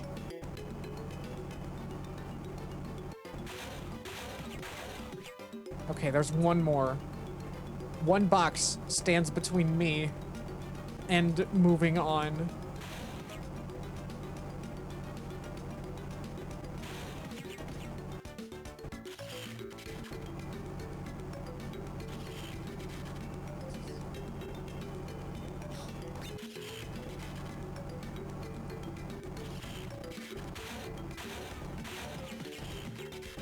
Crash cannot be trusted with the Xbox.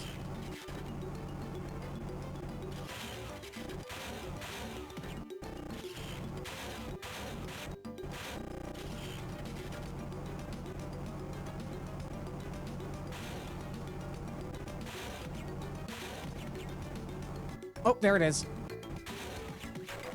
There we go. Okay. Finally, I can be released.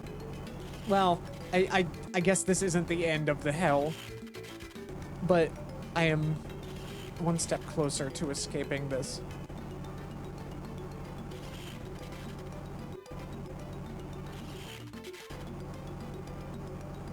Come on. God, I hope there's no more tank minigames. I hope this is the last tank.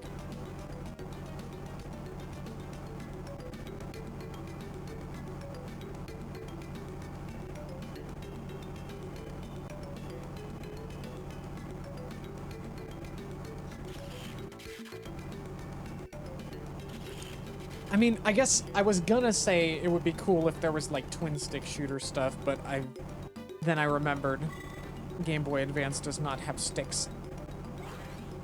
Nor does it even have like 4 face buttons. So I guess that wouldn't have worked.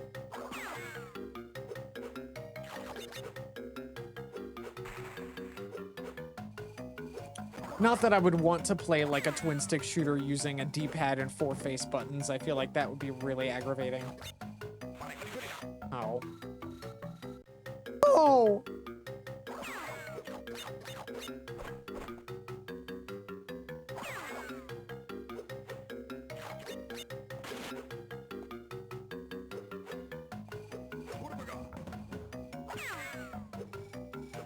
Okay, okay.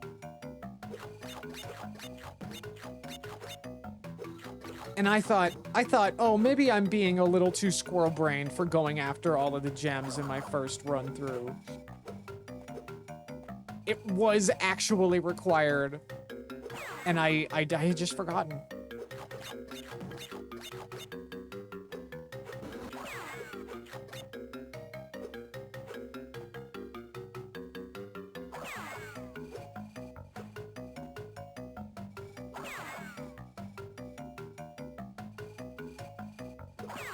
Come on. Come on. Move a little faster, Crash.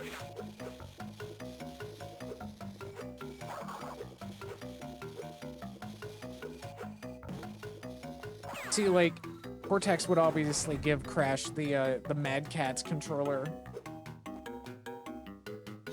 Because he can't be trusted with anything else.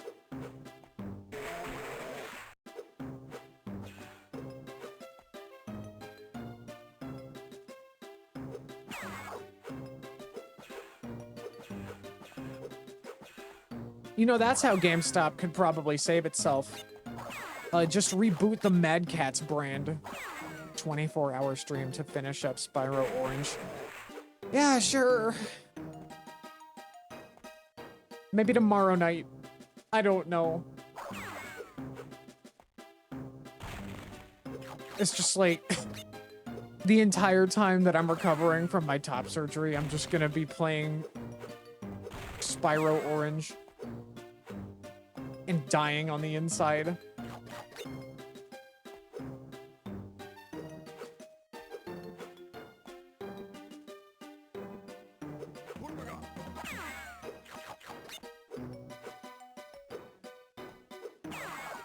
Definitely don't do that. No, no, no, I don't intend to. It was a rhetorical question. Tech Park, here we go. We've made it to Ripto and Cortex's base. Go get him. Here we are. We're in this place.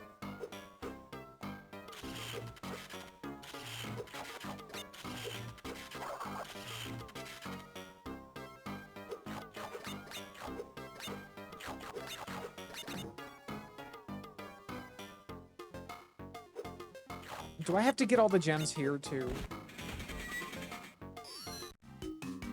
Okay.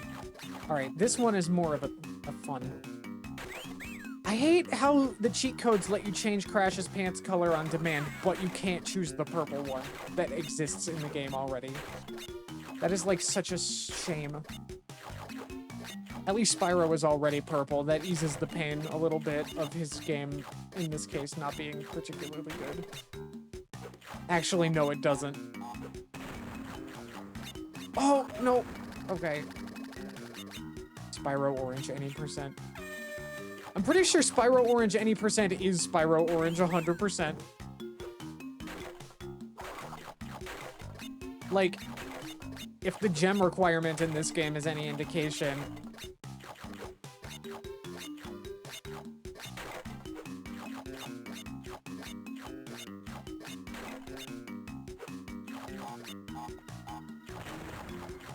Oh, okay, alright, alright. Whoa, oh, oh, oh, oh.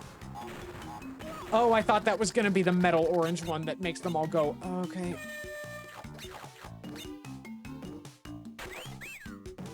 Ah, yes. Pants that match the rest of Crash.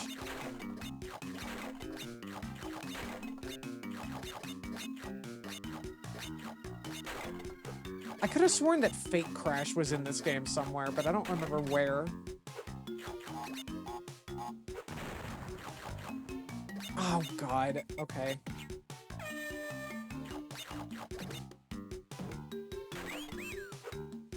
I think the story of Fake Crash is so funny. Because, I guess, what was it? The Naughty Dog developers were exposed to a piece of official Crash merchandise from Japan that kind of got the design wrong. And they thought it was a bootleg at first. And they decided to dedicate an entire character to being bootleg Crash in honor of this really scrunkly looking plushie.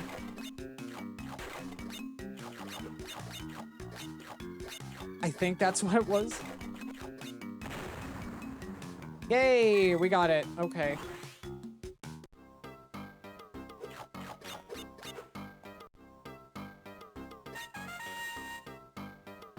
It was just a car. Well, no, it was a gem. Okay. So I do need the gems. I'm assuming that I still have to do everything. Is there a reason? Like, I have to assume that there's like that I just gotta get all of the crystals and the gems. Which is like ridiculous, because like usually the gems are meant to be like completionist stuff, not a requirement to beat the game, but lo and behold. I hate that. It's like, just like one small change to the way that progression works upends the entire, like, anyone's patience for this sort of game. Certainly upends my patience. It's like, man, like, say Super Mario Eclipse, the mod for Sunshine, I keep bringing that up. Really, really good, but the fact that you have to 100% it in order to see the actual ending, and do the actual new final boss that they added, which, like, that kind of, like, I don't know. I don't like that. Like, for all the good that that does, or that game does to improve the original version of Sunshine, that one decision makes it very, very aggravating, and it didn't need to be like that. Like, one of the biggest problems with Sunshine is just the way that its progression is set up.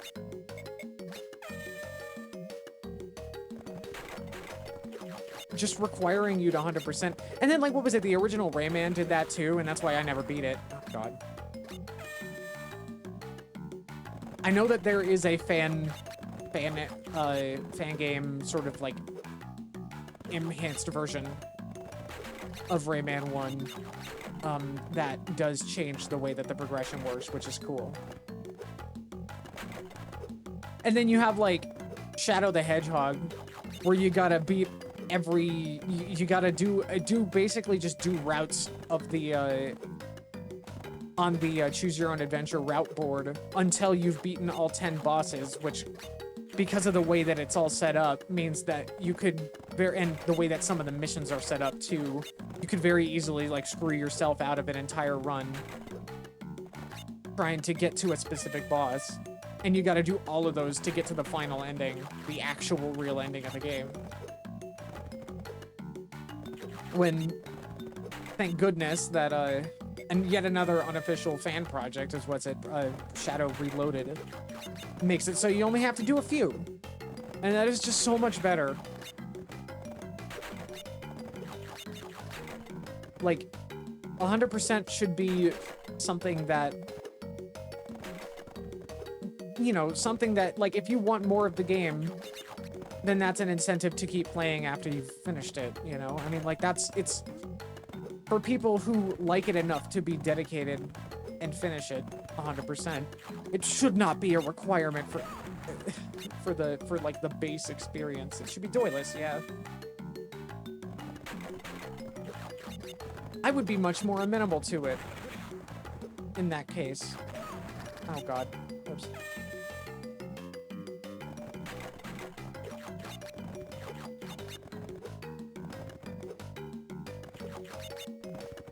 I am losing my focus. I gotta lock in.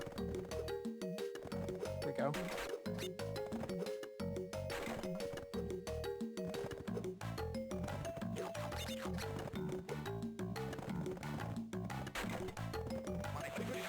Oh, you have to be jumping. You can't just dash through them. You have to...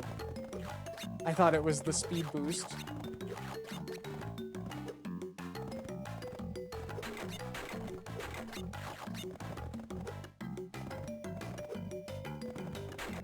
No! Oh my god. It's like, what's even the point of, like, letting you finish the minigame without getting the secondary objective if the secondary objective is the whole point? It just, it feels, it's very dishonest game design.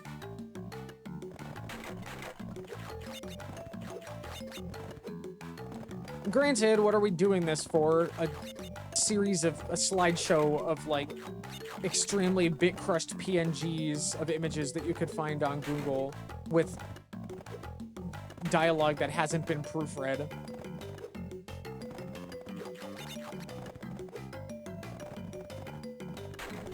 Worlds collide.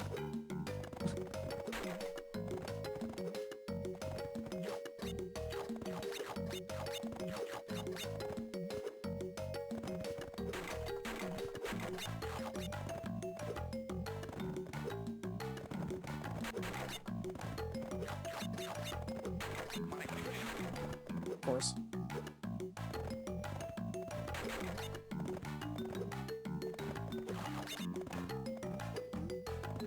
We're almost there, I think. Please tell me we're almost there. Ugh. Oh god. Oh no. Yes! Okay. We're doing it for the sunk cost fallacy now. Yeah. Yeah, true. Basically. I mean, and heck, I mean, I might not even be able to stop myself from finishing Spyro Orange on some other night.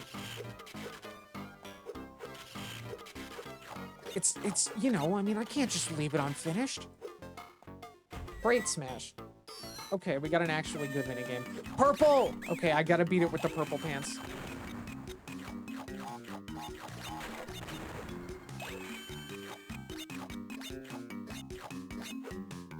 No!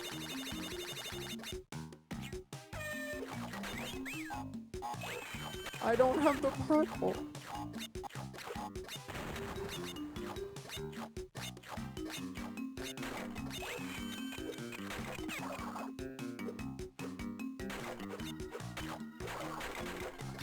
Okay, that was a little close.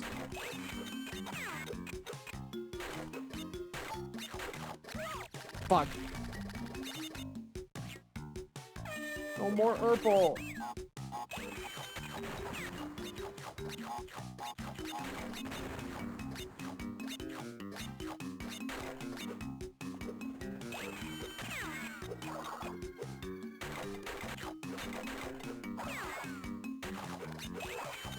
Fuck. Oh, God. I mean, at least this is still, like, this is my domain. I've spent enough time platforming on boxes to, like, survive this. It'll be okay.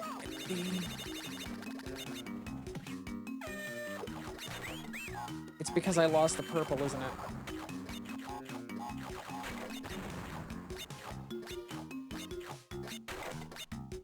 I keep thinking that I can just hold it when I bounce off of that box and it doesn't work out and I need to stop.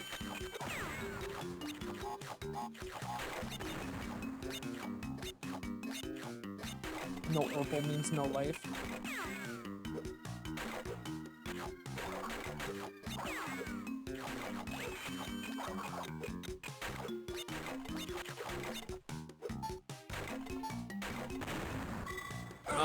Yes! Oh. Literally 0.01 seconds left. Okay. Okay. Alright. Alright, I'm okay. Oh. Well, I feel invigorated by that. Oh god.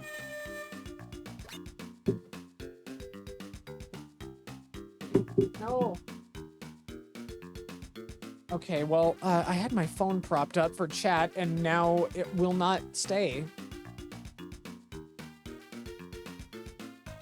Okay, I'll just set it like that.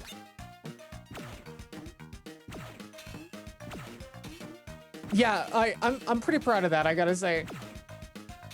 I probably shouldn't be, but I am. I should probably be having a life. But you know what? I mean, you know what? I don't know. Like, I mean, I've spent time socializing this week. I deserve, like, I'm allowed some Crash purple. God, that sounds like a weird derivative of a lean.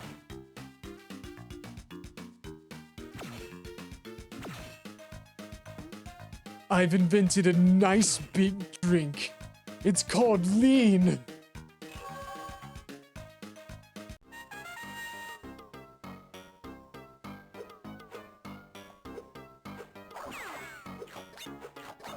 Okay, okay.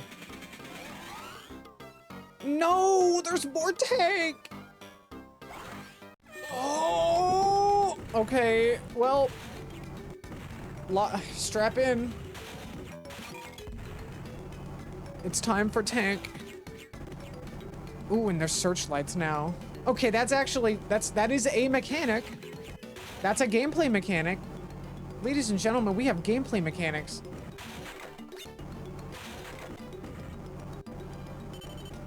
Oh!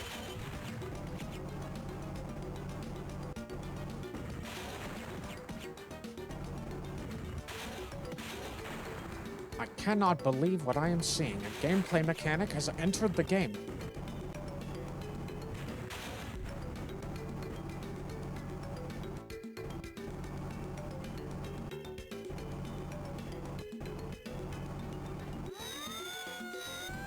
Oh. Oh, that's all that does? Okay. Well, that's actually, like, way more predictable than it was in the previous level, so, like, yeah, go off, I guess.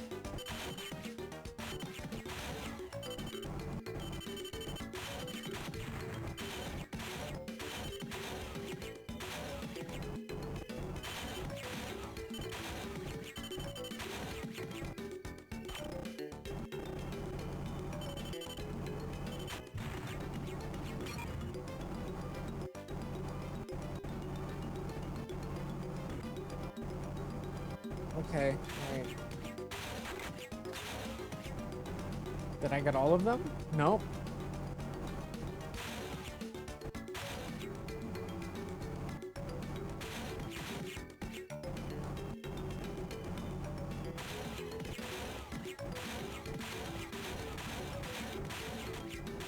Come on, one of these has gotta fucking hit that.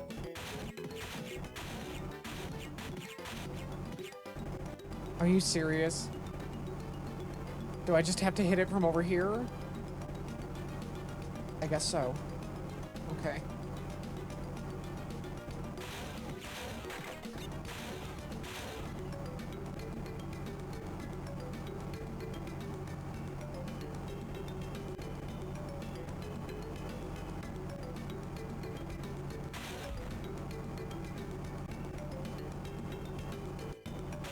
Come on, come on. Come on.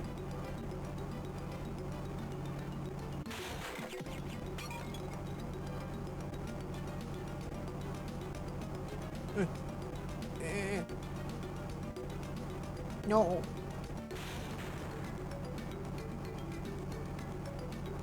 Oh.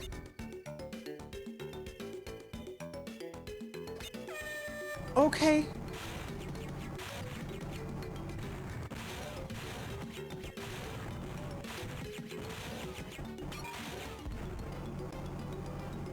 You know, I thought that I had finally come around and learned to love the minigame collection.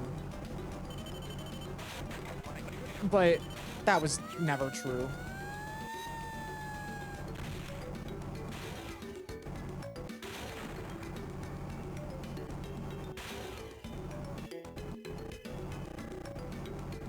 Minigame collections killed my dog.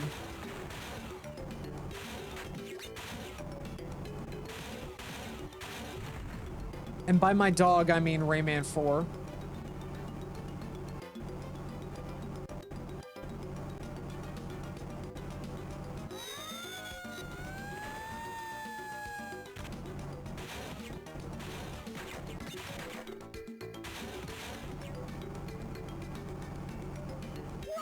Are you fucking shitting me? Okay. Okay. Okay. Okay. All right. That's fine. It's fine. It's fine. I'm fine. Everything's fine. It's okay.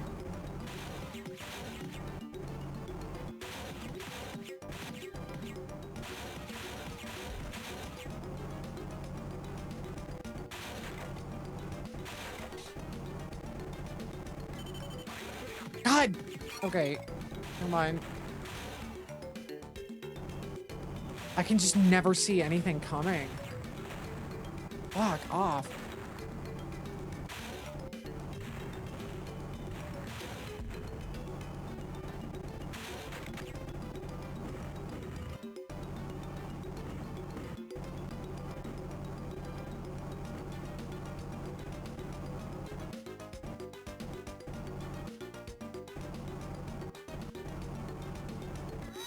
Oh, God.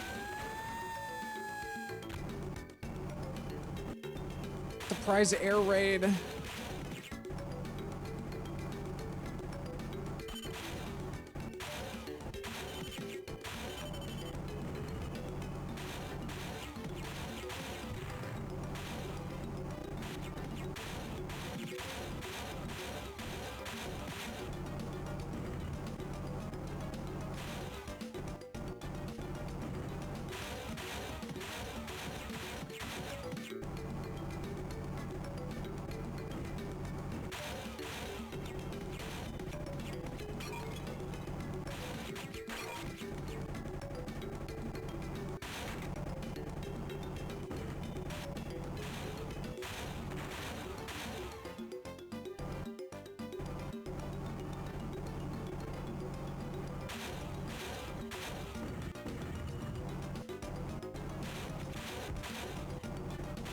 Not letting you get the better of me this time.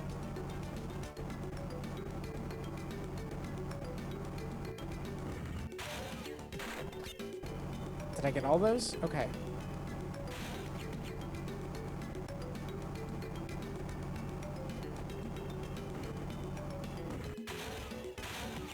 No, no, no, no, no, no, no!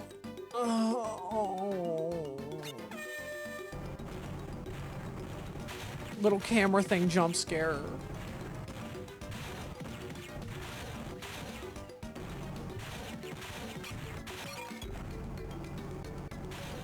I am very frustrated. Like, oh my God, this is really, really irritating.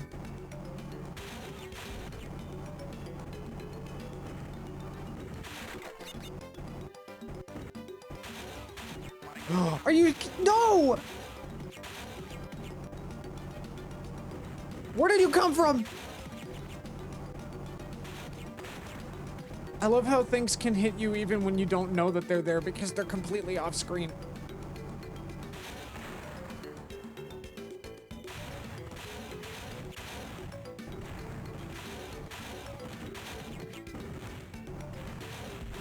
Oh God, I shouldn't have done that.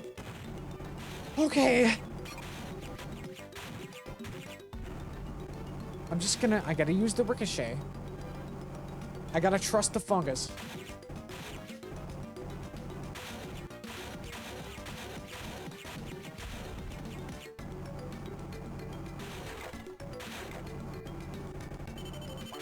God! I did it again.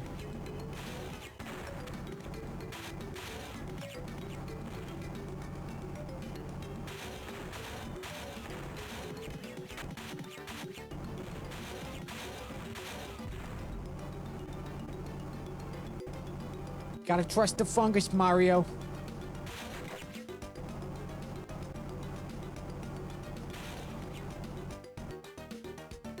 You just gotta believe.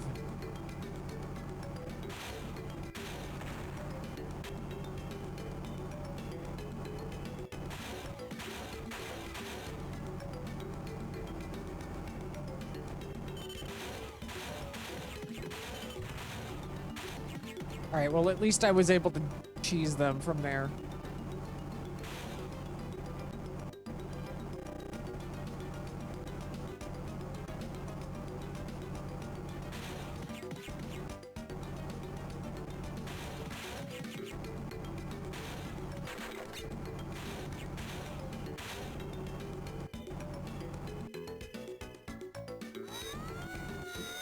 No, no, no, no, no. No. No, no, no.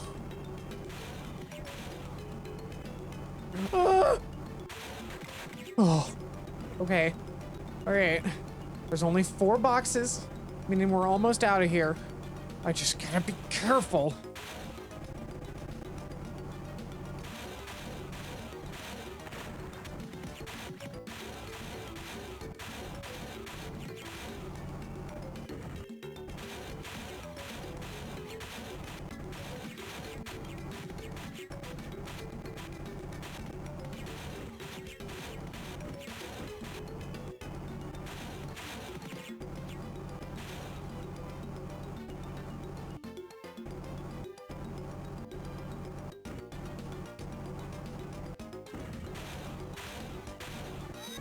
Oh, God.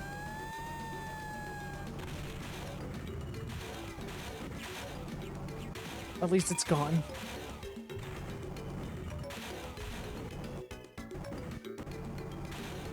Okay, that's the exit.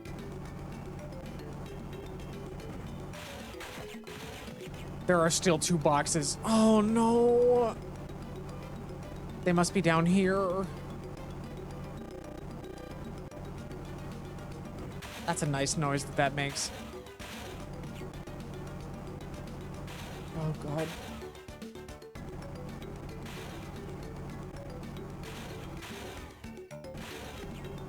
Where are they? Where are these boxes? Oh, I want to scream. Oh, I am going to scream.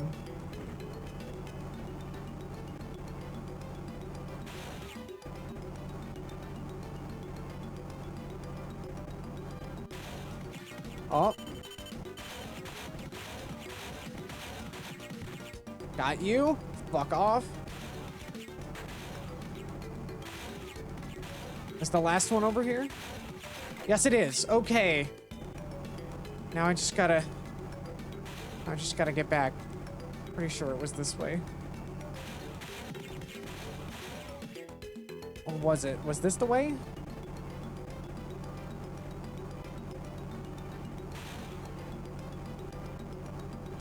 Yes, it is. Okay.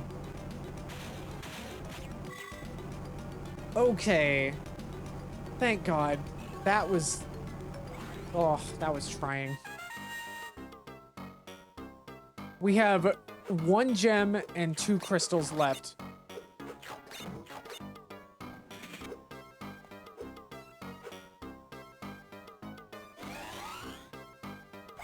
We have a bet. Wait, what? Oh. Okay, that's annoying. You have to... Oh. You have to get those real quick, like right at the beginning. That's irritating.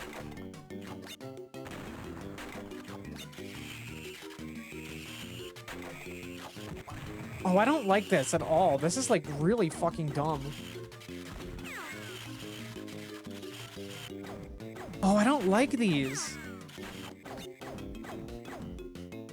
Why are we doing this? Ugh.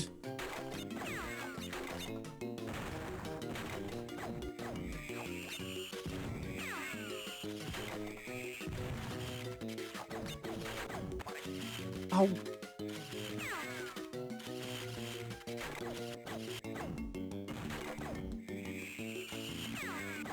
Come on. Come on. Fuck.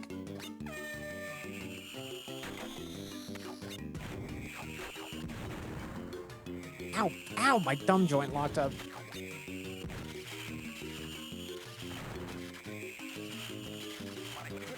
Oh my god. Okay, this is bullshit.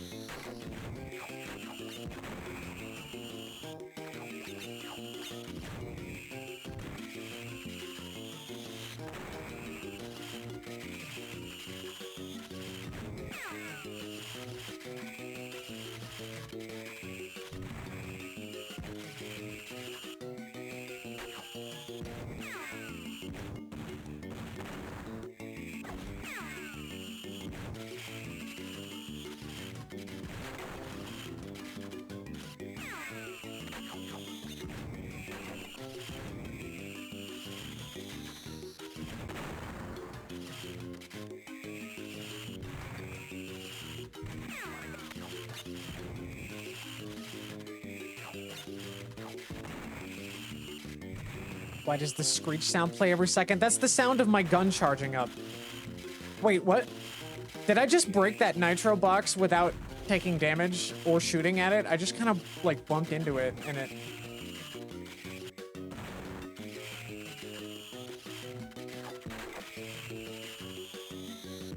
Yeah, I'm not loving the sound effect either.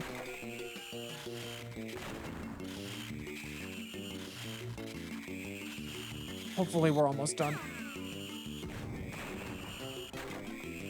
Yes, that's all of them. Okay, all right. All right, we have one more. We got all the gems. We have one more crystal. We still have not run into the mashing minigame yet. I know it's here. It probably just gives you a card, but I want to try it anyway because I wonder if it's really as bad as I remember it. Help us, Slothbat. Slothbat has been successful. We've succeeded with the Slothbat. Wait, that's not it.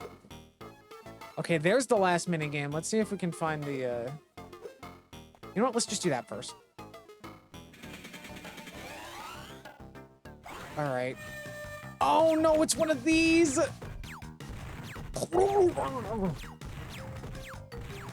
Granted, I think I would have had this reaction no matter what kind of minigame it was, except maybe the fucking...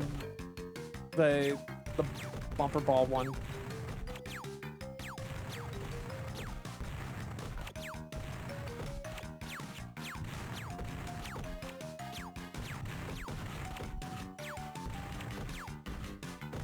Wow, first try.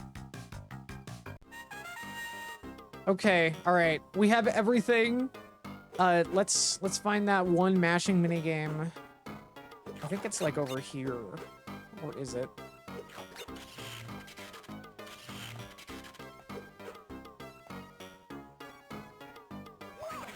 Oh, that's death.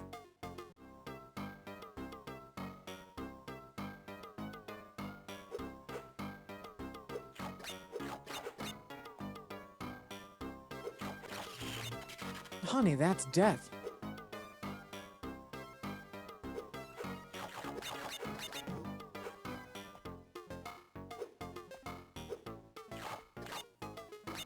Fuck. I think that might have been it up there, too. Oh. Oh. Come on. Just, what a trying game. Okay, yeah, here it is. All right, let's see how bad this actually is.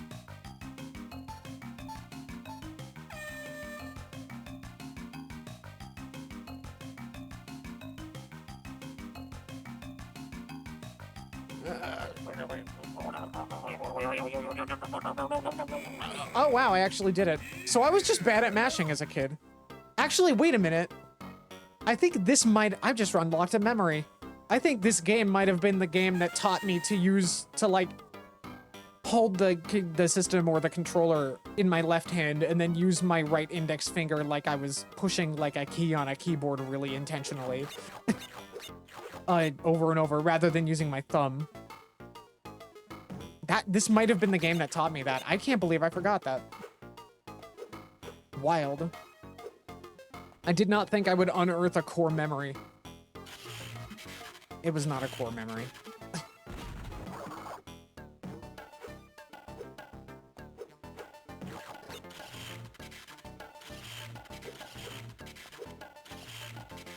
Well, hopefully I didn't damage my controller that much. All right, we are in the clear, unless this final boss is terrible, but I don't know. We'll see.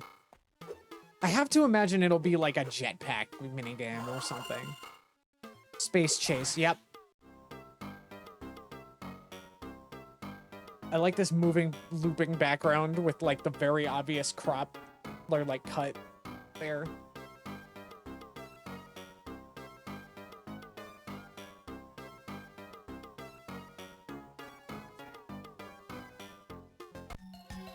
Oh, it's the fucking... It's this. It's the... Oh, I remember this. This is, like, weird. You just, like, break their ship. It's, like, actually kind of a boss fight. Ow.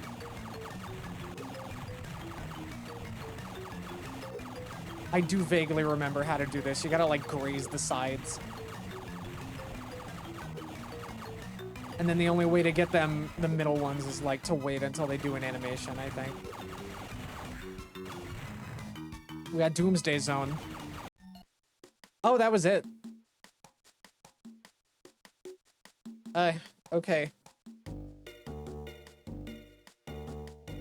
Okay, well, you know what? I'll take that over something unbelievably arduous that takes another full hour of my time.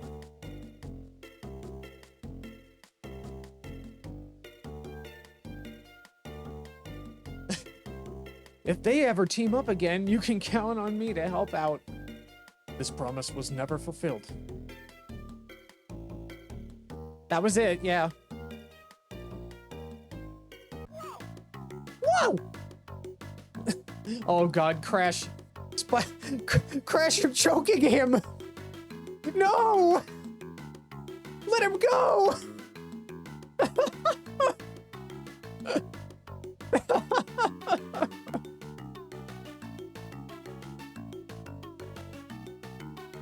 Spyro is passed, or has passed.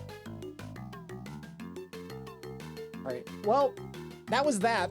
Maybe some other time I'll come back and finish Orange, but I don't know if I want to subject myself to all of the auto-scroller garbage minigames compared to these, like, mildly okay ones.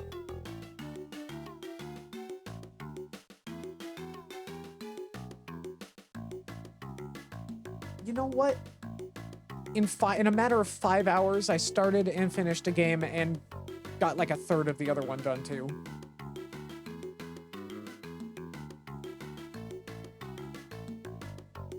Thank you for torturing yourself for our entertainment. It's what I do.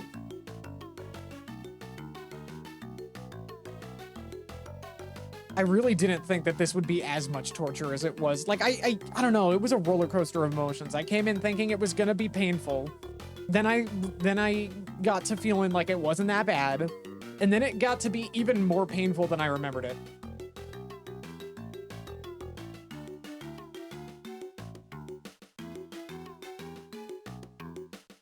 So, I don't know, it was a bell curve, I guess. Entropy card. Okay, well, that was that. Fuck this game. Let's look at our cards.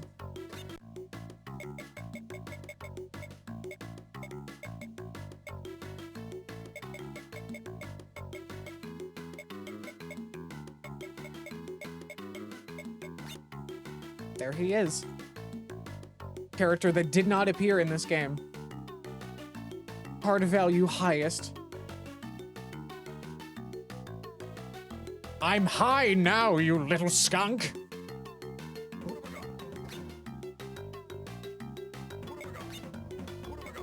Entrance. He was also not in this.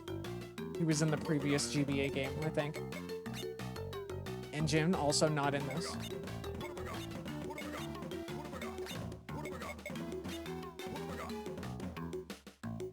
So, like, I have to assume that the only way to get all of the cards in one game or the other is to get, is to trade with somebody who has the other game. Because I think these empty pages are all Spyro cards from Spyro Orange. Meanwhile, all of these pages are Crash cards. And if you have both games, I don't think that your save data, like, applies to both games. So, like, you still need to trade with somebody else who has the other, like, one of the other games. In order to 100% both of these on the same cartridge, you gotta trade with somebody who's got both games. Which is, like, wild.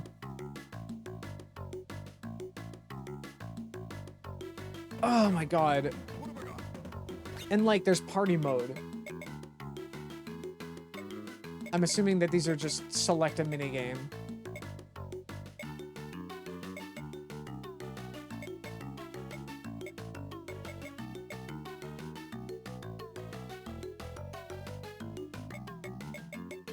Yeah, like, what a rip. Look at T-posing Ripto! There he is!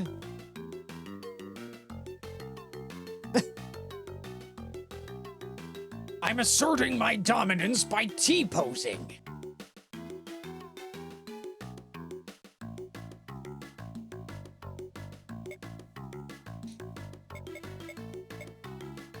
Okay, I see. These are the unlockable ones. So what is this unlockable one? Oh, these are original minigames. These are like brand new minigames.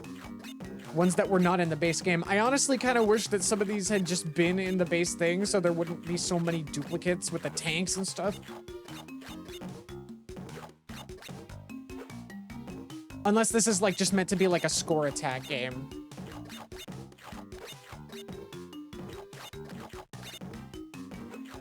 Unfortunately, Fioro, this ain't.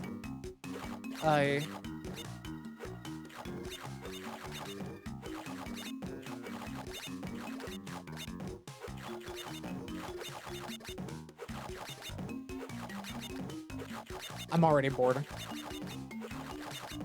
This is what the cards were for. I mean, at least in like Mario Party Advance, you could unlock like whoa. I thought I died, and yet that took me up. That's a very generous hitbox that has.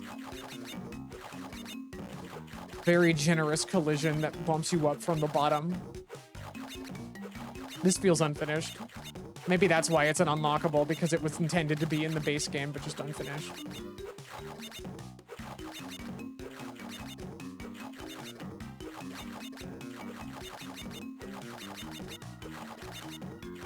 Having fun?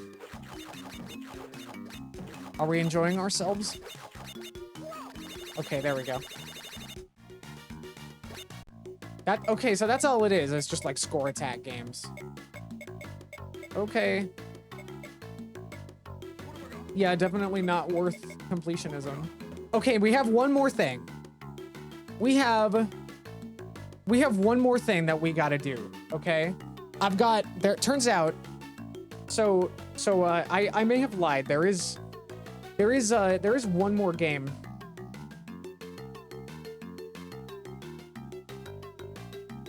And I discovered this myself. There's two ways to get to it. If you have the collection, you can hold L1 or L and R while selecting either Crash Purple or Spyro Orange, and it'll just take you to it. But the other way to do it, I guess there's a cheat code on the cheat menu that you can put in, and we're gonna do that because that's easier than me resetting. So we're gonna put it in.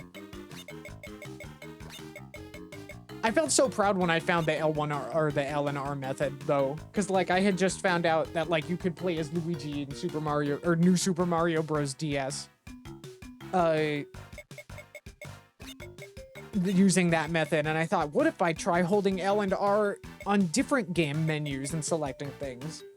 And I just try it on this, and lo and behold, I hope you're ready for this. I hope y'all are sitting down.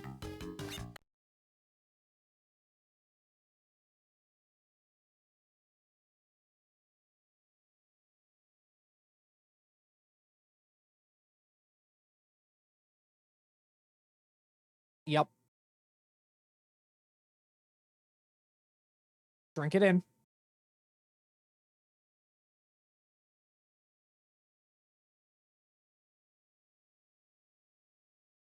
There he is. He's here. Let's go.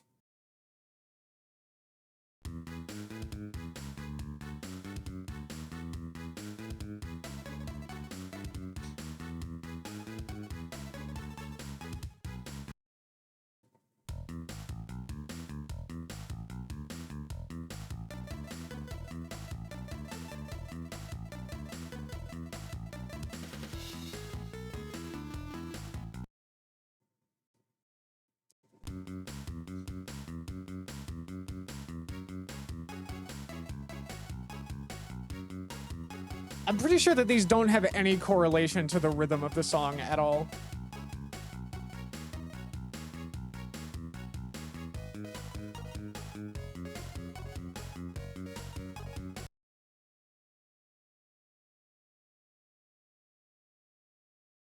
Yeah, honestly, I don't know why this is here.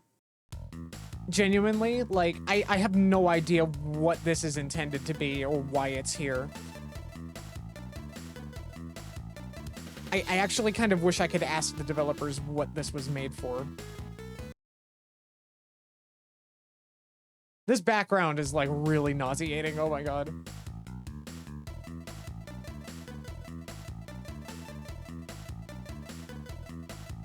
Look at him go, though.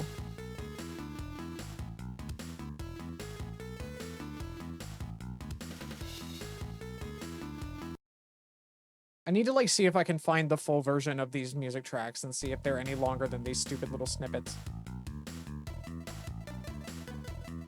Like, this would be cool if it actually, like, went to the beat, but it kind of doesn't.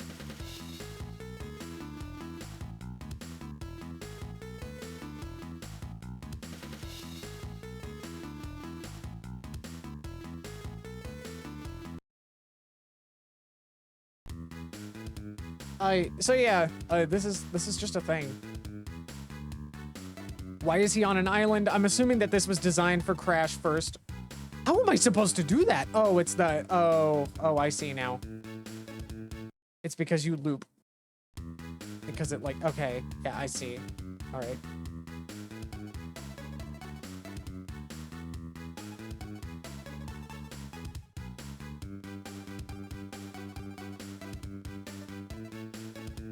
Wait, are they randomly generated? Because that was not the same, like, note chart.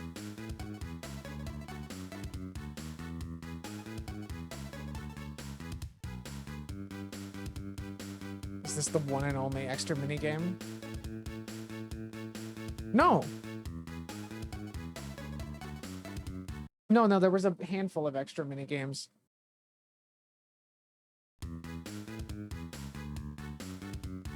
No, this is just like a weird secret thing that they, like, decided to throw in for some reason that is beyond me.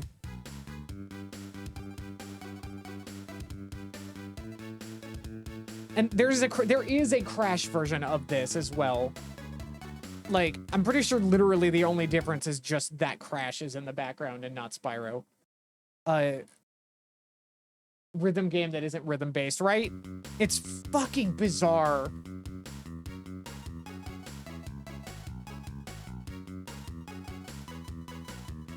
Oh god. Yeah, yes, this is all that Spyro Party is. It's just this weird rhythm minigame that is not actually rhythm based.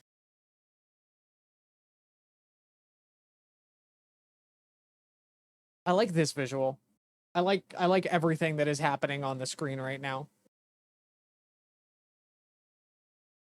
Spyro is standing on his hind legs, staring into your soul as you decide to sleep. This is probably a good place to end it.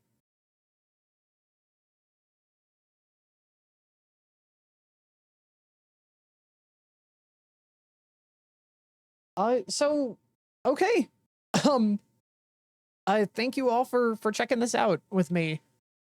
The chat has definitely made this experience a lot more tolerable. That was hell. And honestly, I mean, I'm still not sure. Maybe I'll try and go back and do Spyro Orange and finish that up, but I don't know if I. Gosh, I don't know if I want to. Awesome stream. Glad I found it. Thank you. Well, I'm glad. I'm glad you had fun. Thank you. All right. Well, there we go. Have an excellent night.